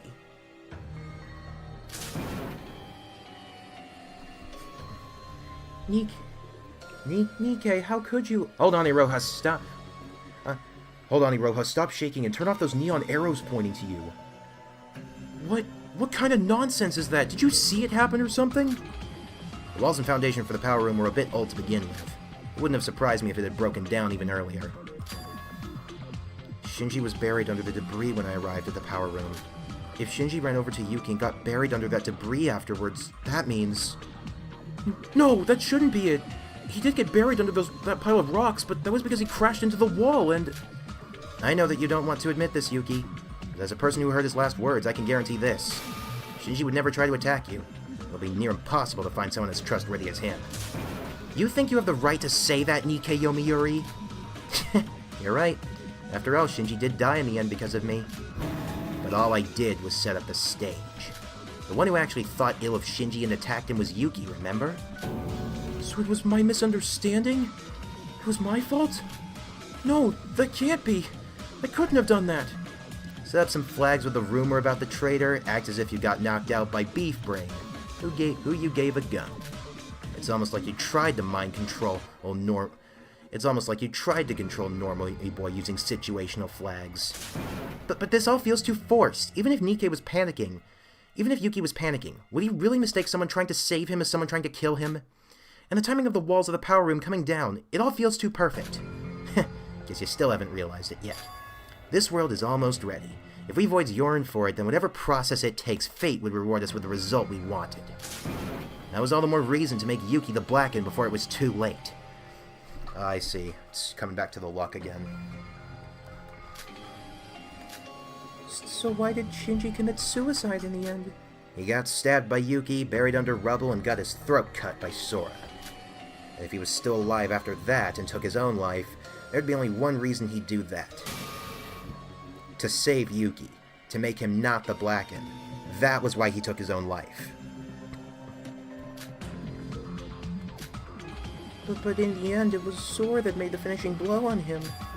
When I cut Shinji's throat using Nikke's hands, Shinji was still unconscious. If he got up only after everyone left the scene, then he would have never known that I'd interfered. Yeah, because you'd interfered with the plan, everything went wrong. Shinji should have died on the spot and never woke up. you would have never had the chance to even think about saving Yuki. But how come? Only those with the same power would be able to change the result. Just what did I miss? Then what's with the fire? If he wanted to die, why did he go through the hassle of causing a fire? Perhaps the fire wasn't what Shinji Kasai originally intended. By the looks of those damaged machines, he tried to damage his body through bruises to kill himself. I think we already went over this. But our bodies are sturdier than you think. You can't die that easily from crashing your body into stuff. Well, he wasn't the brightest one among us, after all. What was that pet name you gave to him, Beef Brain? Then he could have just used the same glass shards to stab himself. Hurting yourself using sharp weapons is harder than you might think. Why do you think they often use guns to kill themselves? Because all it takes for you to end yourself is just a little bit of force from the tip of your fingers. Who here can confidently say that they are physically capable of killing themselves with sharp weapons? It seems like everything has been settled then. So to summarize it, Shinji went on a rampage trying to end his own life. And when the machines broke down and a fire let loose, he decided to go down that route, correct? Well, we can't confirm anything for sure since no one actually saw him killing himself. But by the looks of it, that looks to be the most probable theory. Big Bro killed himself just to save me? Why, I even stabbed him. I trusted Nikkei's words, and suspected him as a traitor. Why? Yuki. You! This is all your fault, Nikkei Yomiuri! What's wrong with you? Why did you do this? What's your plan and why did you go this far with it? Why would you lie to us? Let's just end the trial for now. I've got work to do. I got work to do. Hey, Monocro, start the voting. Wait. Iroha? So, do we have to vote for Nikkei? Shinji killed himself, but it was Nikkei who planned everything. And, what? Wait, is that not it? Who's the Blacken then? Forgive me, but were you fucking asleep this whole time? No, I get what happened. I got it, but... I mean, this case isn't your normal murder case, granted. Then how about we go through everything once more, just to explain it to Iroha? Please, God, no. We've wasted enough time. Just don't. Yes, please? With Nikkei telling us the truth, we finally matched every single puzzle piece. This is the end. Let's go over this whole case one final time.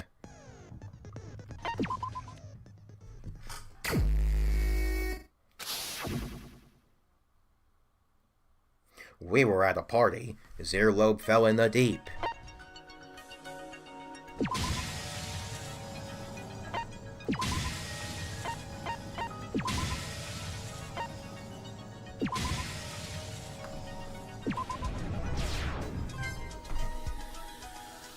Honestly, Iroha might be dumber than... might be the dumbest, character in... Not just in the franchise, but, like, in any... Like, even if you include the main series.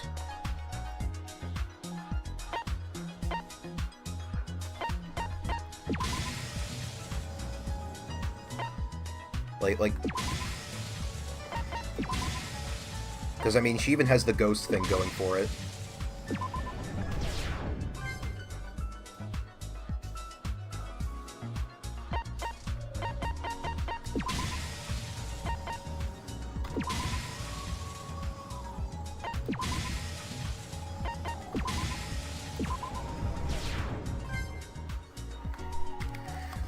Well, okay, Golem, I understand that, but she's got that base covered too. Remember when she legitimately thought that Kokoro died because of the curse of the Yuki-onna?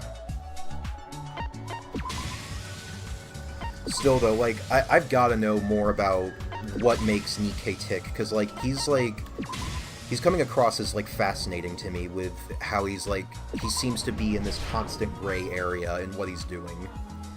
And then now he's decided to go all the way to this. Like evidently he's resorting to some very ruthless tactics to make sure that to try and get Mikado out. Like, unless his plan was literally to just shoot Mikado, this plan makes no sense. Unless there's something I'm not getting. Because, like, you could just get... he could have just insisted that he keep the gun to himself. And I think people would have trusted him. He's one of the most interesting characters, but so annoying. How's he annoying, exactly? Hiro has a 6 of intelligence only in high school. Before we go over the case, let me remind you that this whole case was planned by Nikkei. He first dropped false information on us as bait, telling us that someone is helping the Void behind our backs. After the meeting, Nikkei used the stun gun to kidnap Yuki and took him to the power room. And he called over the real culprit of this case to create the situation he wanted. Nikkei's goal was to push Yuki into killing someone. As soon as Yuki woke up, he used the stun gun on himself to knock himself out.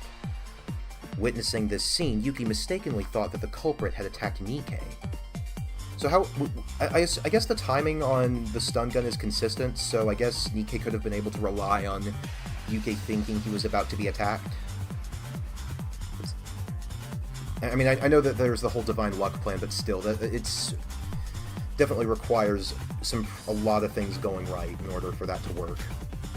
Here, Yuki said that the culprit rushed at him to attack him, but in reality it was an act to save Yuki from an unknown danger. However, Yuki, in a panic, grabbed one of the glass shards lying on the ground to stab the culprit's throat. We also didn't really establish that. Where did the glass shards come from?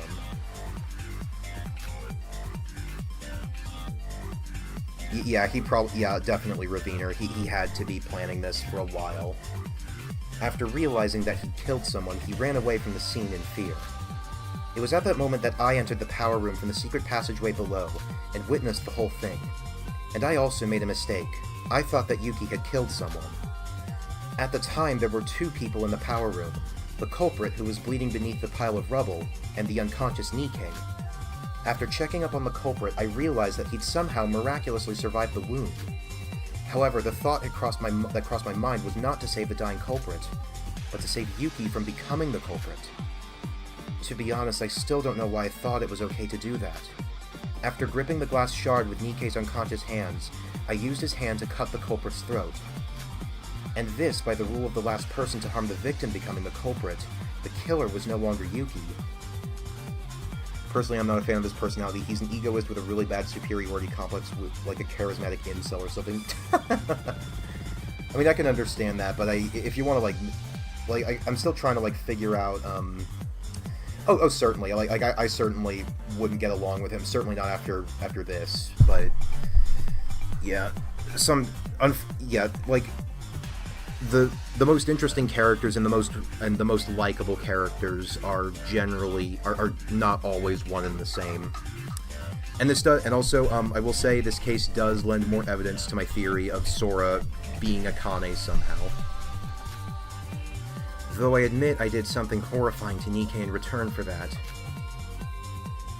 Also, this is very selfish from Nikkei from different perspective. Couldn't she have used Shinji's hand to stab himself? Why Nikkei? That's true, that she could have done that, but she probably didn't think that... I assume she just either wasn't thinking about it hard enough, and, she didn't know if... She wouldn't have known if Monocro would have allowed a suicide, and what's more... I mean, realistically, if you wanted to go down that route, I think that if you had someone stab themselves by someone else grabbing their arm and, giving themselves a fatal injury, I think that with the way that considering how Monokuma or the mascots usually run these games, whoever moved the arm themselves would be considered as the killer. After I ran away from the power room, Nikkei soon woke up. We first believed his words that he ran away in fear from the crime scene, thinking of him as a victim in all this. But in reality, he must have been thrilled, as his real objective was to make Yuki the black end of this case. The culprit was dead, and it looked like Nikkei had ran away from the crime scene. But unbeknownst to him, I had interfered, and his hand was even used in the crime. When Nikkei left the scene, there was only the culprit left in the power room, but by some stroke of luck, he was still alive. It was because both Yuki and I didn't check if he actually died after doing our deeds. The culprit wasn't some traitor for the Voids. In fact, he was someone who we knew and loved all this time. Even in his dying breath, he thought of Yuki, the one who had stabbed him. Soon after checking the state he was in, the culprit made the brave decision to kill himself in order to save Yuki from becoming the Blackened. In other words, he committed suicide. At first, he tried bashing his body into the machines inside the power room. The traces of blood on the machines proved this, but that alone wasn't going to cut it. At that moment, the machines broke down and caught on fire. As a firefighter, the culprit must have known how fire can be used to end one's life, so he jumped into the fire willingly to do so.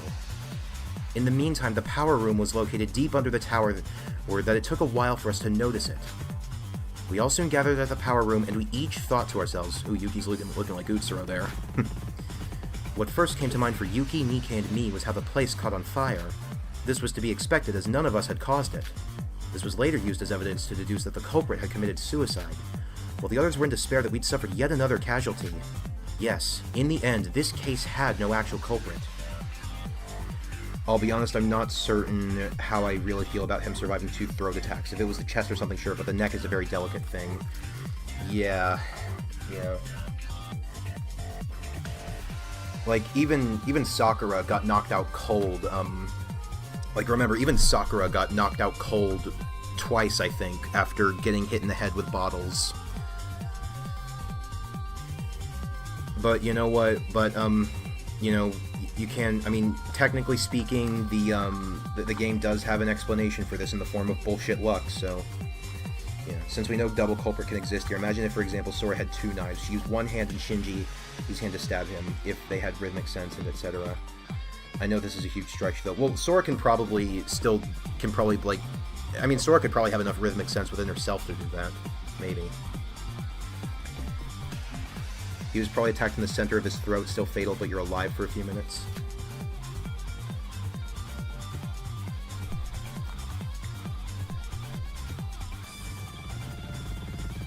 It had happened because Shinji Kasai got caught up in the stage that Nikkei Yomiuri had set up.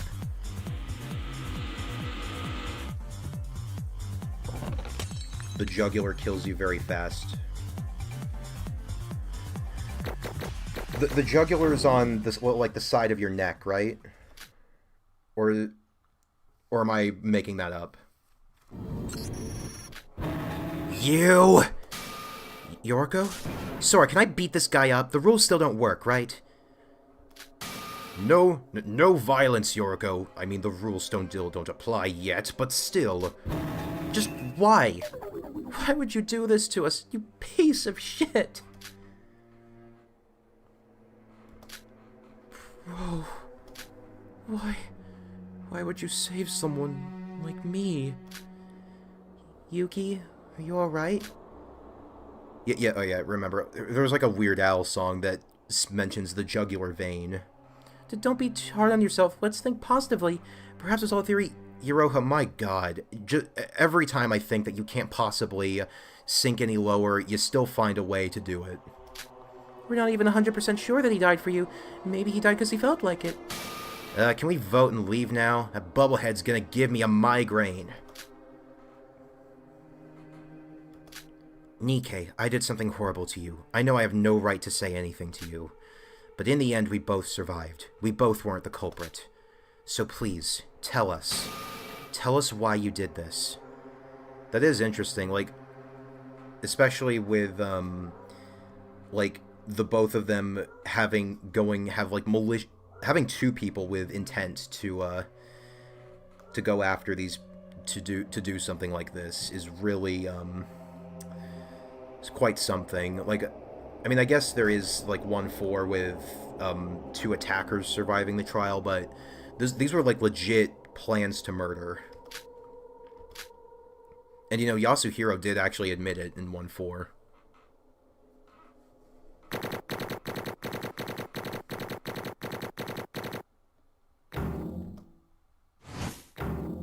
D.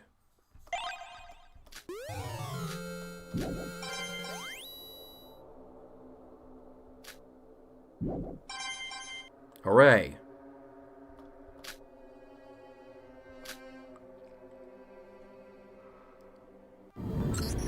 Has everyone calmed down? I apologize first for not properly doing my job on this island due to my recent memory loss. But the class trial must still go on. And whatever roadblock we had faced, we must still put an end to this. Yeah, about 2.5 hours. Quite short, honestly, compared to the last one. Now then, please vote for the... But definitely about standard length for, It is definitely standard length for a Danganronpa case, I feel. Now then, please vote for the culprit using the switch in front of you. We had to sell the panels because of budget cuts. Keep in mind, though I imagine none of you tried pushing the panel belonging to the dead. You still can vote for a dead person doing that, so no worries. Now, will the choice be the correct answer? Now, will you make the right choice or the dreadfully wrong one? Let us see.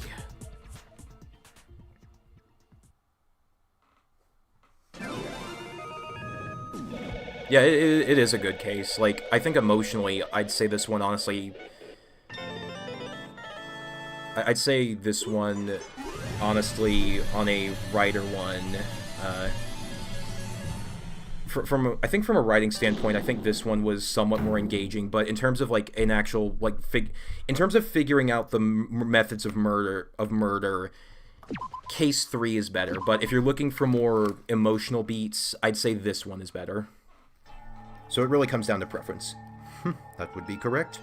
The real culprit of this murder is, drumroll please, Shinji Kasai. He committed suicide. You have gotten it correct once again.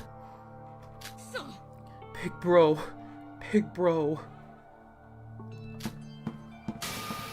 Yorko, what are you doing? Let go of me, Sora, before I knock that dumb hat off his head. Dumbass Fedora Lord. No, beat him up till he's dead. I'm not going anywhere. I get how you feel, but you must calm down. There's still questions we need to ask him right now. Shinji was the culprit, but only according to the class trials rules. He's the real culprit. Nikkei killed Shinji, and he got away with it as if he's done nothing wrong. What? Ow. That hurt, mister. Enough with it, you bastard! How dare you! You tricked me, you dirty scumbag! Teruya. Well, what are you doing? Stop this instant! Although the regulations are not in effect at the moment, this is a breach of... Oh, Monochrome. Be still. This isn't your place to speak. Tips Fedora. Damn you, my lady. I prefer Case 3 because of the... Yeah, Case 3 has a more engaging battle of wits, but yeah. Yeah, he does still have a gun, but, like, again, emotions. Like Yorko is understandably pissed. And I also like how this one had, like, I mean, much like the other, if Case 3 was like a perfect trinity of different kinds of people, this case had like a perfect trinity of people who all conceivably could have done it, and yet the answer is none of them. That's so cool.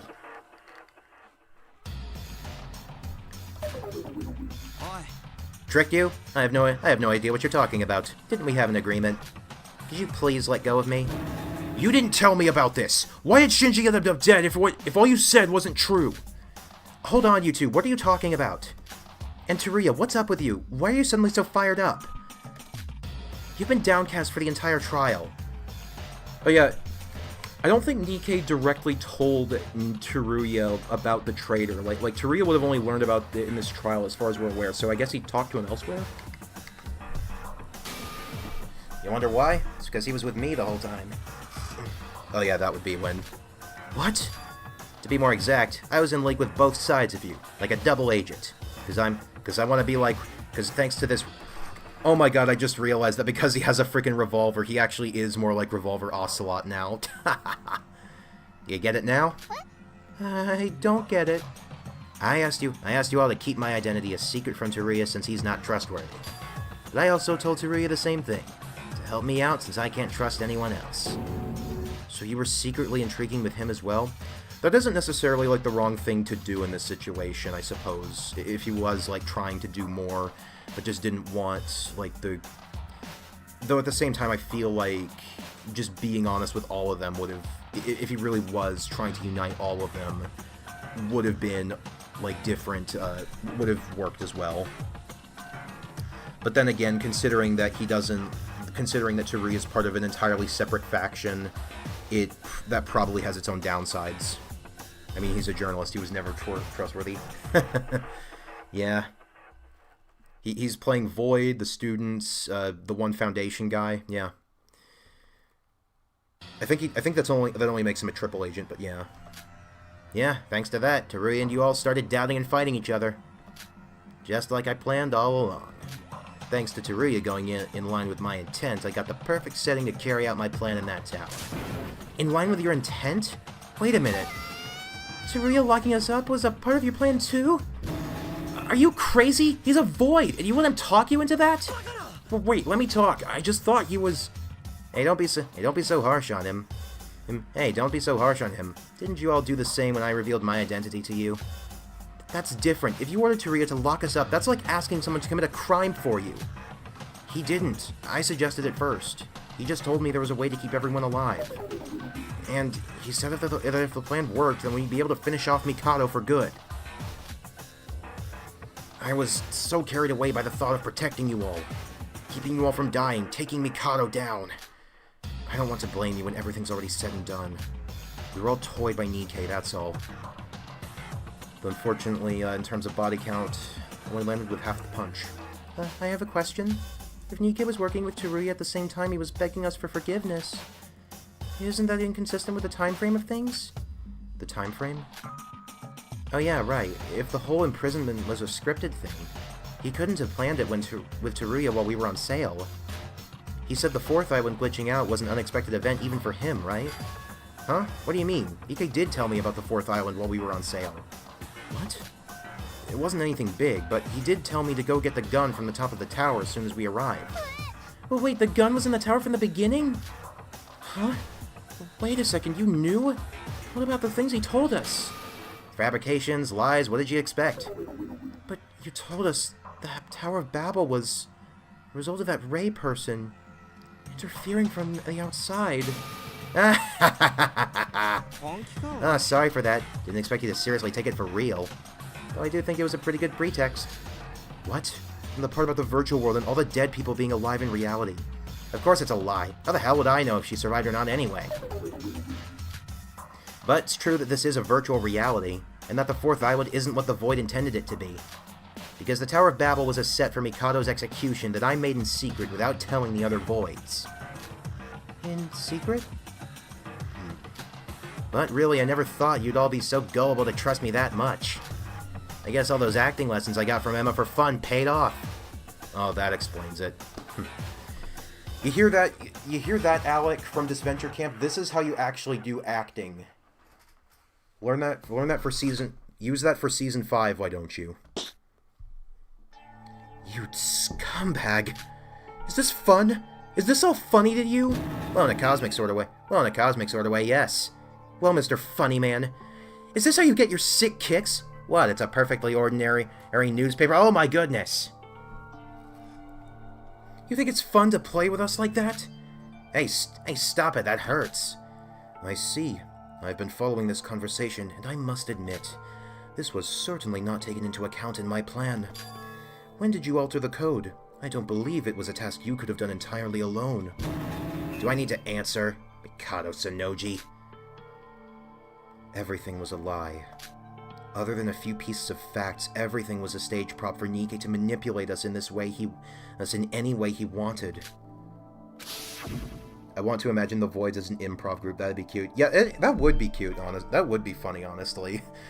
Like, and I feel like they'd all have, like, I even think that they'd all have, like, varying levels of acting skill, just as, like, a funny detail, just like the Homestar Runner cast from Dangeresque 3. Because, you'd have Emma at the top, of course, followed by probably Mikado, as long as you give him the right role, then Nikkei, then Hajime, who I think would just be, whose biggest problem would be that he's too wooden of an actor, and, then Iroha. Why did Nikkei think to say that about the fourth island? Well, because he made the preparations himself. We're in a virtual world. This isn't reality. Which means even if we die, we won't die in the real world. Huh? Really? Then everyone who died? Yep, they're all alive too. Those words those words that all along I had believed is the absolute truth. I wouldn't have even thought about making Nikke the Blackened otherwise. No, perhaps I'm just trying to make excuses for myself. Whatever it may be, one thing's for sure. Those hopes that the dead would still be alive were snatched away from us. Or at least Kanade won't be alive. And I warned you, my friends, that Void is an organization of liars. I'm sorry, this is all my fault. I got desperate, not to let what I've been through happen all over again. I mean, it's such a good twist. You want to trust him because of how much he tells you and appeals to emotion like a good newsie. Yeah, honestly, that's a very good point, Golem. Like, I was still of the mind that there were parts that he was leaving out and that, you know, maybe he was somehow playing the long game, especially since, like, this wasn't the first time that a Void openly revealed themselves. The only difference is that Nikke decided to take it a step further, and the difference between Mikado and Nikke's approaches with revealing themselves is that Nikke opted to reveal himself, to not only reveal himself, but take it a step further and try to make himself an ally. That's why I got foolishly tricked by that bastard. Why? For what reason? Are you doing this to us? What did we do wrong? Why? You know, I see you're trying to make me into some unforgivable scumbag. For all this, but when I said I was going to kill Mikado, I really did mean it. Didn't I tell you that moments ago? I mean, considering... I'm not going to say anything, but considering just how messed up that, like, how... Honestly, I feel like this could also be considered a commentary on the state of news media.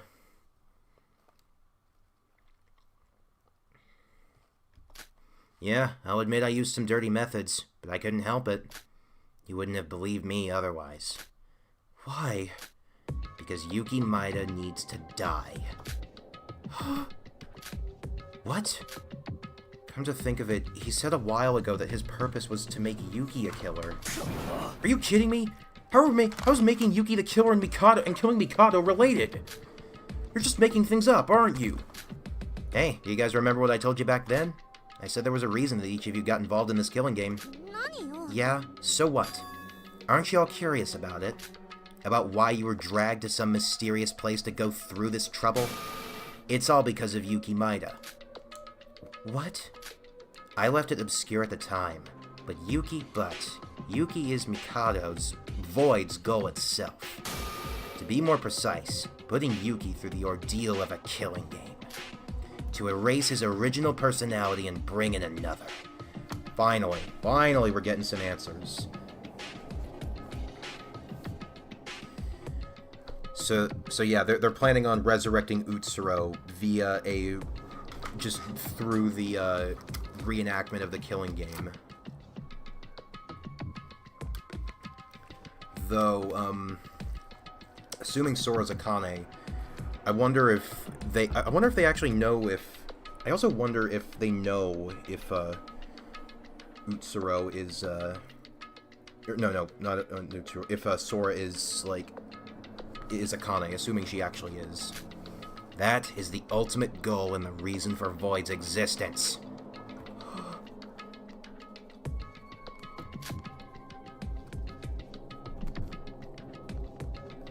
Do you get it now? You're all just sacrifices for Yuki. Nothing more than an extra whose role is to die in this killing game for him. Okay, is it okay to say all that? Iroha? I mean... hold on! I'm still trying to process all this. Please call her out, please, for the love of God. For Yuki... Mikado Sonoji is a man with a fanatic obsession with this plan. It's as if his entire life was for that single purpose. Nothing would have been a stronger blow to him than getting rid of his goal, Yuki. Was that really the only option? You could have just gone for Mikado directly. Why'd you target Yuki when he did nothing wrong? Even if the goal was just to kill Yuki, there was no need to go so far as to make him a killer. Shinji died because of your ridiculous plan. You're right, Teruya. I don't care what happens to Yuki. Mikado's the real deal here. Attacking and killing Mikado or Yuki myself? If that was possible, I wouldn't have bothered to put on this whole act and lock you up. What are you... Just look at Yuki right now. Mikado's plan is nearly complete.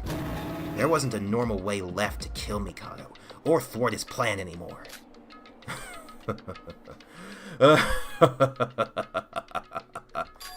So that was your reason. That was why you decided to take advantage of this killing game's rules. I see you. Did you learn? I wonder, did you learn that from Miss Kanade herself? The rules of this killing school trip? No matter what the circumstances are, the power of the rules are absolute. And I assume that's why the rules are as rigid as they are. Like, even if you ignore the whole VR thing, it's the fact that they have to recreate this in this exact way. They can't, like, break the rules, because otherwise that breaks the circumstances to revive Utsuro via Yuki.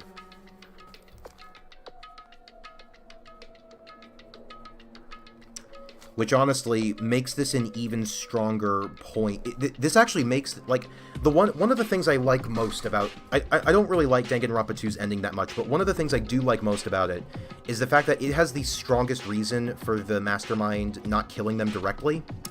Because, well, it's the rules. They can't do that unless the students break the rules. And granted, while, you know, you can only add rule... And now, granted, you could add rules... to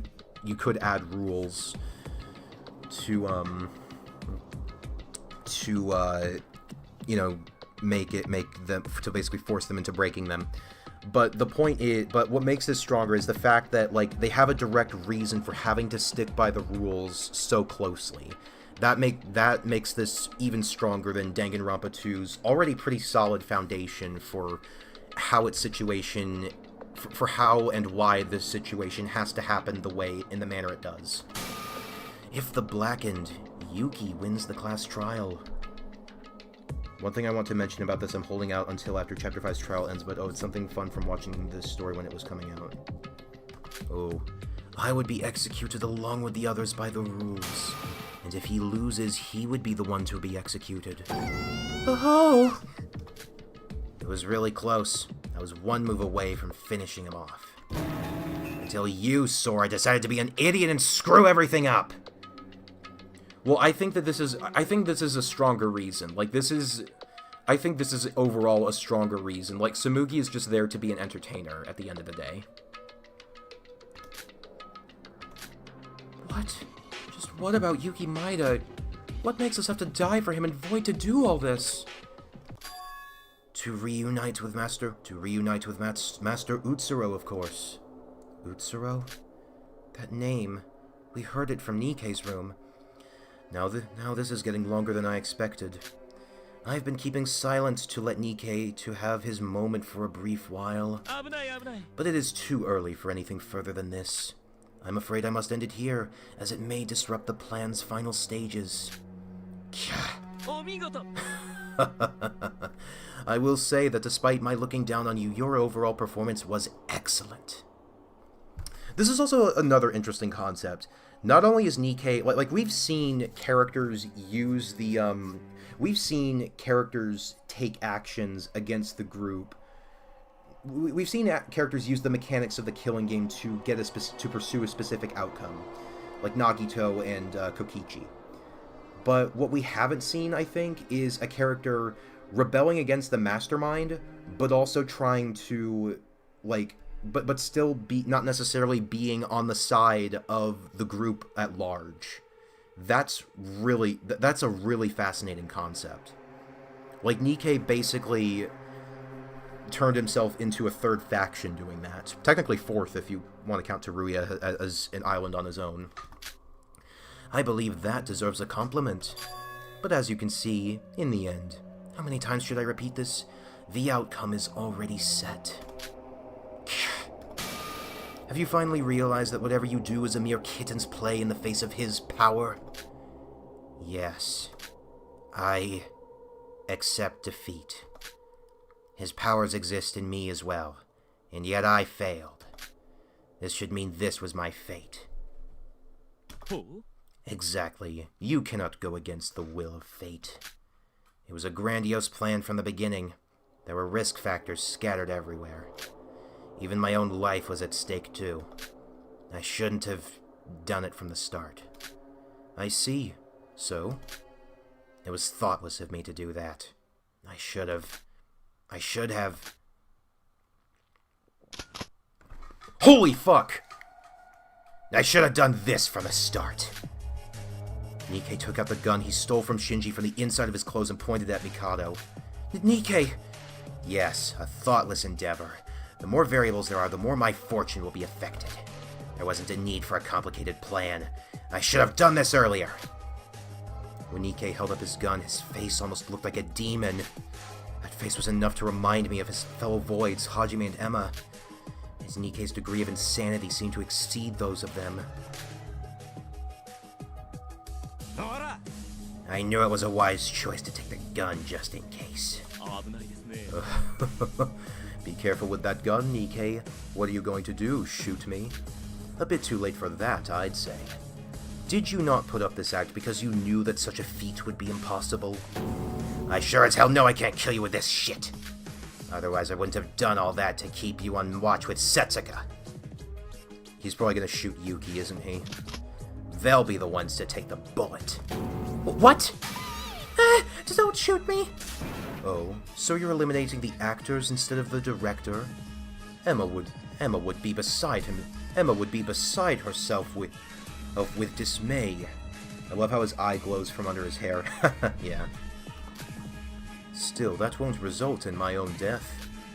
Don't do this, Nikkei. You're going to end up dead if you do. You're going to end up dead too if you do. It doesn't fucking matter. As long as I can give you a big middle finger in the face. I don't mind dying. I was dead from the moment my plan in the tower failed. You won't let me live, and I'm all out of tricks here. This is my last stand. Revolver Ocelot. Last stand of the gunslinger, eh?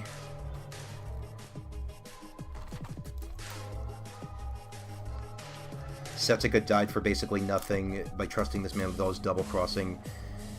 Damn, yeah. Yeah, she did. Honestly, of the voids so far, Nikkei has probably... Nikkei probably had the smartest plan. If Setsuka lived, he wouldn't have done this. Or rather, if Setsuka succeeded. What do you mean? Like... As best I can tell... I suppose it's possible, yeah, but at the same time, like... Kanade killing her screwed 2 chapters. Yeah, seems like it. I do like this, how you can really tell that it's just a massive, like, chain reaction of stuff, and a lot of stuff also feeds into each other. Kinda reminds me of Game of Thrones in that regard. What are you doing? You're gonna shoot us for real? No, why me? Get behind me! I'll at least be able to... Teruya, no! Succeeded in revealing Mikado's secrets, I see. Nikkei, frankly, I wouldn't recommend pulling the trigger right now. Even with my earlier comments, I do not intend to abandon you yet. It would be a waste for a great colleague like you to die. What's that I see? Mikado, are you panicking right now? This feels great, to see the great fucking Mikado Sanoji himself anxious like that. I guess this was the right answer after all! I'm saying this for you. It's not too late even now. We can work together again, or once again. Enough of your bullshit! Look, I'm gonna screw up your plans now. I won't shoot you or Yuki Maida. I'll just kill all the others. If the outcome's already set, I'll ruin the process. If you want me to stop, kill yourself this instant. Then I'll reconsider the shooting. Hey, stop! Nikkei, why are you doing this? The reason why Nikkei told them about the virtual reality due to Setsuka dying. I don't know. What could you possibly gain from this? Did Setsuka die for nothing? Seemingly so, yeah. Shut up! Nikkei, please stop! Die!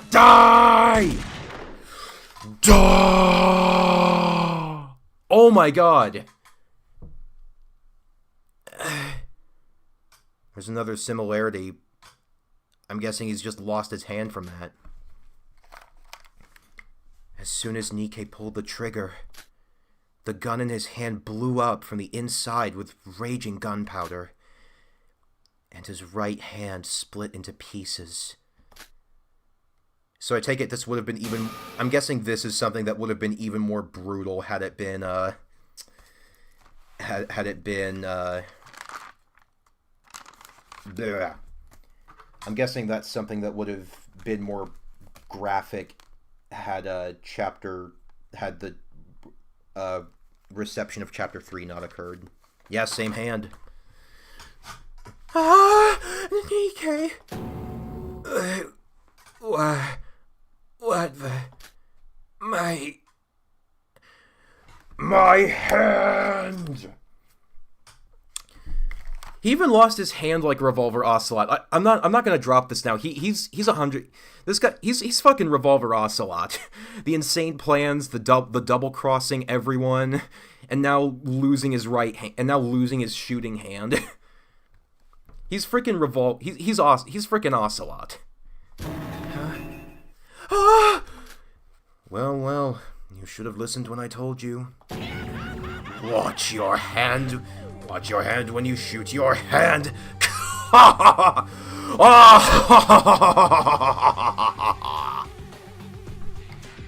God, this might be an... Okay, this sure... Okay, honestly, this gives Kanade's almost unhinged sprite a run for its money. Holy fuck. Tsuruya almost suffered the same fate if he pulled the trigger early in the chapter. And not only that, Tsuruya knows a thing or two about rigging guns and the backlash that can cause. God. Lanuge has thought of so much, whether he intended it or not. Hand. My right hand. My. Your right hand, your biggest pride and the reason for your existence, has become an abomination. Are you alright? Oh, what's wrong? Have you not risked losing your life when you defected from Void? Did you not say with your own lips that you do not mind death if you could bring forth my demise? It's just a right hand, a mere appendage ripped off. And yet that's all it took for you to break. Is this a joke? Even the emotionless Kokoro would laugh at the sight of this. Oh, I certainly hope the dub goes as hard as possible this chapter. This is... I really hope that, like, we don't have to, like, skimp on peeking the mic. Sounded a bit like Cal and Kessler there. Huh? Well, why did the gun explode?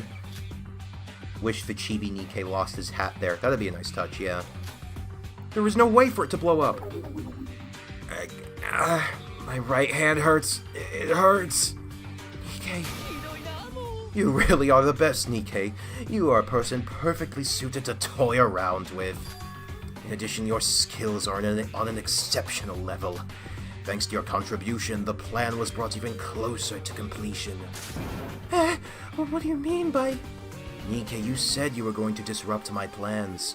I was prepared for that, and thus I set a trap. I will have to admit some points.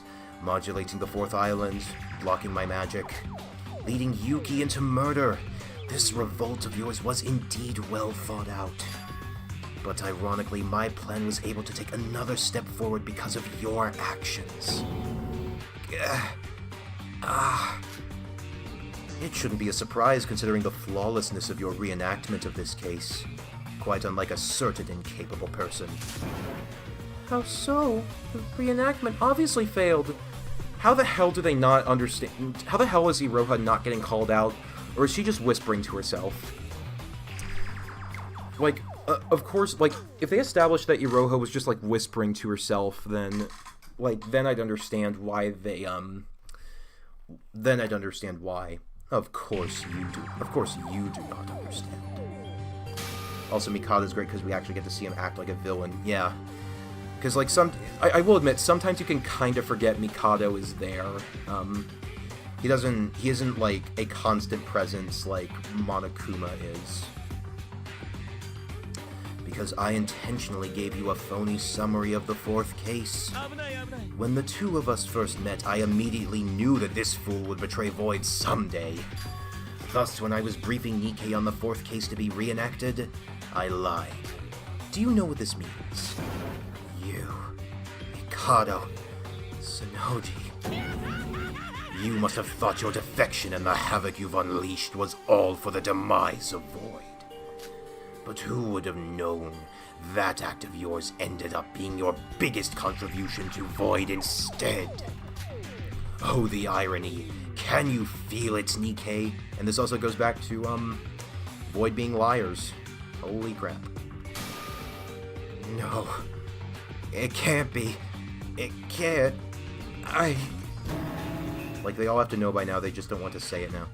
And I have told you when we met in your room that you were performing better than expected. That both of us are mere puppets under his power. They played us like a damn fiddle! We built it! The outcome is set. The process simply comes with it. That is fate. That is the power of fortune. That is the power of divine luck. I feel like Kanade, now that I think about it, I feel like Kanade and Nikkei are two sides of the same coin. Both manipulated the cast, both are smart in different ways, but with completely opposite motives, is IMO. Kanade was a severe yandere, while Nikkei was full of hatred against Mikado. That's a really good point to make, actually. And it's also pretty cool that their cases are both ones that resulted in no Voids losing their lives this chapter. But more than that, my mind was wondering why Nikkei's gun blew up. I mean, he was creepy at times. He was creepy at times, I'd say. Especially with his, like, more unhinged sprites prior to the big one.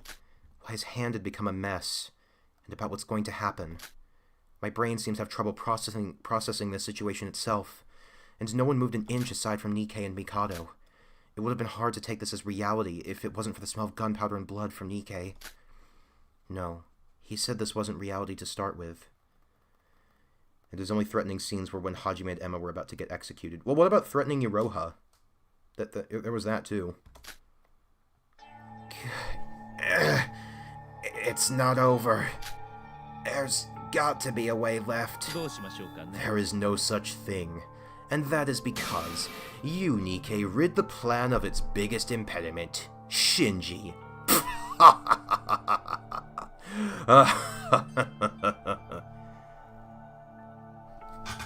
Yeah. Nothing could be more perfect than the job you have done, Nikkei. But I was being sincere, you know. I would have forgiven you had you just put away the gun and swore to join Void once again. Though, of course, as someone whose impetus of fortune is an inferiority complex, you would never have allowed it to happen. I see. So I guess that's where Nikkei's reason for joining Void came from, inferiority. I think he also sort of, like, hinted towards that in some of his free time events, because he was trying a bunch of different stuff. What's going on? I can't get a grasp of what's happening. Why did Nikkei try to shoot us instead of Mikado? Why did the gun blow up? What does Mikado mean by all this? So I guess they took away Tori's memories of knowing how guns work. This is quite enjoyable. Well, I would like to enjoy this some more. It seems the time has come for this to end. Monocro, the preparation, if you may. Preparation? Prepare for what? What other thing could there be than the execution of this miserable wretch? Who, may I add, violated the rules? What rule did he violate? The rules? What are you talking about? The no violence rule stopped applying a long time ago. I thought Nikkei's not the only one who went hitting people. Nikkei has both an inferiority and superiority complex. I mean, I know it's possible to have an inferiority complex by itself, but isn't it said that, like, medically it's possible to have inferiority and superiority complexes kind of go hand in hand? Like, if you have a superiority complex, you also have one for inferiority? I thought Nikkei's not the only one who went hitting people? What? What is this? Oh, have you checked the rules tab of your e-handbook? Oh no. What's happening now? Betraying Void is strictly forbidden. What?! They changed the rules on the fly. Holy fuck.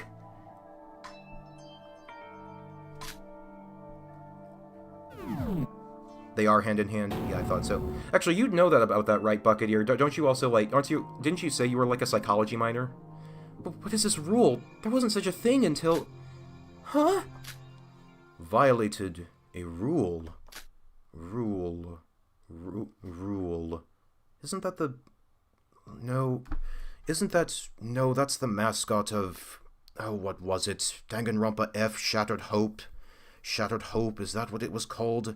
Whatever happened to that anyway? Such a travesty that is delayed. I have identified a violation of Rule 17. The offender will be executed immediately. Oh. Damn. But who... So wait. Did Mikado added that? Or did he ask Monocro to add that, like, during the trial covertly? What? It's an actual rule? This isn't... What is this? What is happening? Mikado Sonoji. What's the meaning of... You mustn't wonder. All you should know is that our time here is over. Goodbye, Nikkei. You were an amusing toy to play with, every moment, from beginning to end. This is the end. No. This can't be happening! Damn it! Damn it! You should die! I'm gonna kill you, Mikado! I'm gonna fucking rip you to shreds! I have prepared a fitting punishment for the perpetrator of the violation, Nikkei Yomiuri, the ultimate journalist. Mikado! Mikado Sonoji!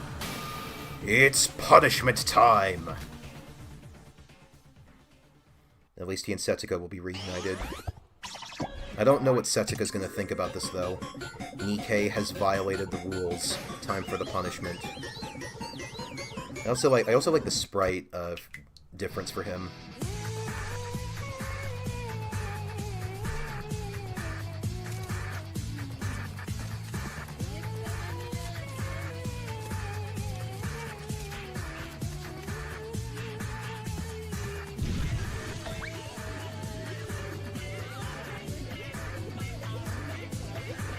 Press conference of doom.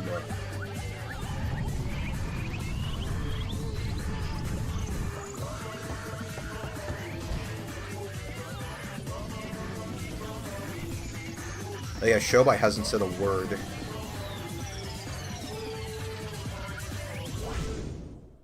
Oh, he used the wrong hand.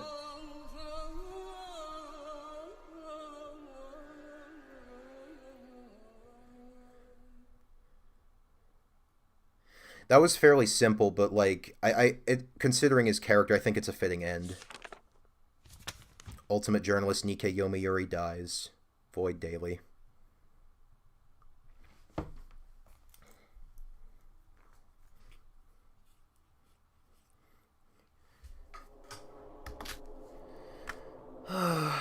What a waste.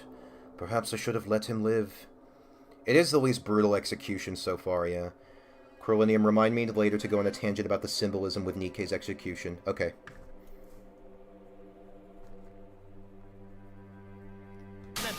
Imagine him stuffed with the limbs detached. It would be a perfect toy to kill time with.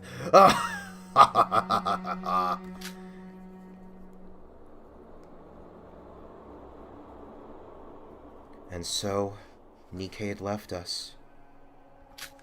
He said himself that people being alive in real life, despite dying in this virtual world, was a lie. I still don't know whether what he said was the truth or not. But more importantly, even Nikkei couldn't avoid the impending doom in the end. It's a big middle finger to him because he always talks about his precious hand. At that moment, he was so close to living, but his precious hand wasn't there.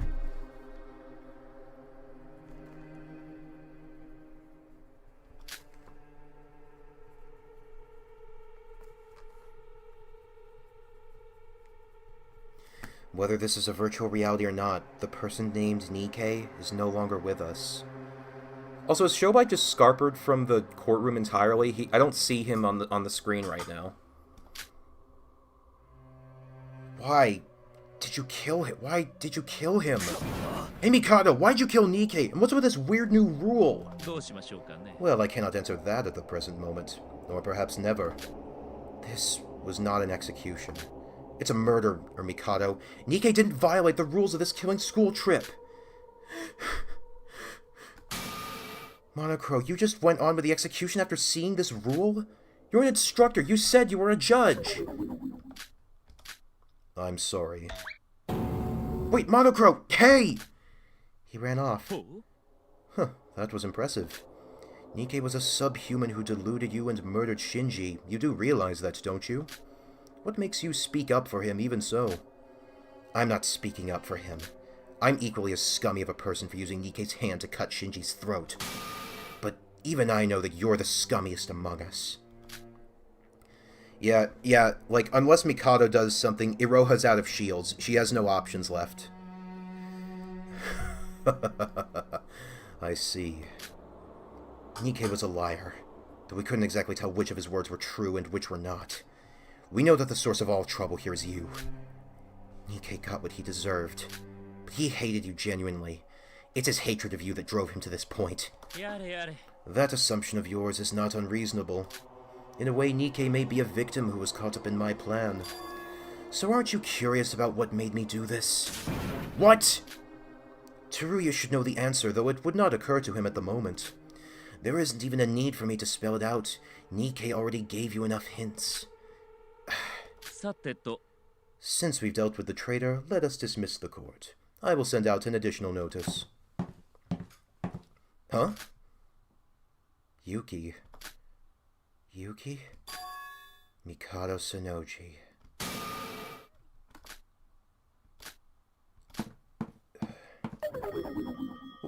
What was that just now? Was that really Yuki? Yeah, that is interesting, Carolyn, that he chose to apologize.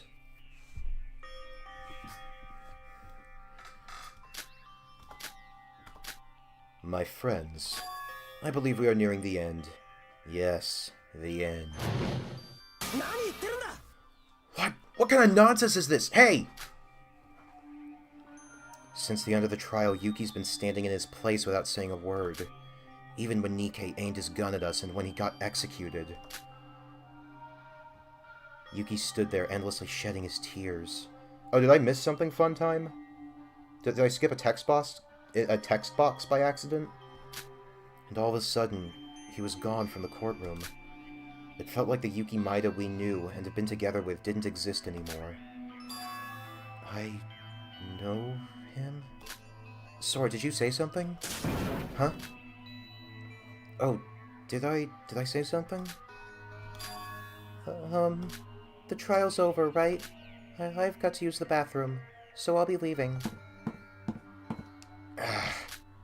It's just here. Wait, when did Shobai even get out of here?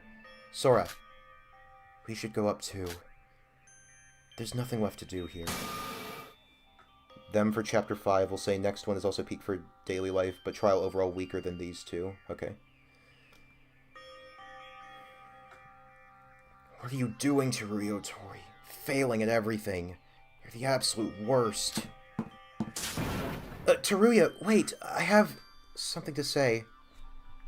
Well, on the side of the names when Yuki's name appeared. No, I saw that, I just didn't point it out.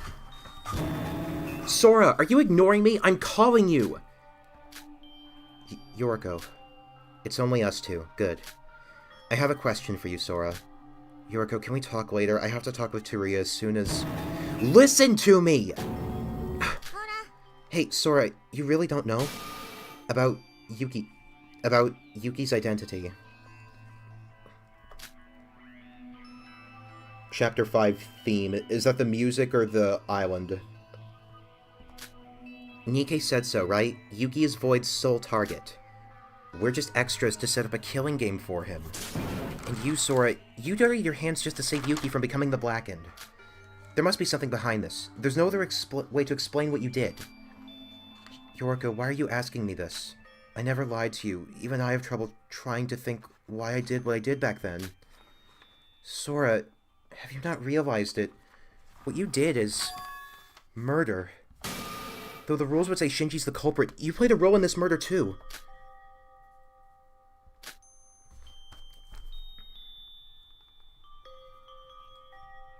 I know. And I can understand why you feel that way. It's morally... It's not because of that! Yorgo, I don't want to do this to you either, but you're lying to me. You know something, but you're hiding it from me. From all of us. Do you know how betrayed I feel by that? Of course it was wrong for you to take part in murder. But I'm not in a position to lecture you about ethics. I also worked at a bar faking my age before I came here, remember? That's a crime as well.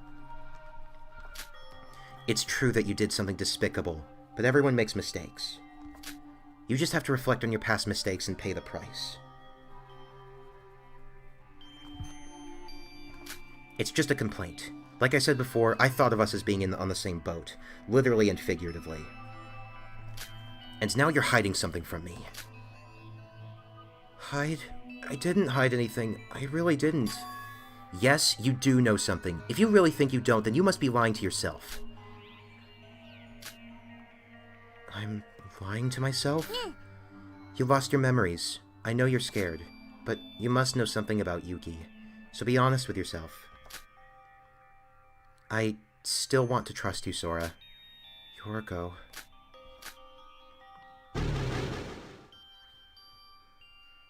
If there is something you shouldn't do no matter what, but your circumstances force you to do it. What would you do, Master?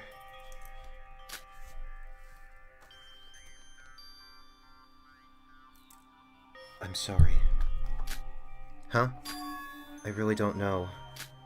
Sora, if I do something that's hard to comprehend, it's not by my own will.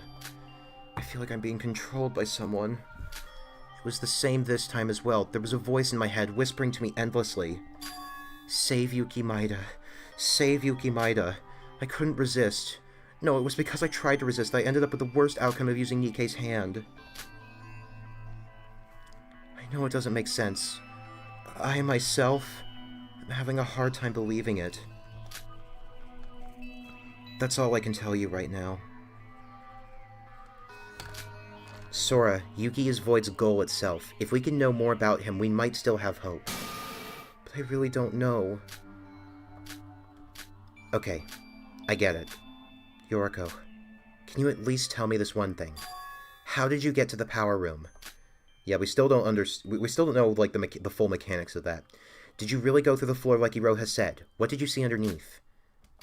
I'll tell you later. Right now I need to get to Teruya.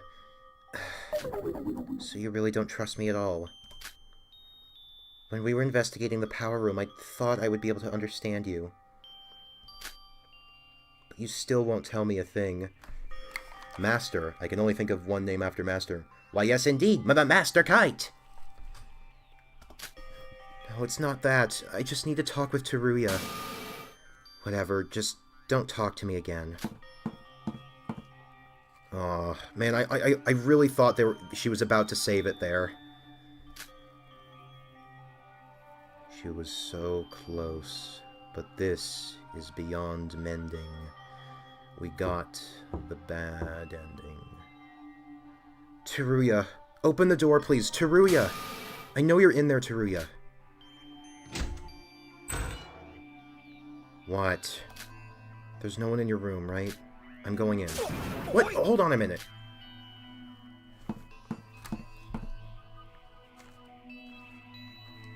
Huh. You gotta... I mean, I know it's a VR room, but still, it's unusual. It's kind of an odd touch that they have them set up. You know you just entered someone's room without permission, don't you? I could shoot you. What? Under Castle Doctrine, I could beat the crap out of you. I'm going to say this up front. There's nothing I can do for you. I'm someone who's incapable of anything. I couldn't protect you, or contact the Foundation, or stop Mikado's plan. I'm just a useless wretch. All I can do is wait for the Foundation to save my poor ass. Teruya, there's something I have for you. What? You have something for me? What is this? What is this? A metal name tag? What's written on there is your reset code. What? When did she find this? Is this what she found in the secret room? What? How in the world did you get my... I received it from someone. They said to give it to you as soon as possible. So wait, who is this someone? Rei Mikaru. What? I met her.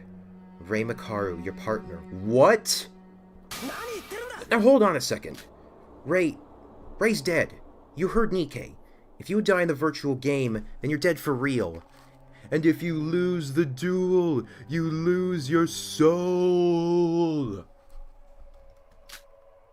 Joey, if you lose the duel, you lose your soul. I know I've thrown out tantrums denying that. But now I know better. Rei's left me for good. No, Rei's still alive. I don't know if Nikke lied or he actually didn't know about it. But Rei's still alive.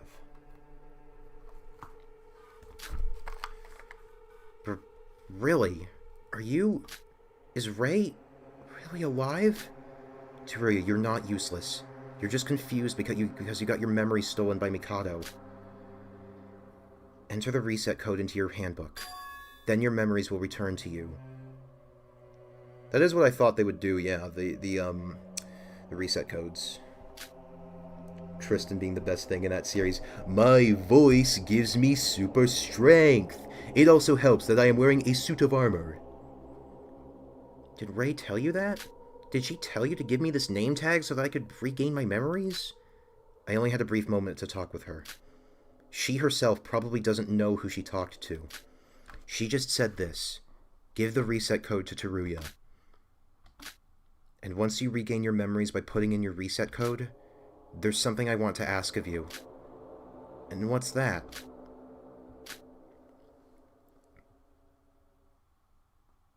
I guess we're not gonna know.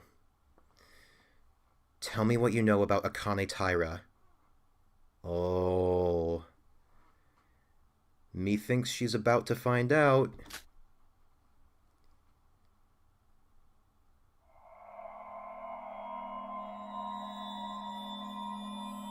Oh, and suddenly the title makes a lot more sense. Yeah, that makes sense.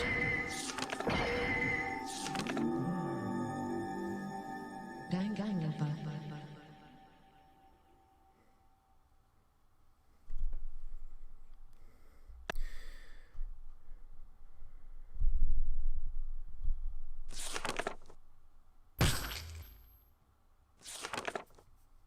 Another void down. That was awesome. I have... God, I don't know how Lanuge does it, just managing to pack so much into so little time, but I'm truly impressed.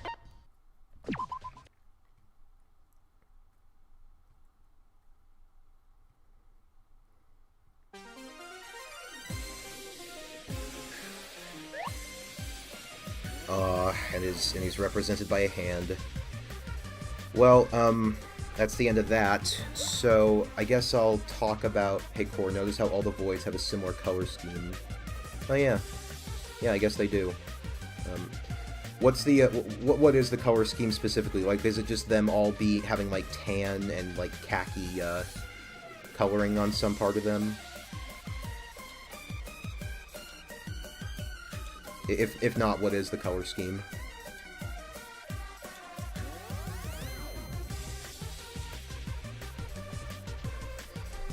While we wrap up the stream, I'm just going to write down a few notes that I usually do.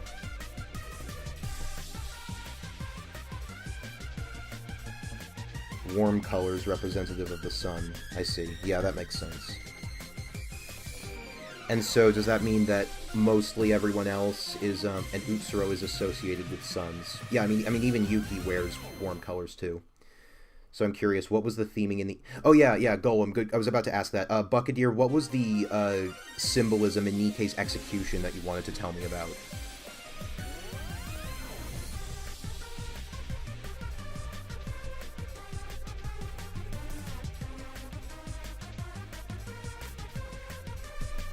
Oh, Buccadeer.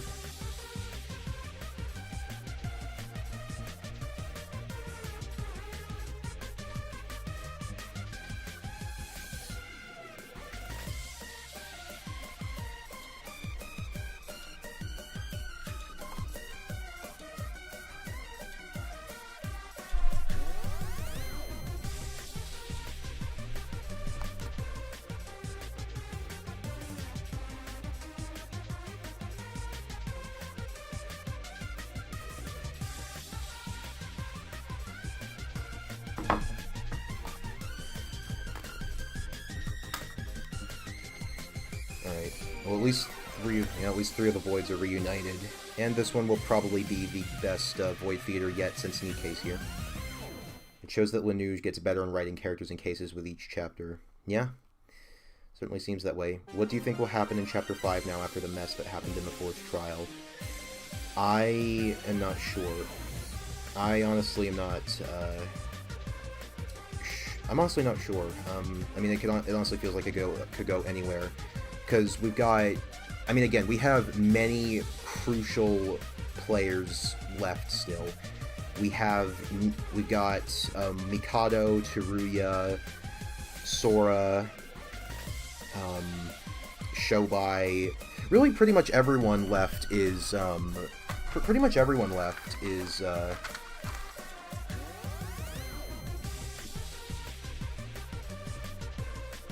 pretty much everyone left in the cast at this point has some importance to the plot, unless you want to count Yoriko, because I mean, Shobai's kind of... arguably Shobai is now the bigger... because we know Void's objective, Shobai is now probably the biggest question mark, especially given what tidbits we got to know about him.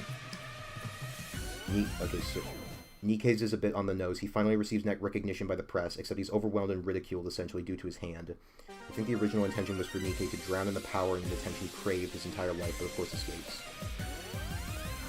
Hajime and Emma are blonde, and Nikkei and Iroha are wearing hats. Mikado has both. The Voids also have numbers or number or sun-related kanji in their names. Oh, that's clever. Yes, Sanoji, San. And Yomiuri, I guess Yomiuri, Yo is meant to be 4. I don't know Japanese that well, unfortunately, so... and then Iroha being Ni is probably meant to be the start of Iroha's surname being Ni is meant to be that is meant to be a reference to her being the second in the order.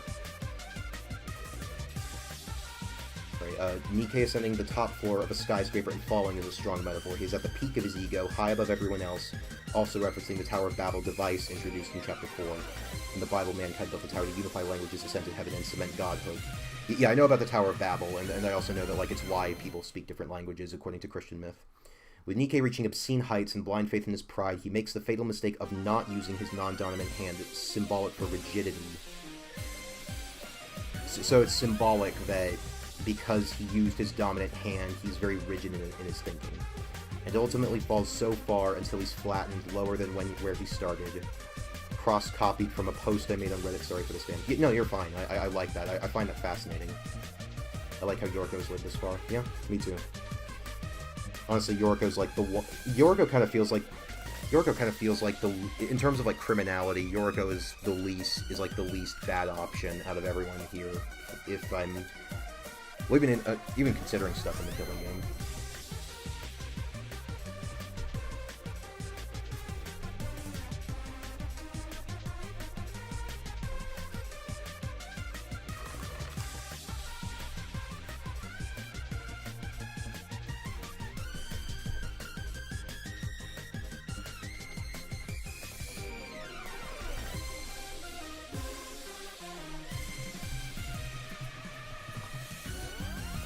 Yoriko's the straight man of the group. Well, I got this joke from Tofu Golem. Yoriko is neither straight nor is she a man, but she is very much a straight man to the group, and she plays that role well. She's a realist but not a pessimist. Yeah, I'd say that tracks.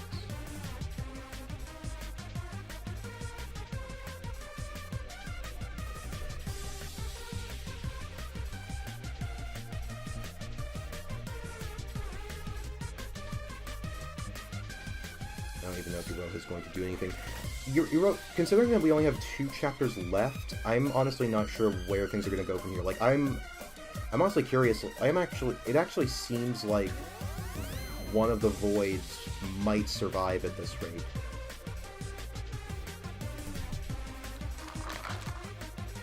I also think Yoriko is probably, like, I think Yoriko is probably the most emotionally intelligent of the group, I'd say.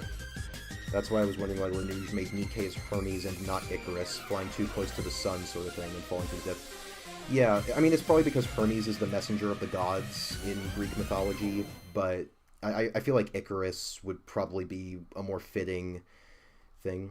Which one, though, if you think that? Probably Iroha, though it's, I feel like Iroha would be the debatably funnier option to survive.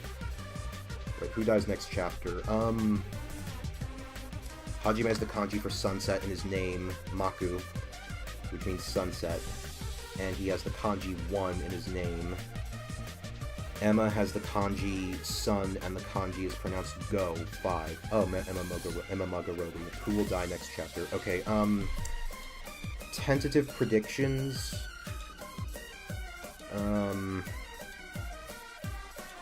Tentative predictions. I got no fucking clue. I could see it. I mean, considering that Mikado can use his magic now, and considering that that's a rule, I think that there's a high likelihood that as the final void, and seeing as he has everything he needs, it would make sense. Like if they're recreating, if the intention is to recreate DRA1's, if the intention is to recreate DRA1's thing, DRA1's killing game, it would make the most sense. Then Chapter 5 has to basically be an impossible crime where ultimately the outcome is wrong, because, like, only Mikako is executed in Chapter 5 originally, but she is ultimately,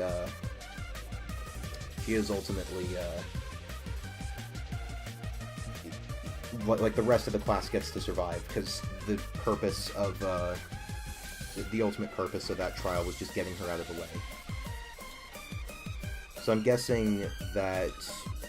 I think that it would make sense for Mikado to use his magic to create an impossible murder. As for who he'd kill...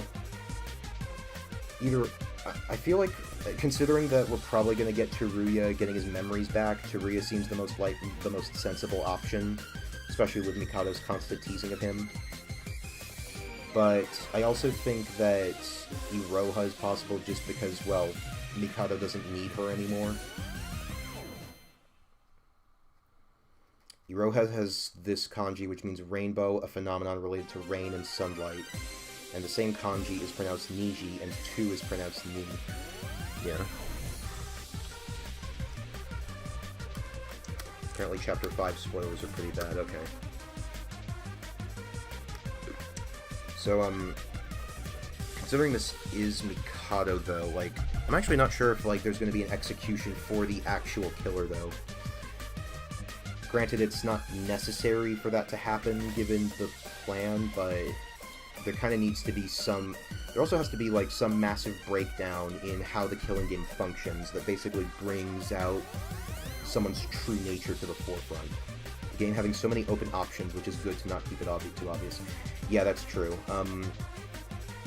That said, the one downside to Mikado being the instigator for the next chapter is that Iroha will have gone the entire game doing fuck all. I missed your streams for most of this chapter, but how did you enjoy this one? I like this one a lot. This is probably my... On the whole, I'd say this is my favorite chapter so far.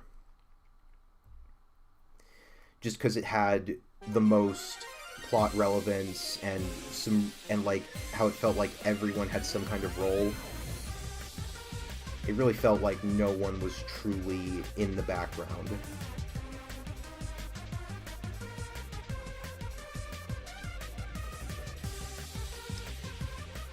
I'm still not quite I feel like Shobai is still an option, though. Like, I could see him taking the fall since he's so capable, because of how capable he is. Like, Mikado might try to kill him instead, simply because, you know, he's probably the most capable person here. Did we do Iroha's free time events? We did the first two. Nikkei, like Emma, has the kanji for sun, and newspapers are usually delivered at early morning. The kanji is pronounced Yomi, and 4 is pronounced Yon. Yeah.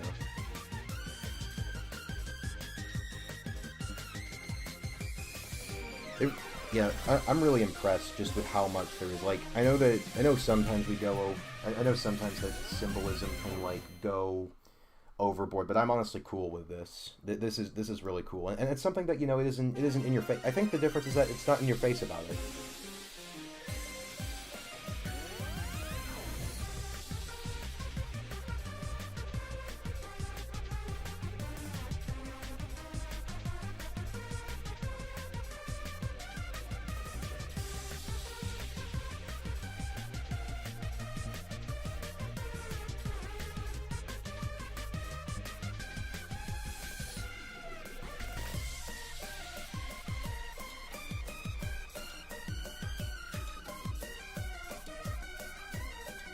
But yeah, I really like that. Like, I don't really I often wonder to myself if I'd be able to actually, like, coordinate so many artistic elements.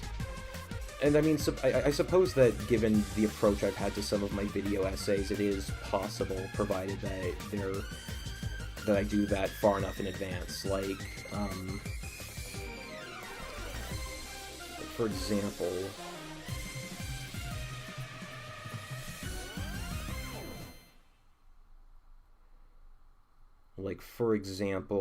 how I chose to go with, like, a bunch of Gunpoint soundtracks for explaining some of Chip's themes.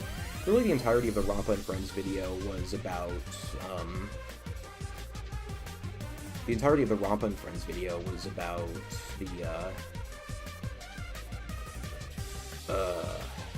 the entirety of the Rampa and Friends video was kind of meant to have a sort of jazzy noir feel to it in some ways, at least musically.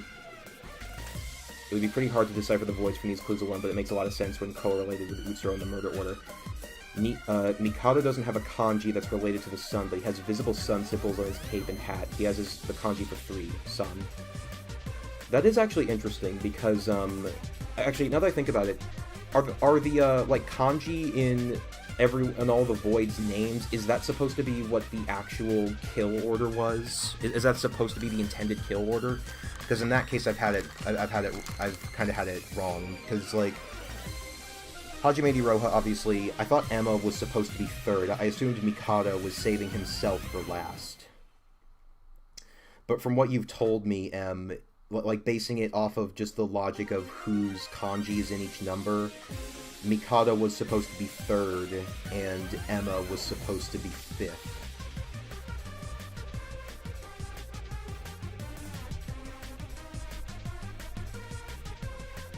But if so, that's a really interesting theory. Wait, that's debatable? Yeah, because, like, I think it would be a little weird for Mikado to have this plan when he's the leader and the one who is who's like most in control of things. Like, why would he not save himself until last? Unless he was expecting. If Mikado was supposed to go 3rd, how would he have trusted Nikkei taking over the plan in Chapter 4? Yeah. I assume it's not intentional. I mean, lining it up with the cases from another one, who lines up best with who? What do you mean? I don't know what you mean. Like, who lines up with the best killer or ability to recreate the cases? If that's the case, Mikado was relying on the rest to figure it out. Just ideas, but I think it would be interesting if he intended to go 3rd. There was a debate on why Mikado and Emma's order is weird like that. Yeah, he would have put this into Emma and Nikkei's hands. I guess he could have, like... No, it wouldn't have worked. Well, like Emma and... I suppose that Nikkei being... No. Mikado being killed Mikado being killed doesn't really do anything for Nikkei's plan, other than, because, like, the plan of reviving Utsuro is still there, because Yuki would still be alive. Which Void members line up best with the Another One killers to help mimic those murders the best? This is probably just a cop-out answer, but I'd have to say Hajime, just because his most directly... I feel like his most... not only uses his talent, but you know, he's also an athlete, and he also has a selfish reason to go forward with his plan. He does so with barely any prompting, and also had no real, he also had no qualms with, like Mitsuhiro, he was thinking about it, doing so the whole time. He used his talent for it, he recreated a conflict between the boys and girls.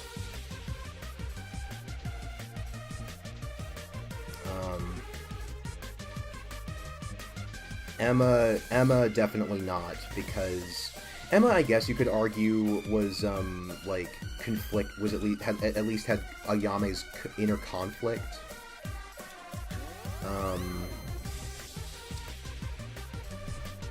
And she also, like, took someone who seemingly... I forget if Emma, like, actually knocked out Kokoro or not, but she did, like, capitalize on an already downed person to kill them. So, despite killing out of turn, she did do some stuff right. Nikkei, of course, had the gun. If Mikado went third, that means he was saving the double kill for himself. Yeah, true.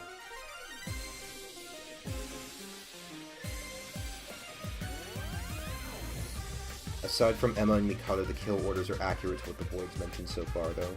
Yeah. From what I recall, yeah.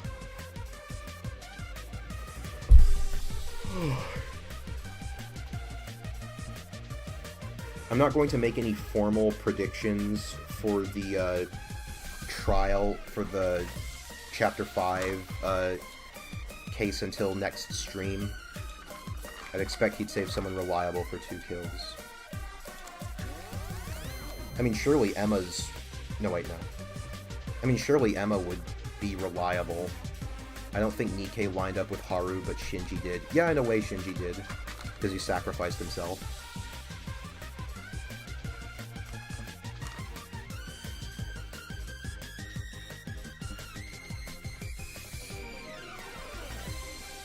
See you Tuesday, Golem.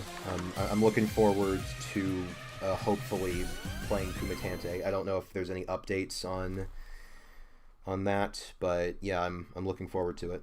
Thanks for stopping by.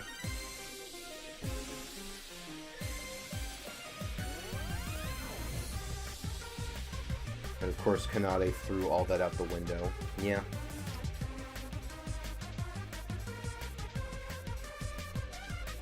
Who has more grit than Hajime? Emma does. I don't really... I wouldn't... I'm guessing that's something you just pick up on from their free time events, Emma having more grit. Update soon, I can't say when though. Yeah, that's fine, I expected that. But yeah, I'll definitely cover Kumatante on release. I don't usually cover stuff on release, but I will absolutely make an exception for Kumatante, because I feel like, much like Attorney of the Arcane, it really seems like it's going to be something special. Anyone else missing Setsuka? Oh, I absolutely am, Buccadeer. And now I'm missing Shinji. Man. I don't even know who I'm going to hang out with for free time events. I guess Shobai or Iroha, just based off of who's left and who's actually going to, and like what everyone's attitudes will be. Yuki's also technically an option. But yeah. We'll have to wait for next time, though. I am super glad that this trial didn't have to be a doubleheader. Anyway, good night, everybody.